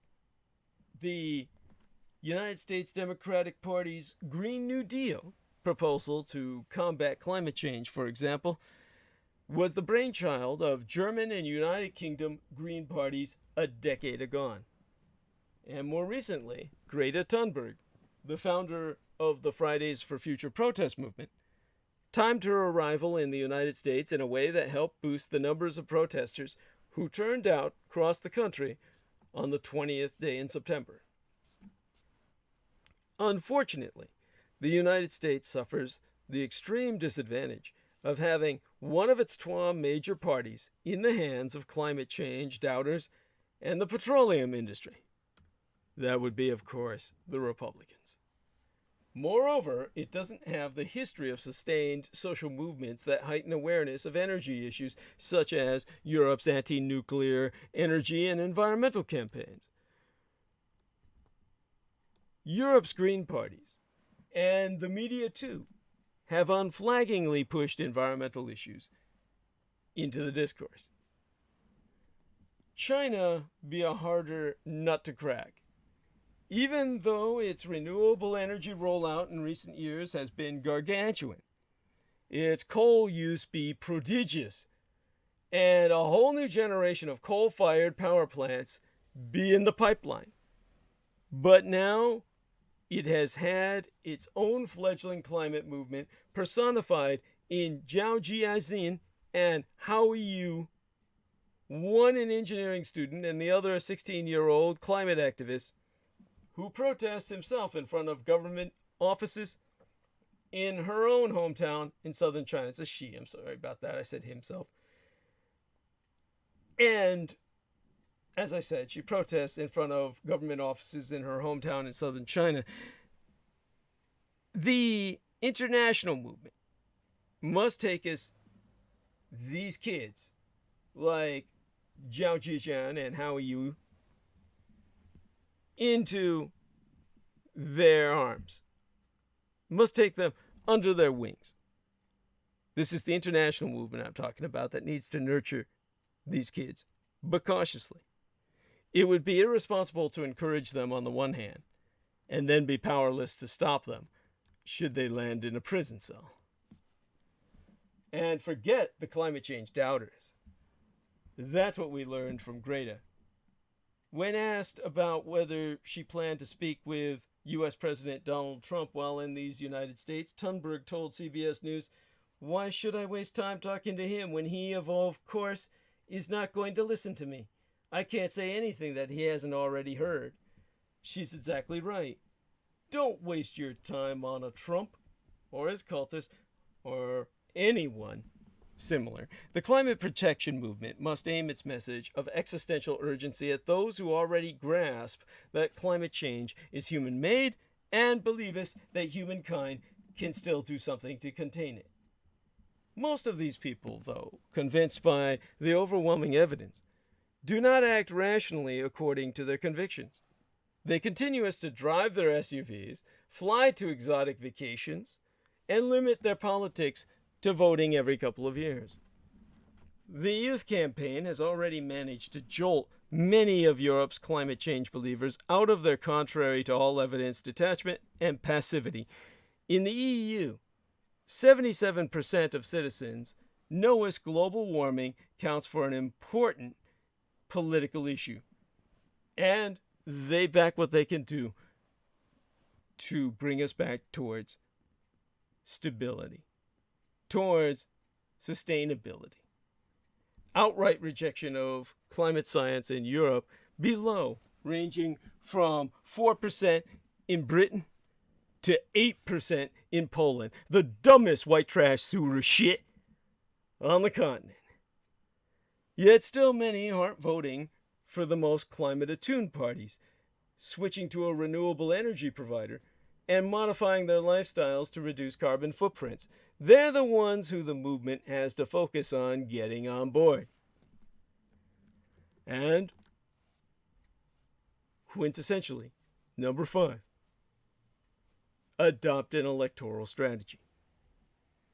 In order to shift government policies, the movement has to agitate from the street, but thinkest in terms of electoral democracy.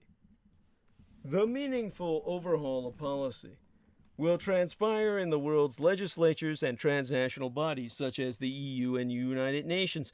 Political parties must be held accountable without the movement explicitly picking one party over others.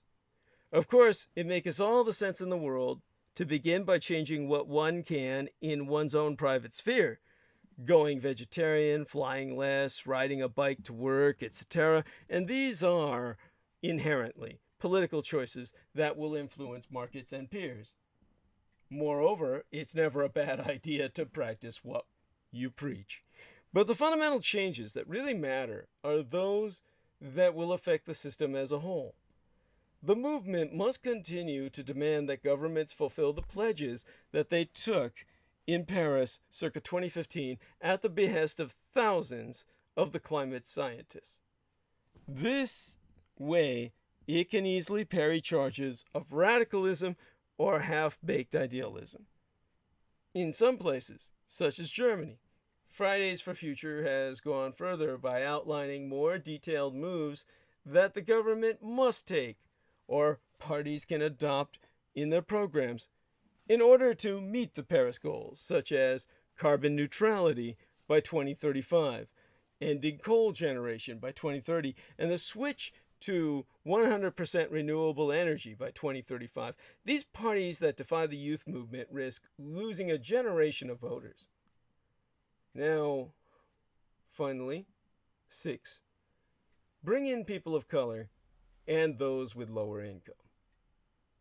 Now I cover both those bases. Thus far, the climate movement has been largely all too white, left liberal, highly educated, and urban.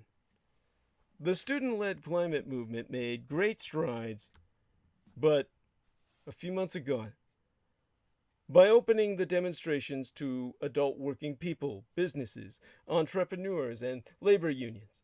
The turnout was impressive. The numbers were many times those of past demonstrations, and one felt the new diversity on the streets. Yet there were far too few people of color. In order to broaden even further, activists and engaged citizens must go into lower income and migrant communities and make us the case that the climate crisis impacts them and their children more directly than anyone.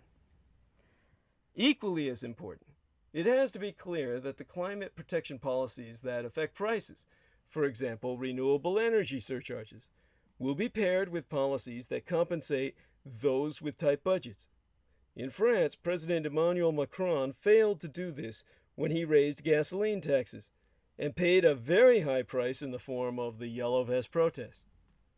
One strength of the Green New Deal is that it addresses the plight of the poor and lower middle class, underscoring that they too can and must benefit from the greening of America, with jobs and lower energy prices. Several European parties and think tanks have devised schemes that place punitive taxes on fossil fuel use, but then redistribute the revenue to those who earn less. Nothing is going to happen unless there's a broad public acceptance of the transformation. Now, 7th, we need system change, not climate change. Protesters with this slogan, and ones like it, were all over the Friday protests.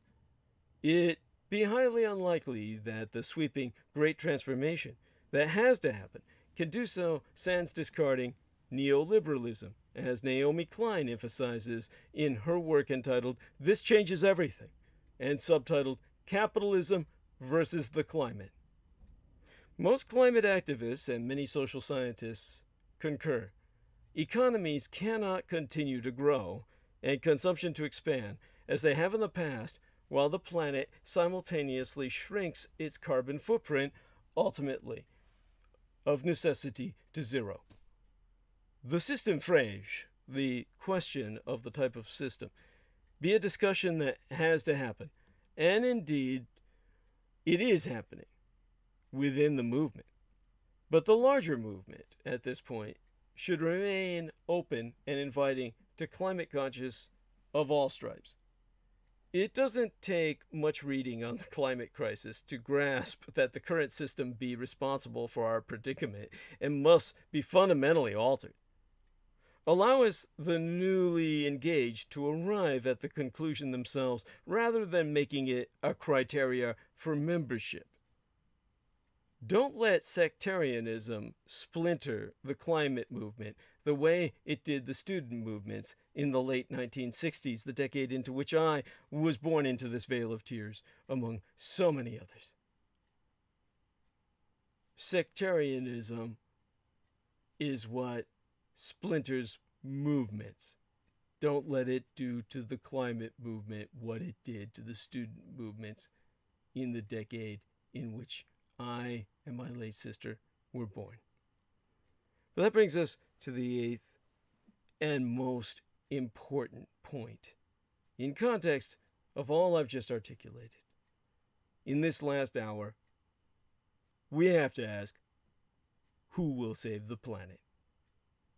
Central banks need to step up on global warming. A decade after the world bailed out finance, it's time for finance to bail out the fucking world. Now, when it comes to what I've mentioned before, as Peter Moon has called it, my homily to Mr. Volcker, the economist who recently passed. This is a man, of course, who, of necessity, I'm going to have to give you kind of just a little, shall I say, summary of the man's life that you may appreciate just exactly what this guy did. And Paul-Adolph Volcker, of course, saved the world economy. When it comes to what he did and how he did it, the episode in which I honored him the day after his death is the one that you need to review. Otherwise, you're not really going to get a handle on what I'm talking about. But in terms of the economist who stopped inflation and why he is so important as an example to what we're trying to do now with our fight of what's going on with the climate, he was faced with an economic challenge that was very similar, or rather anticipated, was the training run for all that we are dealing with now, today. Paul-Adolph Volcker Jr. was an American economist who died on December 8th, and you can listen to the episode of December 8th or 9th as dated that will give you the full story on what this man did. He died on the 78th anniversary of the preemptive strategic surgical strike on Pearl Harbor commemorative day, which of course be December 8th, west of the international date line in Pacific Asia. It's only east of the ID line that it's December 7th. He was the chairman of the Federal Reserve Board from August of 1979 through August of 1987 under the United States presidents James Earl Jimmy Carter Jr. and Ronald Wilson Jelly Bean Reagan. And, of course, whilst the metaphorical and literal giant Amerika-Führer, or America leader of central banking, who personally embodied Die Führerprin̶ẓip, the leader principle, within his towering 6'7" frame. By advancing our understanding of monetary policy and macroeconomics, through his help in shaping American policy for over 6 decades, most notably via leading the Federal Reserve's brute force campaign throughout the 1970s into the 1980s to subdue stagflation, which be stagnatory inflation, a perfect storm of economic bad news, an economic condition of recessional inflation wherein slow economic growth rate stagnates whilst persistently high inflation rises amid a decline in GDP, or gross domestic product. It is a nation-state's economic growth is slowed altogether by falling output combined with rising prices, otherwise inflation, amid stagnant consumer demand accompanied by unemployment remaining steadily high and thereby presenting a dilemma for economic policy, since actions intended to lower inflation may exacerbate unemployment. Well, Mr. Volcker waged his war against double-digit inflation to successful conclusion by scientifically inducing a state-engineered recession in the early 1980s. By ending the American Empire's period of high inflation, the junior Paul-Adolph Volcker bettered the lives of millions of people. But of course, it was an intensely painful period, however transitional that period was. For its short duration, people died. Make no mistake about it. And nobody liked it. The man was one of the most hated men in history. But his leadership manifests the Führer principle in that he did what had to be done, not what was popular.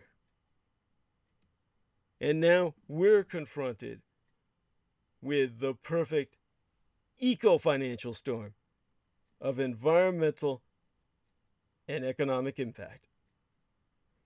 In October of 2012, shortly after I had gone public as an open informant, the global financial system got its first taste of the effects of climate change when Hurricane Sandy roared through lower Manhattan, shutting down Wall Street.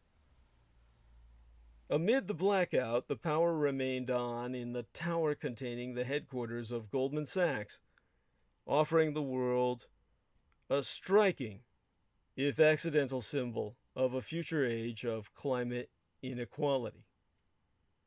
As the investment bank stood firm, all lights a-glowing, the United States government's outpost on Wall Street, the New York branch of the Federal Reserve, made plans to pull up stakes. In response to the hurricane, the Fed created a new backup capacity for market operations farther inland, at the Federal Reserve Bank of Chicago. Descended from historical port cities, it is not by accident that the world's leading financial centers, New York City, London, Singapore, Hong Kong, Shanghai, Tokyo, all be vulnerable to flooding.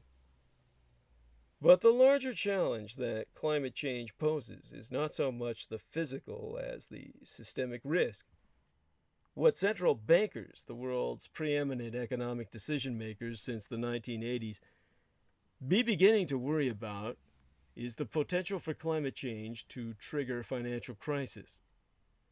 They have been relatively late to the problem. Mark Carney, formerly of Goldman Sachs and the Canadian Central Bank, now governor of the Bank of England, can take credit for first raising the issue in financial circles at an after-dinner speech at Lloyd's of London in September of 2015.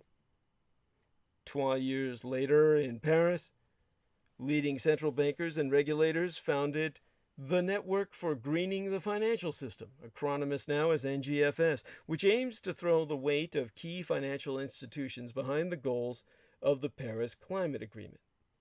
The membership of the NGFS now includes most of the central banks of the G20, such as the European Central Bank and the People's Bank of Communist China. Private financial actors have also joined the green finance bandwagon.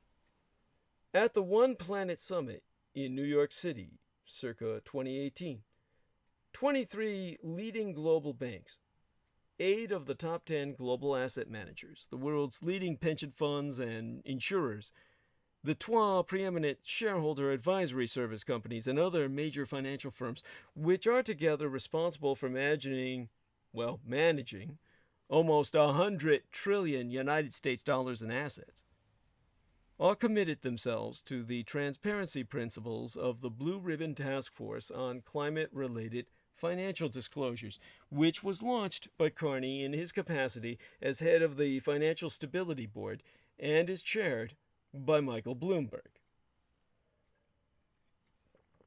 It be telling that the only financial authority not to be involved in these initiatives is the United States Federal Reserve, the most powerful central bank in the global financial system. But even if it were to come aboard, the most critical question would remain whether the green agenda of the world's central banks be adequate to the challenge of mitigating the effects of the climate crisis, and perhaps holding it within manageable bounds. The central banks have the powers to be a major part of the climate response. As of yet, their response be defensive, focusing on managing financial risks. The rest of us have no choice but to hope that they move into a more proactive mode in time. As Carney laid it out back in 2015, 3 types of risk could strike the financial system: losses in the insurance system, climate change liability, and the problem of stranded assets. The insurance system is the economy's shock absorber. Its role is to spread the impact of losses from those immediately affected to those with the wherewithal to bear the shock. In good times, the insurers earn handsome returns for accepting this risk. They cover their own liabilities by taking out reinsurance, further spreading the losses. It be a highly effective system and enormous in scale. Property and casualty insurance, as distinct from life and health insurance, generates global premiums in excess of $1.5 trillion United States dollars a year. The business be profitable so long as the risks remain within familiar limits and largely uncorrelated with each the other. But that is precisely what climate change has called into question. As Carney put it, circa 2015, as a result of climate change, the tail risks of today will be the catastrophic norms of the future. Since the 1980s, the scale of weather-related insurance losses has risen 5-fold to about 55 billion United States dollars a year. Uninsured losses be twice as much again. In theory, the costs due to this shift in risk profiles should be capable of being contained within the insurance sector itself.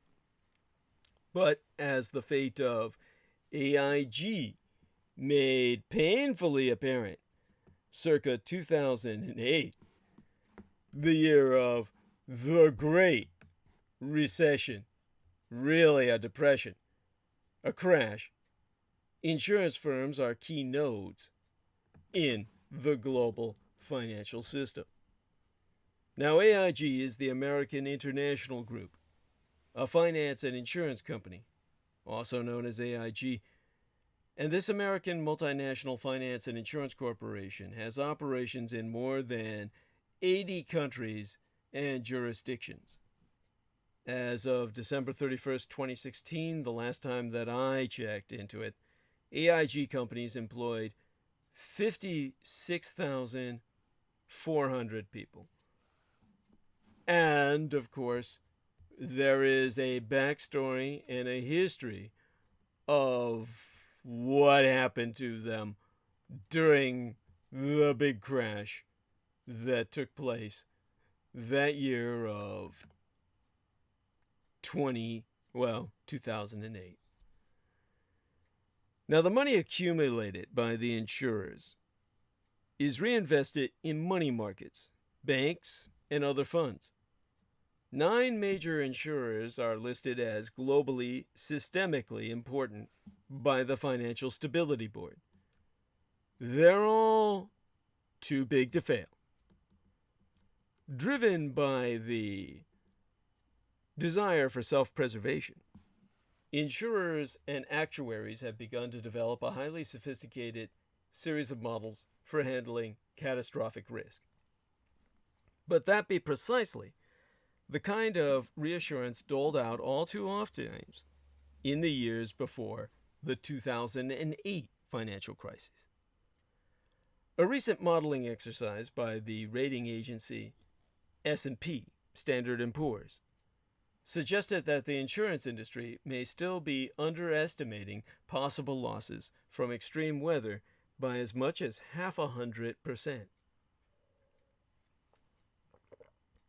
Given the complexity of physical and financial interactions, the margins for error be terrifyingly small. Research sponsored by Lloyd's of London calculated that the 20-centimeter rise in sea level near Manhattan in the prior decades increased the insured losses inflicted by Hurricane Sandy in New York City by 30%. The far more dramatic rises forecasted for the coming decades will do incalculably more damage. Given the increase of catastrophic risk, the basic question for the insurance industry is, who will pay? Will it be the industry and its shareholders? Or will it be those forced to purchase coverage at exorbitant rates? One likely outcome be the worst of all, that nobody in the market could afford to pay. As the former CEO of AXA, the chief executive officer of AXA Insurance Group, warned. He so warned, referring to potential changes in average annual temperatures. Whereas a 2 degrees Celsius world might be insurable, a 4 degrees Celsius world certainly would not be. Without the ability to insure against catastrophic loss, the global credit system as we know it would simply cease to function. At some point, market solutions won't be sufficient for the financial problems posed by climate change. Disaster will be so frequent that there will be no alternative either to abandoning insurance protection altogether or to nationalizing risks and transferring them to taxpayers at large. In some places, that latter option is already happening. In the United Kingdom, for example, after a bout of catastrophic flooding, a national fund was established circa 2016 to offer affordable insurance to buildings in exposed areas. A bitter argument promptly ensued about whether the insurance industry or the taxpayer should provide the ultimate backstop. As of now, it be funded through a flat rate levy on everyone taking out home insurance in the United Kingdom, transferring the cost from owners of riverside mansions to inner city apartment dwellers. For large countries with solid tax bases and relatively favorable climates, the socialization of climate risk may be manageable. For smaller, highly exposed island nations, it will be overwhelming. Before they be physically inundated, their sovereignty will be drowned under an economic and financial deluge.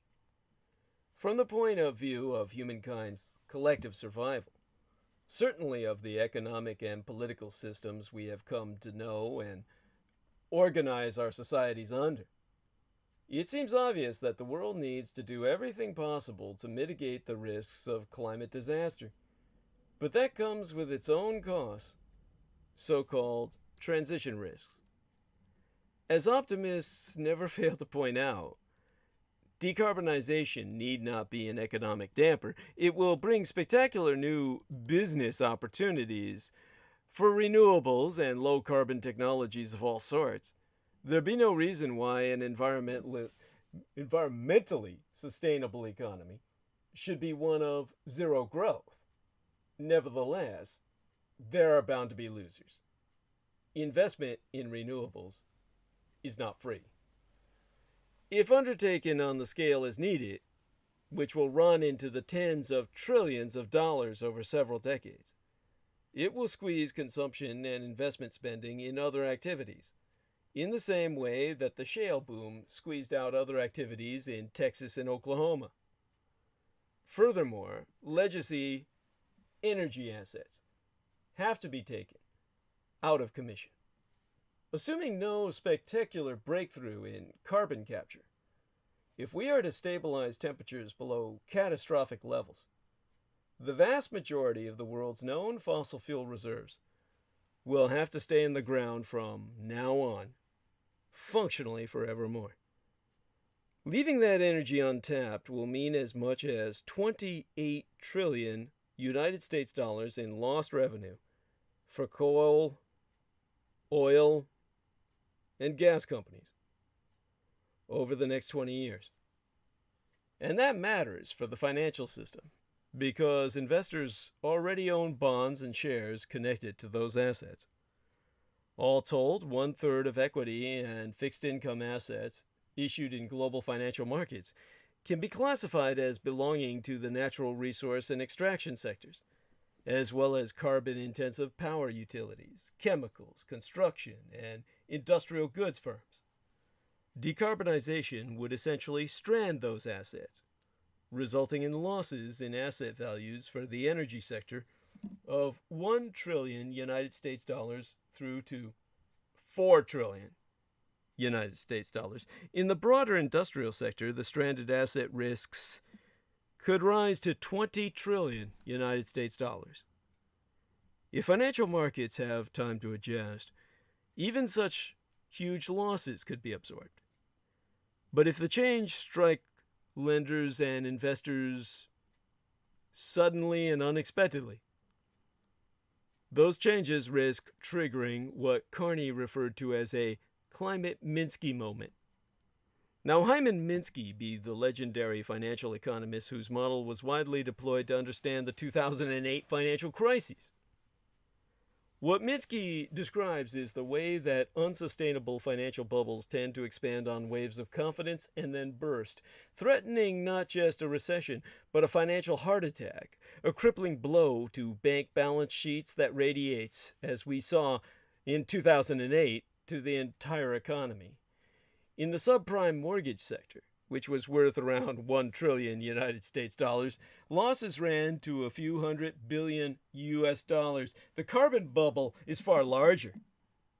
The question is whether the losses from shifting to a zero-emission economy have the potential to unleash a financial chain reaction, as in 2008. Optimists insist that there will be no shock. Markets will adjust smoothly. The present decline of the coal industry, they argue, as be a case in point. There have been a string of bankruptcies, but the misery has been concentrated and has not triggered a system-wide crisis. In advanced economies, coal has already effectively been priced out of the market by much cheaper gas, oil, and renewables. For rich countries, abandoning coal ought to be a no-brainer. Oil, by contrast, remains too cheap and too convenient to forego. Ending its consumption will require deliberate government action. And that be precisely what fossil fuel interests have been lobbying so hard to prevent. This resistance may make a sense from the industry's narrow point of view, but by blocking proactive decarbonization and clinging to a vision of a fossil-fueled future, it also maximizes the risk of a large-scale buildup of stranded assets. It be the old dilemma of conservative politics. By resisting progressive adjustment, they are courting revolution. For the financial system, that be very bad news. Scientists refer to the cumulative carbon emissions needed to maintain a global temperature rise below 2 degrees Celsius as the carbon budget, estimated at between 590 and 1,240 gigatons of carbon dioxide. The carbon potential of total reserves of fossil fuels be estimated at 2,750 gigatons of carbon dioxide after 2015, most of it from coal. Economists at the Bank of England have laid out two divergent economic scenarios for the transition away from fossil fuels. One is a world in which governments be able to persuade industry that they be serious about zero emissions. Steep taxes on carbon are backed by all parties and stakeholders and are telegraphed far in advance. This clarity of vision encourages industry to invest heavily in alternatives to carbon. As a result of large-scale investment, the cost of renewable energy falls swiftly. That in turn makes it more credible for governments to commit to full-scale decarbonization because of the trade-offs, which will be so much less painful. Financial markets' proactive assessment of government climate policy then serves to confirm the investment decisions of the private sector. In this scenario, those with fossil fuel assets face losses, but those losses are clearly, shall I say, identified and can be efficiently priced. The financial system doesn't suffer any shock.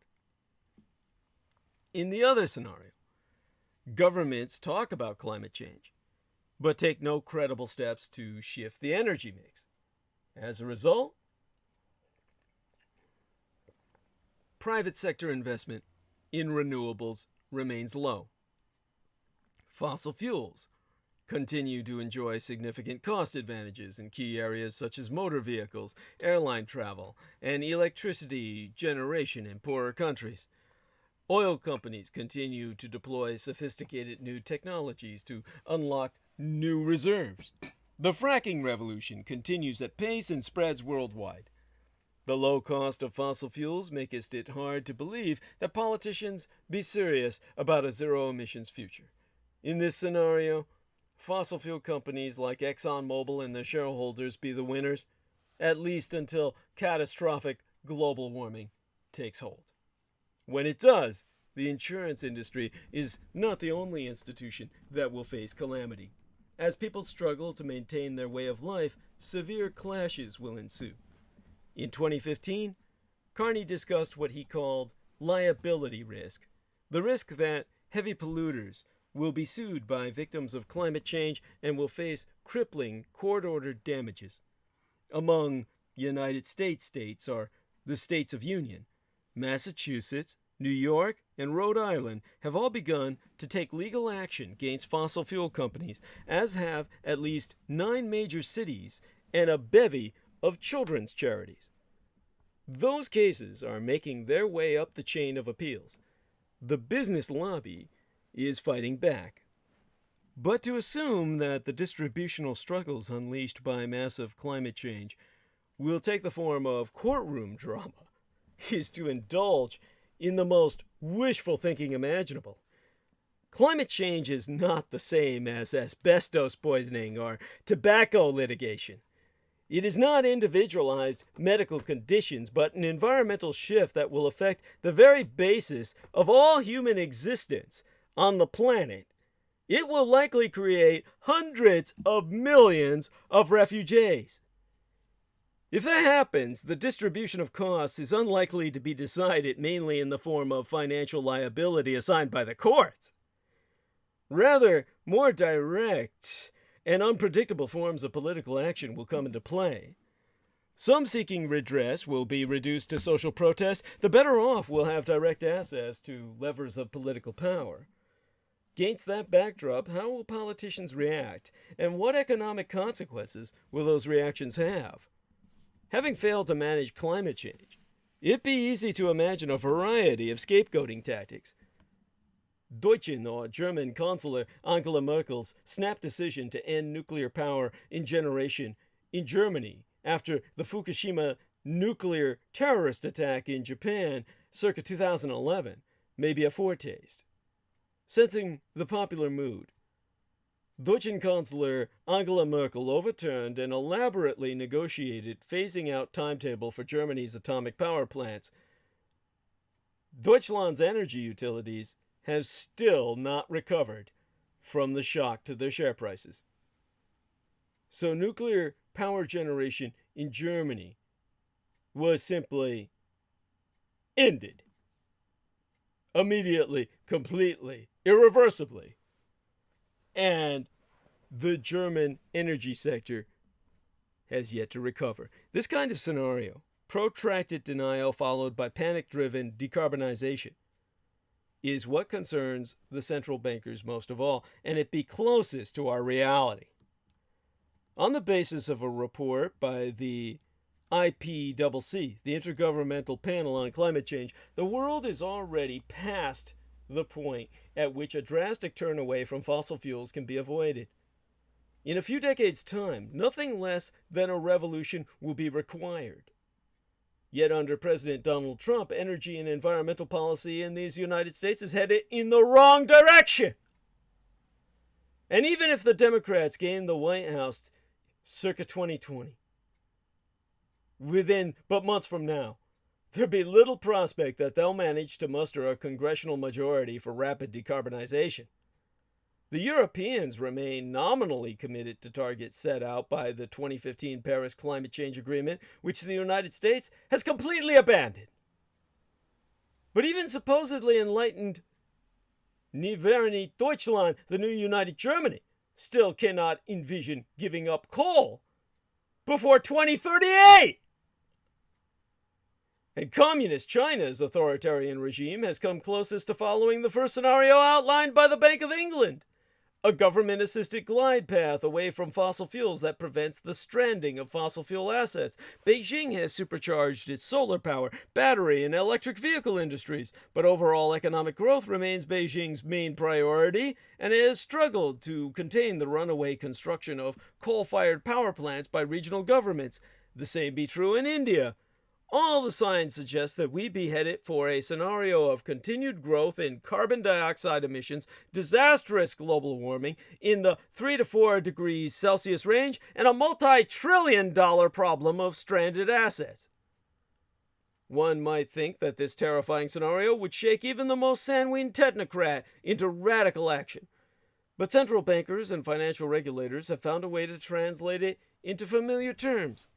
Since the 2008 financial crisis, they have busied themselves with something called macroprudential regulation. Bank regulators oversee private balance sheets and they conduct resilience and stress tests. Financial stability is their most important goal. The financial sector is proposing to take the same approach of oversight and regulation to climate change.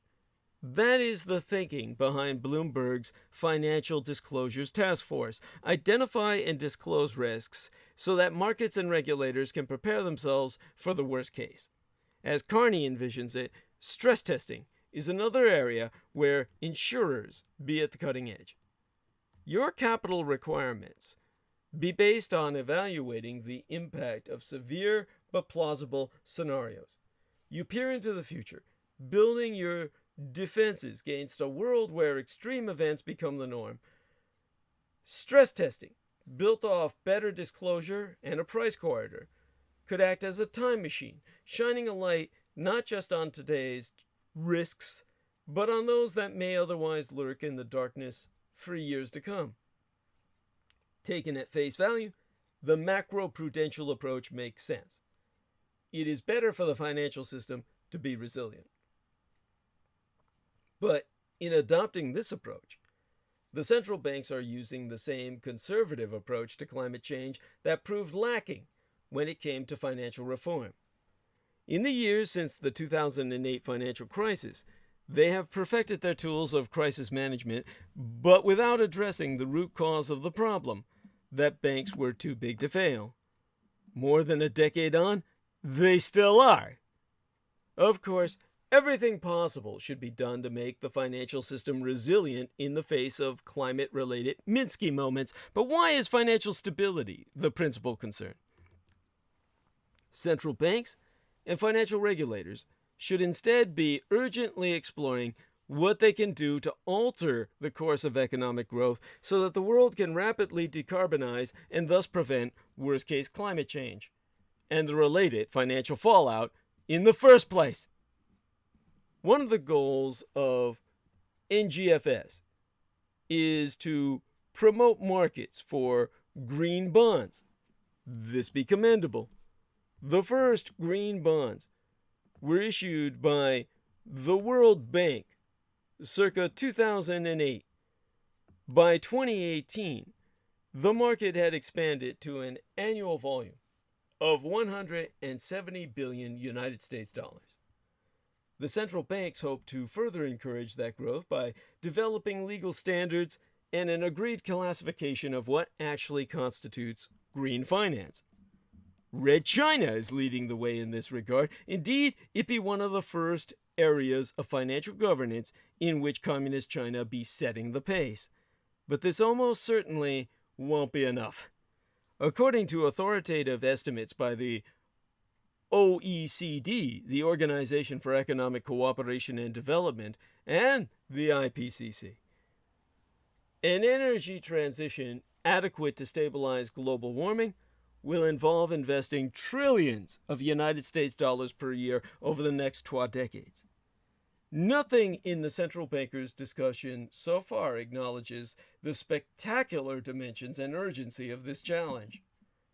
What could central bankers do to help sustain a historic investment drive running into the tens of trillions of United States dollars?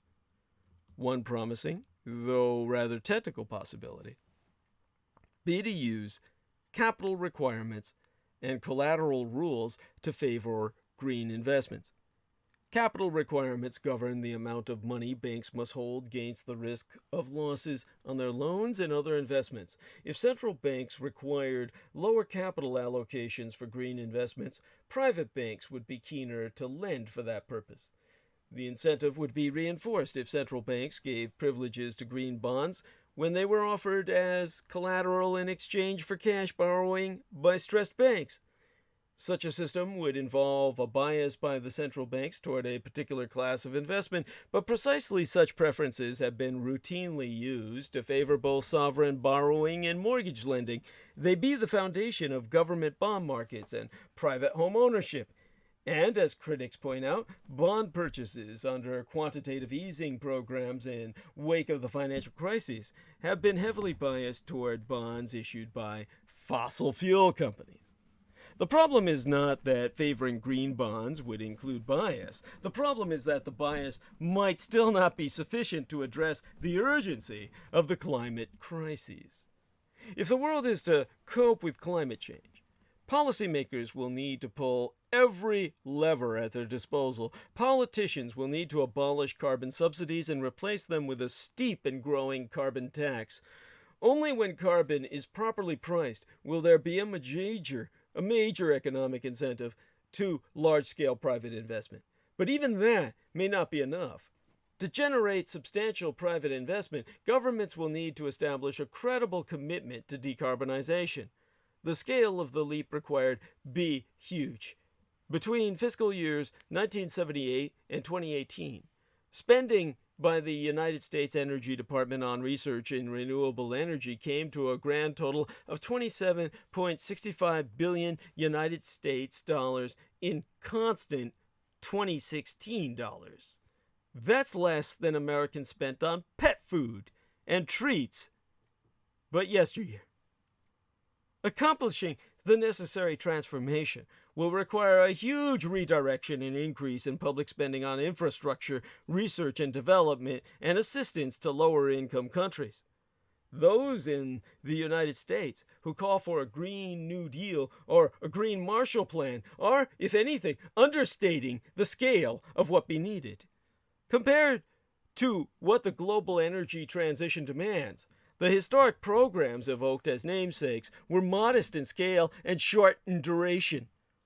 What be needed is something less than the kind of mobilization achieved by rich democracies such as the United States and Britain during World War II, let alone the total war efforts of the Soviet Union or National Socialistic Deutschland under the Third Reich.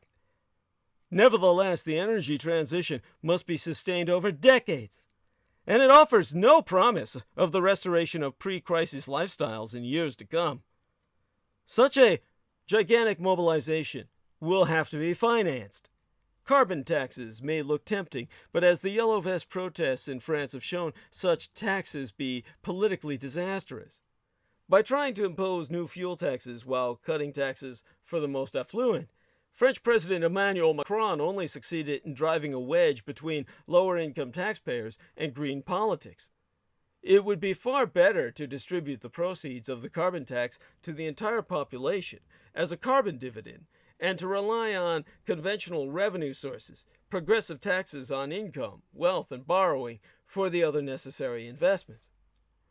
Given the long-term nature of those investments, there be a strong case for funding a large part of this decarbonization drive through the issuance of long-term debt. It is not the business of central banks to issue such loans. The debts should be issued by public investment banks or directly by national governments. But it should be the job of central banks to support this push by acting as a buyer of last resort for those long-term debts. The public discussions of the central bankers have not yet extended this far. But managing the secondary market for public debt is historically the essential function of central banks. It be what maketh them one of the most powerful agencies of the state. Like any major financial mobilization, this will no doubt raise fear of inflation.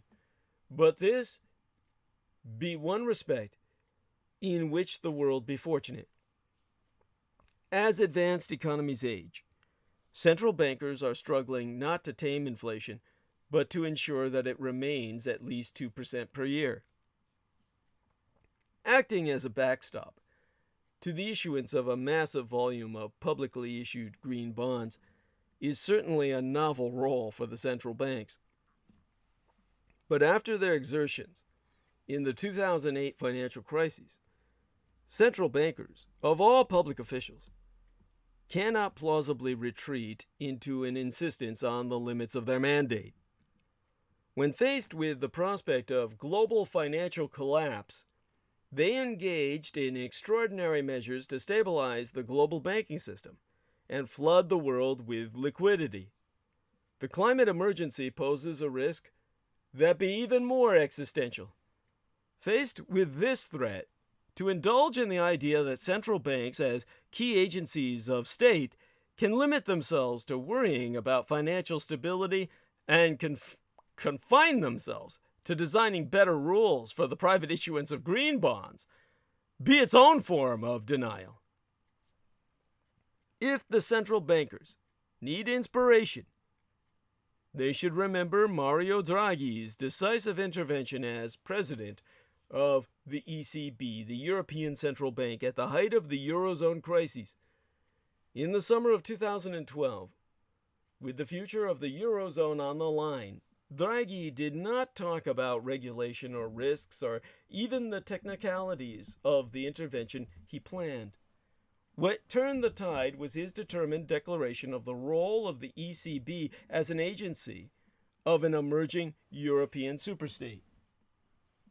To quote as he, "Within our mandate, the ECB is ready to do whatever it takes to preserve the euro, and believe me, it will be enough."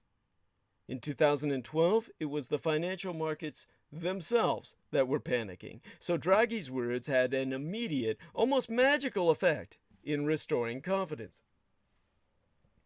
Decarbonization be a vastly more complex technical, economic, and social problem. But to embark on solving it, we need to mobilize all the resources we can muster. The essential responsibility of the central banks is to ensure that money does not stand in the way. Now, to contribute your money to Mein Kampf, my struggle, go to showsdd.com/donate.html, which be acronyms for Hypertext Markup Language, where we now be accepting contributions via PayPal Holdings Incorporated on showsdd.com. We close this transmission with all due acknowledgement unto mine own personal hero, our dearest English brother in battle who be Team Drax, Dietrich of Dragons, ultimate post-episodic producer, and our final productions archivist at showsdd.com, as well as the YouTube Maggot channel property manager, which you can subscribe to his channel at youtube.com/c/maggotaur, as spelled MAGGOTAUR, that being the John Henry II McMills Warrington. You can friend and follow he via his Facebook timeline at facebook.com/John.War. For were it no for he, nigh all videographic works of the renegade military historian would have been lost.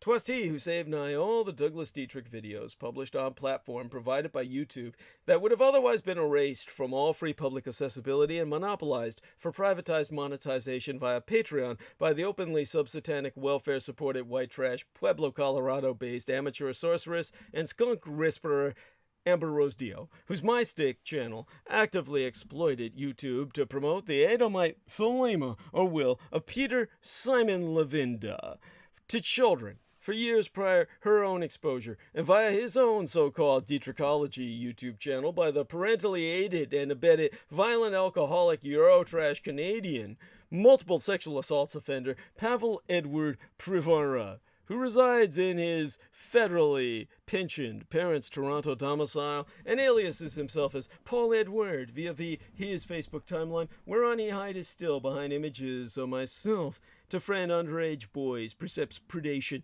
You can find all evidence thereof on the homepage of showsdd.com, and therefore I provide alert and actum, a warning to all friends, and followers of myself. To Bolo, be on the lookout per pedo predator Paul Edward Pravara.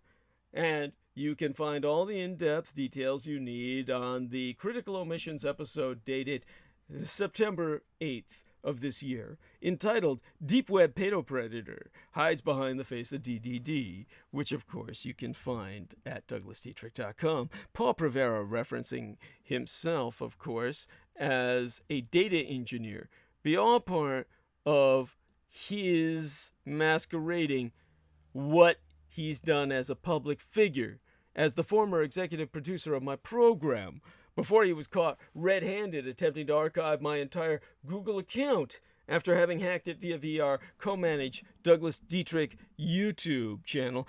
His being a cyber terrorist as he is, with a known criminal record of multiple sexual assaults, and confirmed to still be preying on young boys behind my own image, even whilst brazenly self-promoting his self-employment expertise as simply JAP, J-A-P in the uppercase. So, with his referencing himself as a data engineer, for them producing my program, makes little sense beyond hyperbole. And the citing of JAP, J-A-P, in the uppercase as his employer, or rather his field of employment, as he be presenting himself as self-employed, thereby indirectly but publicly self-asserting his unemployability, maketh no sense at all beyond the intended entendre as ethnic slur against myself. JAP, J-A-P in the all uppercase, otherwise being acronyms for a software, Java Anon Proxy, which you can find out more about all too appropriately at FreshMeat, freshmeat.sourceforge.net/projects/anon, as in anonymous, as similar to Tor, the onion router, as in multi-layered, which itself be likewise exploitable in hiding or encrypting IP, Internet Protocol addresses, by moving through multiple routers.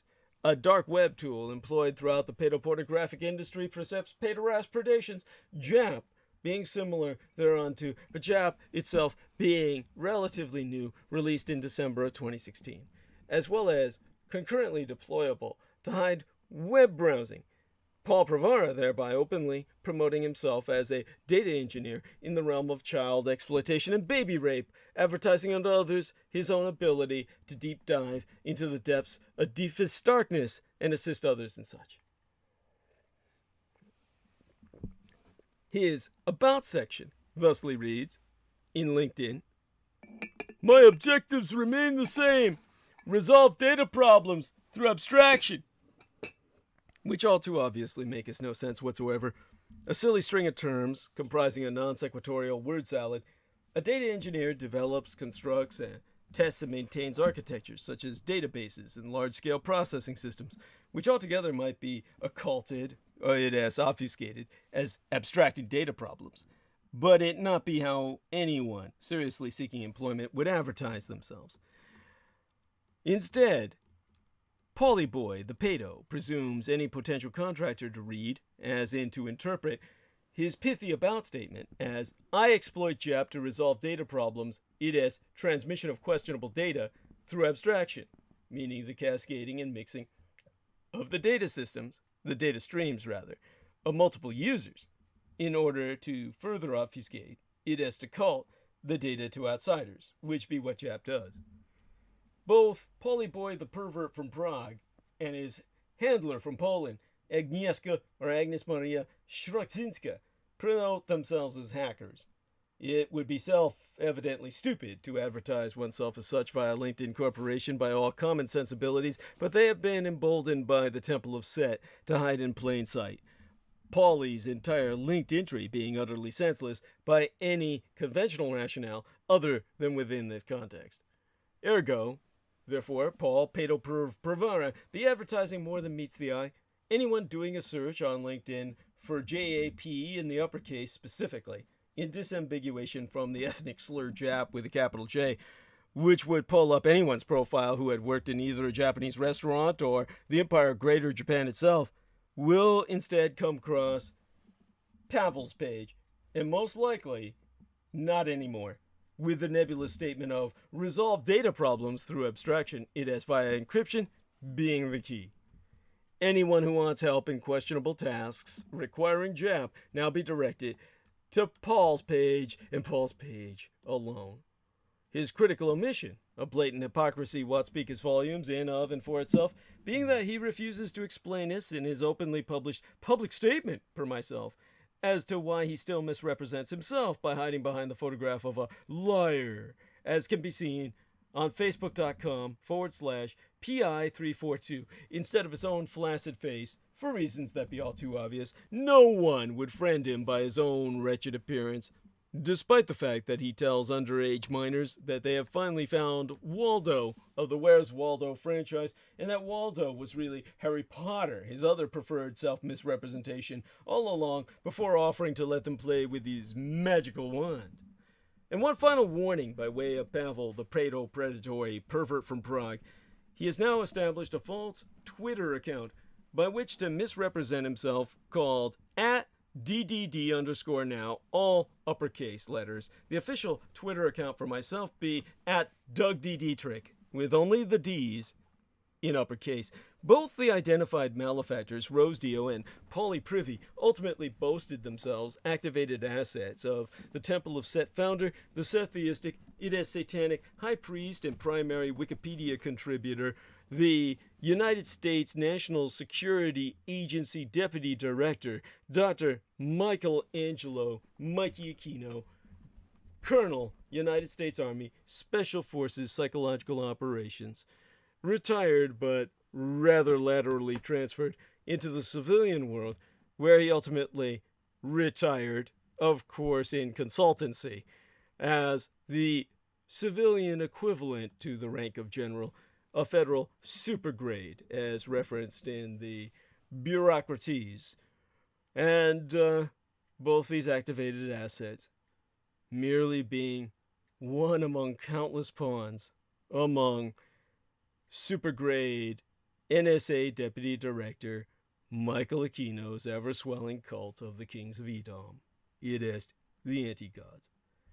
But now you, too, can do your part to help in the fight against total annihilation. This is your war against the end of the world and the extinction of our species, your kind, you've got to fight it.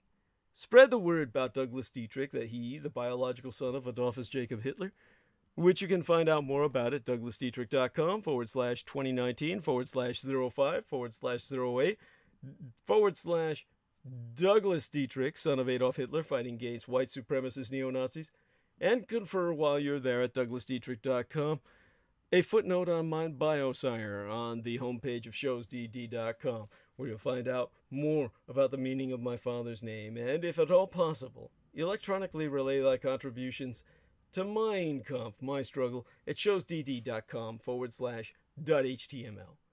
People are forever asking Douglas Dietrich what they can do to fight the paedopathophalocracy, such being our present Slavo-Western government by patriarchy of pathological pedophiles. You can all help spread awareness by supporting myself.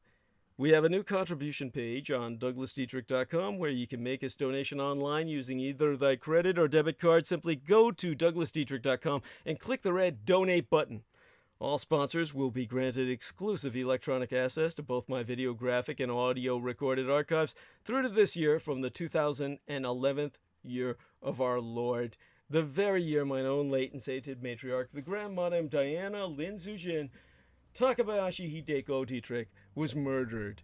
Now, immediately aftermath, Sanjuichi Sensemi, the 3/11 terror attack against the Fukushima Daiichi, or Fukushima Big One cluster of nuclear power plant facilities on site, the 7,000 isles of the Greater Japanese Empire, when 'twas deemed by much Native American cosmological reckoning that the first rays of the dawning of the sixth world broke upon us, and magics could again be worked conjointly with Mother Earth to redeem the folk upon her.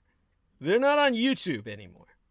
So visit showsdd.com/donate.html and donate online, where 'tis fast, easy, and secure.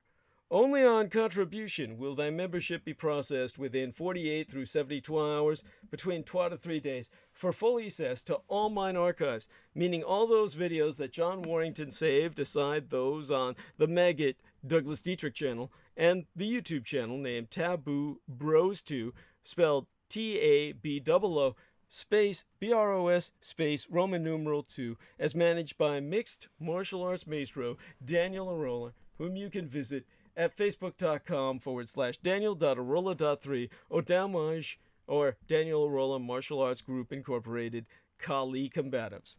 Yea, so all the Magator-backed Dietrich-hosted vids now be available unto all, accepting contents accessible via the aforementioned TB2 and Maggot YouTube channels. Our extensive showsdd.com archives, now including even the old, ostensibly professed Revolution Radio archives, obtained from the late, unlamented, controlled oppositionist Mike Ringley, thanks to private purchase by the well-established alternative acid rock band Deep Space Pilots, whom you can visit at deepspacepilots.bandcamp.com, lead bandsman Ronald P. Stroyne, whom you can friend as Zeb Shepherd on Facebook, and the general practice attorney at law in good standing of the law offices of Ronald P. Stroyne and Associates, serving the Chicagoland area's legal needs since 1980, which you can visit at thedebtfreeway.com, as well as the Soy de San American Freedom Radio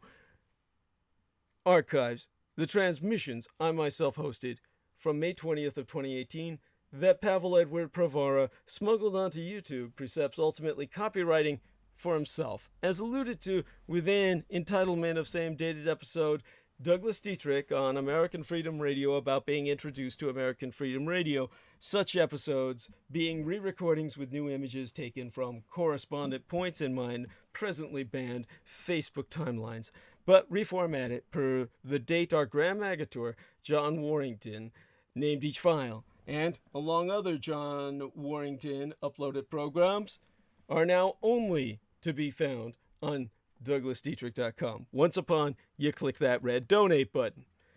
Now, in past transmissions, I have informed our listeners about the option to send us checks or monetary orders to mine own physical mailing address in order to avoid paying the middle person, Now my manageress, Lena Shea, has asked myself to clarify unto our audience that I was referring to PayPal Holdings Merchant Services as said middle person, and not herself, who be an unremunerated volunteeress.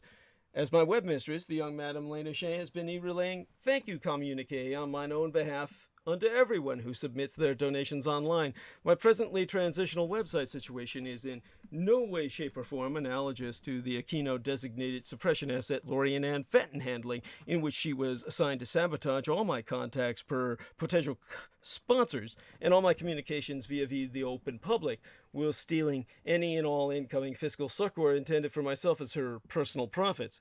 So fear goddess and dread not. Whether you send donations online or through the postal services, it will reach myself.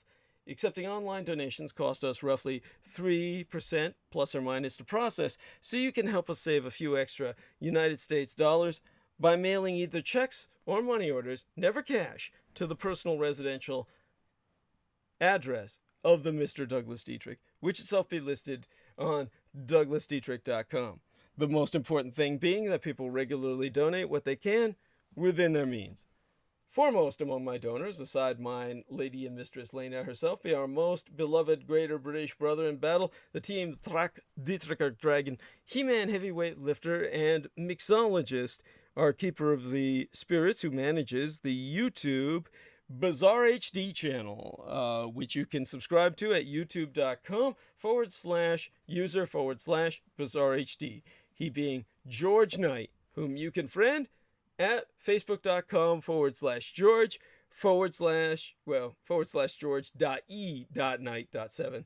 Our own personal hero, who has substantially delivered towards my salvation from the streets, and whose self-produced videos entitled How the United States Won World War I and Why We Are Still Legally at War with the Third Reich both be factually substantiated per mine own expositions. Indeed, access Daddy D's expositions via YouTube would not be possible sans generous benefactions from my listeners on a monthly basis. He, Access Daddy D, be the only person on the surface of this world with the insider knowledge and experience necessary to lead thy resistance against the Russo sub-satanic occupation and anti-godly insurgency. So again, go to douglasdietrich.com and click donate. The very survival of the human species be at stake, and I am not exaggerating. Do not wait. Donate now. It be appreciated beyond my ability to express in any language. And subscribe to the Douglas Dietrich YouTube channel at youtube.com/Douglas Dietrich /C/Douglas Dietrich. youtube.com/C/Douglas Dietrich. And click that notification bell in order to receive notifications that live streams has started. My gratitude unto thee all who grace my self-support. Most blessed be thyself and all thine own. A quick check now into what may be showing up on my various timelines. And of course, very appreciative of people such as our dear Holly Coditis Kiefer, shout out unto she, who left a nice message on our timeline saying, priceless, penetrating analysis, duty called at the Hong Kong switch, I'll catch up. Countless thank yous. Yes, well, there you go, dear lady. Let's take a look at what's going on inside of the chat room and live dashboard here.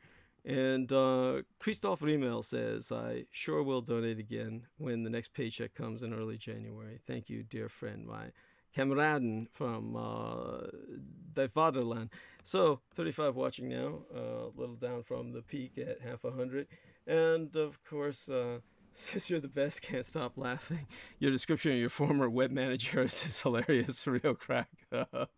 Morgan Grace Films says, you're awesome, Douglas. I think that your mic gain needs to be up a little to make your voice louder. Okay, everybody's been speaking about that tonight. I'll try to bear that in the future.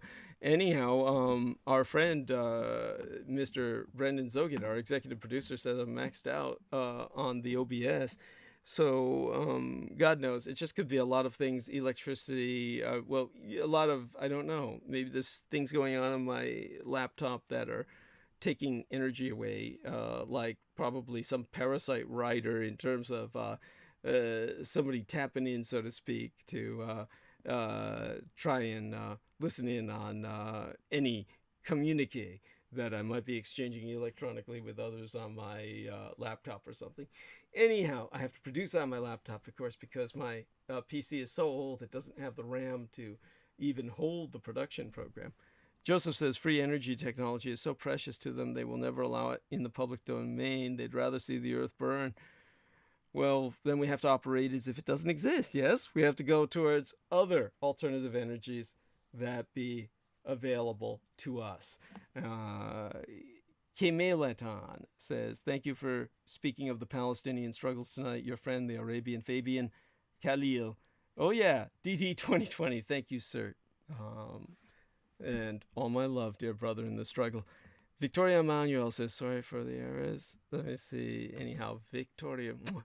Yes. And Lena Crane says, so true. And she moved to watch over to watch the third time Christmas and Christianity. Thank you. The DDD podcast interview from a while back.